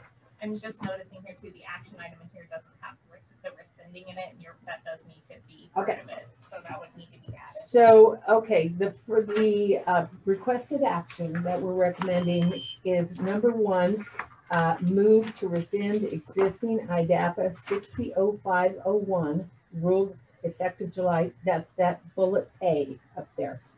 That's the first action. The second action is there's this super secret sauce language that the governor's office is, not the rules office, has given us that will make sure that we continue to function on July 1. So the motion needs to be exactly what's in quotes. Actually, no, the rescind is the second. It's at the bottom paragraph, actually. Therefore, I move we rescind our existing temporary rule with an effective date of July 1st. Yeah. I was expecting it at the top. It's been so long. So included in your packet was a copy of the memo from Alex Adams, the budget and regulatory chief for the governor, and a copy of the code, the proposed, no, it's not, I don't want to use that word, the temporary rule that you are adopting. And that will mean that, and hopefully you can kind of help us make sure we stay on schedule with this. But there will have to be then an adoption of a proposed rule. It'll happen at the same time. And then a hearing probably in September when nobody shows up, nobody comments. And then in October, November, you'll have to turn that into a pending rule. Into a pending rule. We shouldn't have to have a hearing on this because the way the governor's office has set it up is basically unless someone asks, we're not going to have one. Excellent. And there's no changes. It's exactly the way it's been for 2-3 years. We're old hats at this now. We do it like every 3 months. So there will be a deadline in for you to take action turning it into a pending rule. Pending rule just means that legislature heads up, you're going to get this in January. It's pending, but it has to be published in the December bulletin. So sometime before the deadline in November, Delwyn or whoever's sitting here is going to have to shepherd you through turning the proposed rule. Anyway, that's all coming. Right. You're in good hands. Chantel's all her fault. That's all I'm going to say about that. 100% my fault. So will everything that you said has to be in the motion? Is everything listed on item number 10, action item? I should have anticipated they would. Everything from one quotation mark all the way to the second paragraph and quotation mark. I don't see the second or paragraph. if you were looking at the agenda, yes. I mean, yeah. She's looking at the agenda. Oh, yeah. I don't. So the short answer is yes. I don't see 37. Oh, you know what? That's not on the agenda. I don't see it in that. What Terry up there? Is it? Is it the whole action item on you? The whole action item is on the agenda. Oh, you know what it is? It's just not separated out into paragraphs. Is in the third. Okay. It's there. Okay. I checked. Because you're great. Thank you. Between the two, it's just when it reformatted, it didn't put a space between all the paragraphs, so it's all mushed together. Well, then that's your fault. That is my fault, and I will own it. No, Crystal does. I was trying to make everything fit on the same page. A lot. Okay, so yes, that's I squished it together. Motion there. The whole thing. Yeah. Who word by word. Who wants to take the opportunity to read that? You want me to read it? Mm-hmm. Yeah, please do. Okay. I'll make a motion to do what I'm going to read. Pursuant to section 67-5226 Idaho Code, The governor has found that temporary adoption of IDAPA 60.05.01 rules of the Idaho State Soil and Water Conservation Commission is appropriate to protect the public health, safety, and welfare of the citizens of Idaho and confer a benefit on its citizens. These rules implement the duly enacted laws of the state of Idaho, provide citizens with the detailed rules and standards for complying with those laws, and assist in the orderly execution and enforcement of those laws. The expiration of these rules without due consideration and processes would undermine the public health, safety, and welfare of the citizens of Idaho and deprive them of the benefit intended by these rules. Therefore, I move we rescind our existing temporary rule with an effective date of July 1, 2021, and adopt this temporary rule to be effective upon July 1, 2021. Further, I move that we direct staff to initiate the rulemaking process for next legislative session and provide a notice of omnibus rulemaking to the DFM Administrative Rules Office by June 12, 2021. Thank you. Bravo. I second the motion. Okay. So. I'm sorry, motion- I'm sorry, Commissioner Pratt, can you repeat the motion? Here, I'll find you something to throw at it. Okay. We can't say go to the corner. Okay. I put a motion on the floor and call a question on the motion. Hearing none, all in favor say aye. Aye. Aye. Motion carries. And with that, Mr. Chair, that is my last official staff report to this board. Thank you. I've enjoyed this very much. I'm going to sit down now before I bye. Okay, thank you. Mr. Traps, you're up. Chairman Wright and Commissioners, what I'm going to kick off here is the district budget hearing, which you are required by Idaho Code to hold annually. At the hearing, you are to consider the financial needs of the districts and use this information as the basis for your request for state funds for distribution to conservation districts. Traditionally, the board reviews unmet district funding needs for projects to inform our budget requests. In accordance with statute, districts have been invited to provide input on their funding needs. As of May 28th in the memo, and I can update that as of today, no districts have submitted written budget requests for your consideration. However, I would note that this should not be taken as a sign that districts do not have financial needs. In fact, they work to overcome the challenges of the increasing costs associated with just keeping their doors open. As they work to overcome those challenges, districts all around the state would be able to put additional funds to good use. Districts' ability to implement conservation projects continues to be limited by the loss of funding sources such as our water quality program for agriculture and by reductions to the funds available through other traditional sources. In addition, our field staff find themselves stretched thin, providing the technical and engineering services that are key to the success of many district projects. All districts received notice of this hearing and have been invited to speak about their financial needs. Staff recommend that time be provided for any district who would like to provide their budgetary needs, comments, or concerns to do so. Okay. Does anybody have any comments concerning what Mr. Traps have just read? Okay. Not hearing any. Do we have a motion? I guess I have a question. I Yes, hate sir. to take up any time, but That's all right. Doesn't mean there's this point in the game. do they usually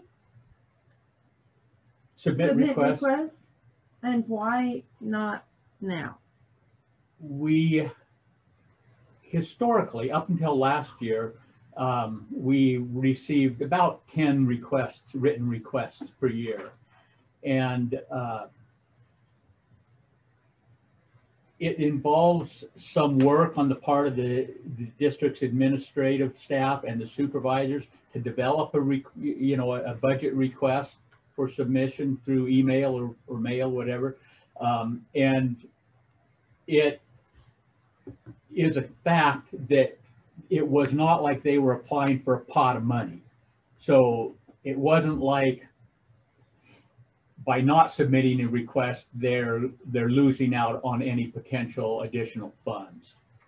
So districts over time have just kind of dropped that off of their list of to-do items and just kind of backed off on their participation in requesting additional funds. So it's not like they got the money separate from what they were going to get anyway. That's correct, yeah. So historically speaking, the purpose of this was to shape your budget request on behalf of districts that you make for the next budgetary year. And I think districts got tired of putting in effort to try and help shape that when there was no more money from the legislature. And so it was an exercise in futility to put together, yeah, we have these unmet needs and we have that, but ISCD kind of took a front role on telling us what we should ask for. And we probably should have made this a little bit more robust, despite the fact that they'd still be asking for stuff they weren't going to get and going through a lot of work to do it. So it's a stranded bit of language in the statute that we still have to comply with. That's why we meet before the 15th of June, but it doesn't influence anything. It's future. Yeah. And just like the budget that we're supposed to put together for next year, we've already been told to not ask for anything. Right. So they can ask for all you want, but the governor's office doesn't want us to put anything in there for it. The other thing about that budget request next year is that it's going to be limited to 3.1% increase. And that includes everything in the budget, including trustee and benefits. Any increase is included in that 3.1. So it was scarce as hen's teeth last year. It's going to continue to be scarce next year. Good time to meet. It's a really interesting piece of language in the statute as I look at it, because even if, let's say a district came and described this project that he had that was an awesome project, they needed $250,000, and you guys said, man, we want to be part of that. We're going to put that in our budget request. So you put that in your T&B request, you increase your budget request for trustee benefits by $250,000, you get that $250,000. Guess what? Statute tells you precisely how you are to distribute those funds. And it doesn't say you distribute $250,000 to this district that you took a shine into. You know, so it's really kind of weird, isn't it, Chantel? Yeah. Maybe you can clarify I what can read the language. I was pulling it up here because it's very specific. You guys already know this. You can distribute $8,500 to each district equally. The rest has to be in match. And we all have gone over the requirements for match ad nauseum. Right. But this hearing, just in the first section of that same statute, it says you have to have a hearing before the 15th of June. At the hearing, the commission shall consider the needs of each soil conservation district and shall base its request for state funds for the soil conservation districts upon budgets, budget requests, district programs, and work plans and workload analysis for the district. So yes, there is a disconnect. There is a disconnect in the statute. I think it's stranded from before the 2010 rewrite of statute, that somehow that was a meaningful part of how things used to be. And somebody left it in there. They said, oh, that's a good idea. We'll keep it, you know, but it doesn't make sense. Good. Well, it's probably something we should consider. There you go. If you want to consider fixing it, yes, that is something you can consider this week. Put it on Maybe the list, next, right? For next year. I would suggest, and I think that this is the same provision when Delwyn had gone to all the districts saying, hey, should we make a funding change? And there's a lot. I think I would not maybe consider pushing this through very quickly without that, taking that into consideration. Even though you don't just. Yeah, because if you take it out, what if something changes and you gotta. Right, yeah. All right. So, do we need a motion? Probably not. Yeah, Mr. Chairman, I move to accept the staff update on unmet district needs. End of that motion. And direct staff. Oh, you want me to do two? Okay.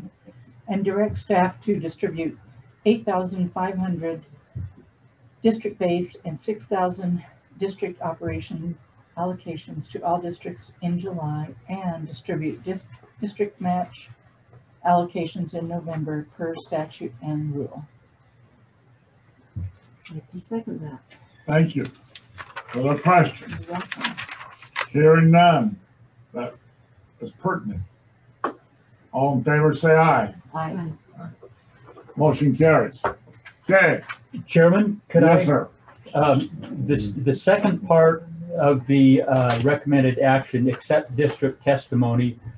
I'm not 100% sure that any of the districts that called in understood a few moments ago that you were opening the lines up for them to submit any oral testimony or questions or pertinent information on their district needs.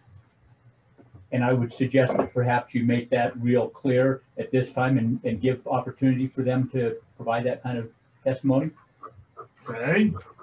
Does any county person out there would like to make testimony at this time? Karma, that'd be you. 'Cause that's about it, isn't it? We only have Karma and Elaine left from districts at this point. So, back to. The second. No, Elaine. Yeah. Did you have something? We saw you turn green. Did you have something to say? Yeah, I know that it's really hard to get needs met, and like this year, we were not able to be in the office, so we were paying our administrator $100 a month to be able to use her home and computer, printer, everything else, to be able to function for us as our administrator. Then we were, I guess, donating $50 a month to the vet center to be able to hold our meetings, additional costs of $150 a month. But when we talked about it, it was like, well, is it really an unmet need? But, it isn't, but it is. I mean, we've got different things going on, and I don't know if that's something, if we could expand on that statute to where, we can add just assistance to the districts, because that was a extra need that we had. Another part of our problem is with getting grants from IDL. We now have to pay before we are reimbursed. So if we have a $50,000 project, we've turned it down several times because we can't pay that in advance. And, we have to reimburse the contractor or the producer before we can get the money back into our account from IDL. And that's how they're doing it across the state. So I don't know how that would be something we could address. It's not really that I'm requesting any funding at this point, just something to think about. Good to know, Elaine. Thank you. Sorry about that. Karma says in the chat, no requests from us. Okay. Thank you, Elaine, for that comment. I understand. I don't really understand, but I do understand where you're coming from, and I wish we had a better magic wand. Money. Yeah. Hey. Yeah, we do too. Got some RCRDP money. I mean, how do you fix that they have money coming, but they don't have the cash to pay for it up front? I mean, is there nothing we can do? I'll jump on that. No, it's the granting agency that establishes the requirements, and it's very typical for those agencies to require to reimburse. but it cuts a lot of people out. Like, can't we be the person they reimburse? No, we don't have the money. We do not have the money. I would say though that, I mean, some of We those do in our grants, CRDP if But we we could. can't use it that that would, yeah, if you want to make a statute change. Yeah, you let's know, and pursue do that. rules, and I mean, you can. It's just a matter of, does the law give you the authority to do it? And right now, it does not allow you to do that. And I guess I would also say that the legislature gave districts an extra $200,000 next fiscal year. And so it was an unmet need for Elaine and her district this year, fiscal year 21. But I think the legislators would say, well, we kind of met that need when we gave you an additional $200,000 next year. Well, I guess I'm just saying it's a thought that if we have money that we're not using, that might be a good use of it is to be able to give some upfront money on projects that we need to be reimbursed. Or it would be nice to have the flexibility to meet those unmet needs with that money. Right. The statute and rules prohibit us from loaning money to a conservation district. Or it doesn't authorize. You cannot, I have actually, you know what I'll do? I wrote a whole memo on this about 2 years ago, and I will resend it to all the commissioners. How about All that? right. Yeah. Okay. Perfect. Thank you. Yeah. So we hear you. We feel your pain. That's about all we can say. Not much comfort, is it? Yeah, it was just something to put out there and maybe mull over a little bit and see what, you know, we can do. It wouldn't be bad if they would turn around and pay right back. But we've gone 2 to 3 months before they've turned around and repaid us. And to have $10,000 to $20,000 out there is, you know, we just can't do it. Mr. Chair, I think the fastest thing would be for the districts to advocate with the grantor and try to get them to change that internal policy. Yeah. Right. Is it just Idaho Department of Land? No, it's NRCS. It's, yeah. And the thing is, they need to be able to verify that the work's been done. There are whole lots of logistical things that would be involved in advancing them money. What if you advance somebody money and then it project fell apart, and whose responsibility is it to repay the it's just, yeah. Okay. We take a lot. Okay, I think our next item of business, item 12 minutes of May 20th. Did ever get the opportunity to look those minutes over? If so, I'd accept the motion. So moved. Thank you for approving May 20th minutes. Second. Thank you, Ms. Muller. All further questions? Hearing none. All in favor, say aye. Aye. Aye. I'd say opposed, same sign, but there's nobody else. So, financial reports. Ms. Manzi, my God, we're finally down to you. It's my turn. Miracles never cease. I'm so excited. Thank you. You've been waiting in anticipation all day long. And I'm the last one. So. That's right? You were very excited. But I know you're excited in anticipation of listening to these numbers. Okay, and it is short this month, so let's see. It's not in there. Yeah. Okay, yeah, they were putting the amended. So the timing of the meeting this month was so that the agenda had to be published before the financial reports were even available for me to make these. So I got them done as soon as I could. Very good. But I'm sure that Ms. Crystal will have it on the screen. Yeah. Yeah. Yes. Did you have anything on your memo to go over? Can I just go to the financial report? Honorariums real quick. Okay. So as you can see here, this is through the month of May, and we've expended about 63% of the honorarium allocation. I don't expect that we'll meet 100% as of the end of June. So some of that will of course revert, but was to be expected with the lack of travel. And yesterday being the first time I've met any of the commissioners in person. Oh, except for Wendy, but that's in a nutshell the memorandum, so we can move ahead to the detailed financial reports. So we'll start on the top left. Personnel, general fund expenditures. We're at 92% of the fiscal year completed, and we've expended 84% of the personnel funds for general fund. And of course, as we've discussed at length, a lot of that's due to vacant positions sitting, including the engineer position. Our temporary office clerk position completed today. She left at about 3 o'clock. So we were really sad to see her go, but she did help us catch up quite a lot.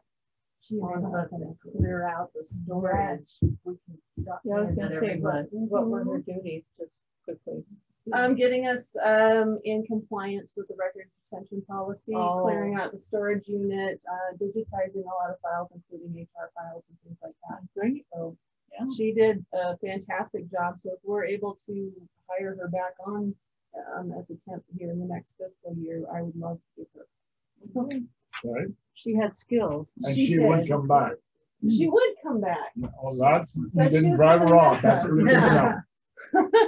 Well, Crystal dealt with her more than I did. Okay. So Crystal, yeah, you know we know Crystal wouldn't do that. Yeah.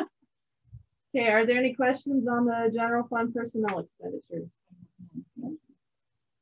Moving on to the operating general fund, our expenditures are actually sitting about 66% expended.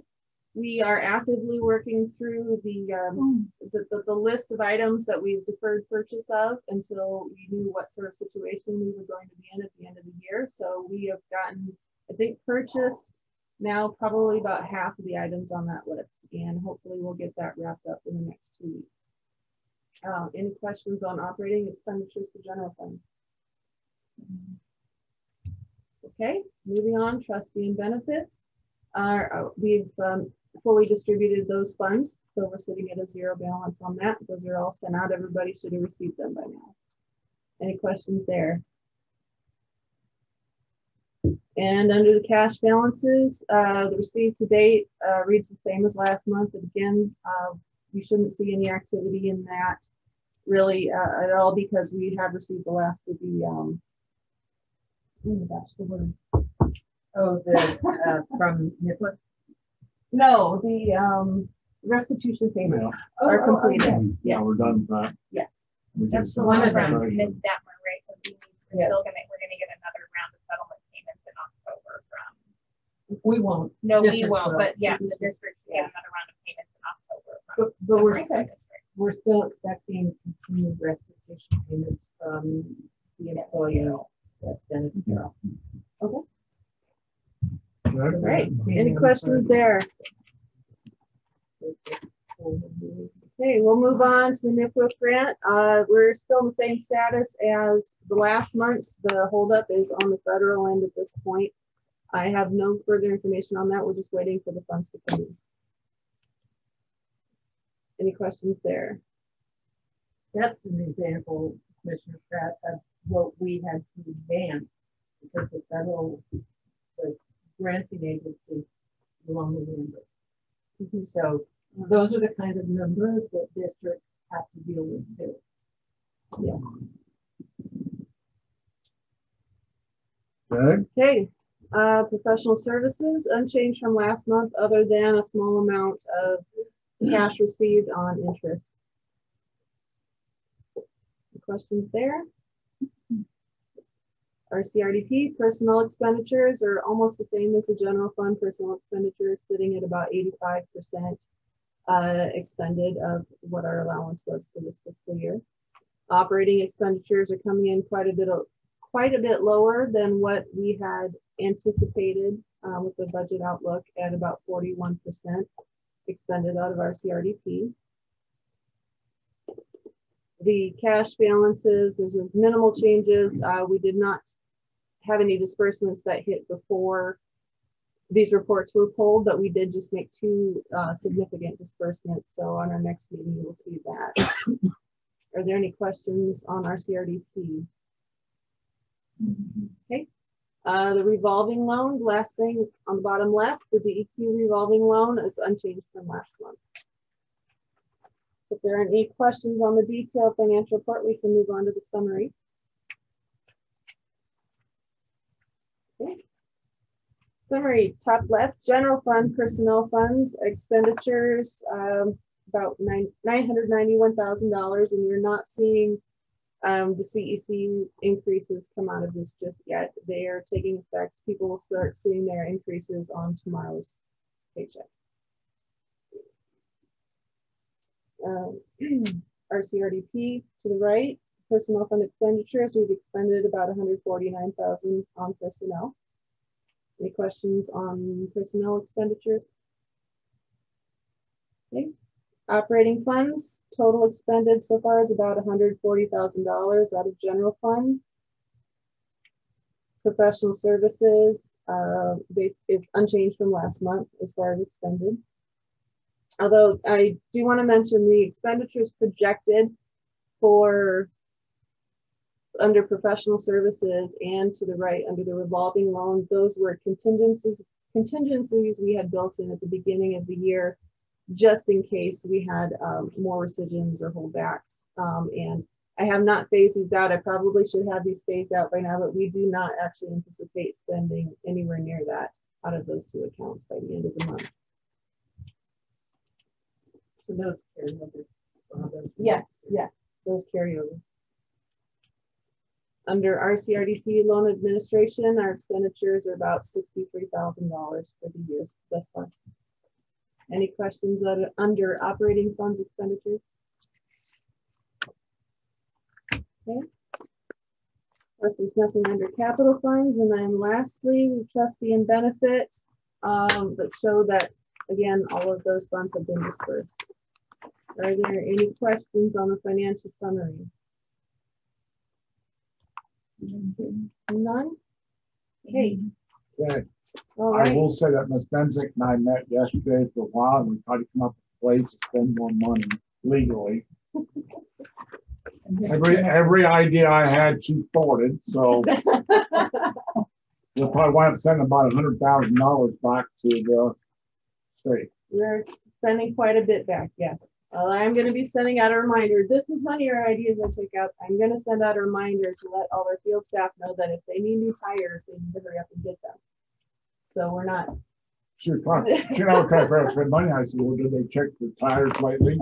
Because, you know, if we've got to buy new tires, that's $1,000 a rig for that. So true. Well, it's not unreasonable to say either that they can pre-buy the tires if they think that they are going to need new tires, like before winter or something. That has been done in the past. Okay, I just wanted to point out the reason that we're giving so much back to the general fund is, number one, we had positions that we were not allowed to fill or that we could not fill, and we carried those most of the year for the engineer, for example. And then we had contingency amounts that we had to withhold for most of the year until we were just released just recently. In addition, COVID, our field staff were not driving. So that's a really, I would hate to ever hear a legislator say, you didn't obviously need the money because you didn't spend it. Well, we didn't spend it because we couldn't, we wanted to, and because of COVID. Yeah. And then on top of that, the implementation of the CECs was specifically not allowed to be retroactive. Correct. So we were allowed to implement it about a month early, but we were not allowed to go back.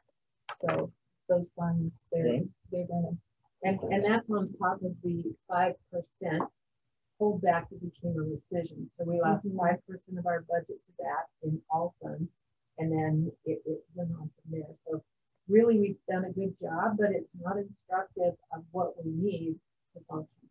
Yeah. Well, one can only hope that the lawmakers, in a general sense, would have good knowledge of that. I'm sure there's a lot of other state agencies in that. Same boat. Okay. Any other questions, comments? Hearing none, I accept a motion to approve the financial reports for May 31st. So move. Okay, I'll second that. get that shorthand there, Crystal. Thank you. Okay, further questions on the motion? Hearing none, all in favor say aye. Aye. Aye. Motion carried. I believe that is the end of the agenda. I thank you all for maintaining your good spirits. And wait till next month. Yep. Next meeting, I should say. Gotcha. Thank you again for the, and Kathy and Wendy. Thank you, sir. Yeah, well, It's been a long time. I call her Kathy, I call you Wendy. So anyway, with that, thank you all that were online for attending. I'm sorry it was not more exciting than this. I'm glad it wasn't. So thank you, and we'll see you next time. Chairman Wright. Very much, Kathy and Wendy. We obviously couldn't have done it without you, because the second that one of you stepped out of the room, over here in the corner yelled, "You're done, Mom." Oh, that made me feel important. Elaine had something to say. Elaine? Sorry. Yeah, I just wanted to say thank you to Terry and good luck in your future. Thank you. And it was a pleasure working with you, and we had some problems, but we worked through them, and I still wish you the best. Thank you very much. I'll miss all of you. Keep that optimism, Elaine. Round Yeah, two. yeah. Come out. Well, we couldn't make it without you guys, so Bye now. Thank you. yeah, bye. Bye. Bye. Bye, Rob Sepich. I'll miss you. Maybe I'll see you on the range.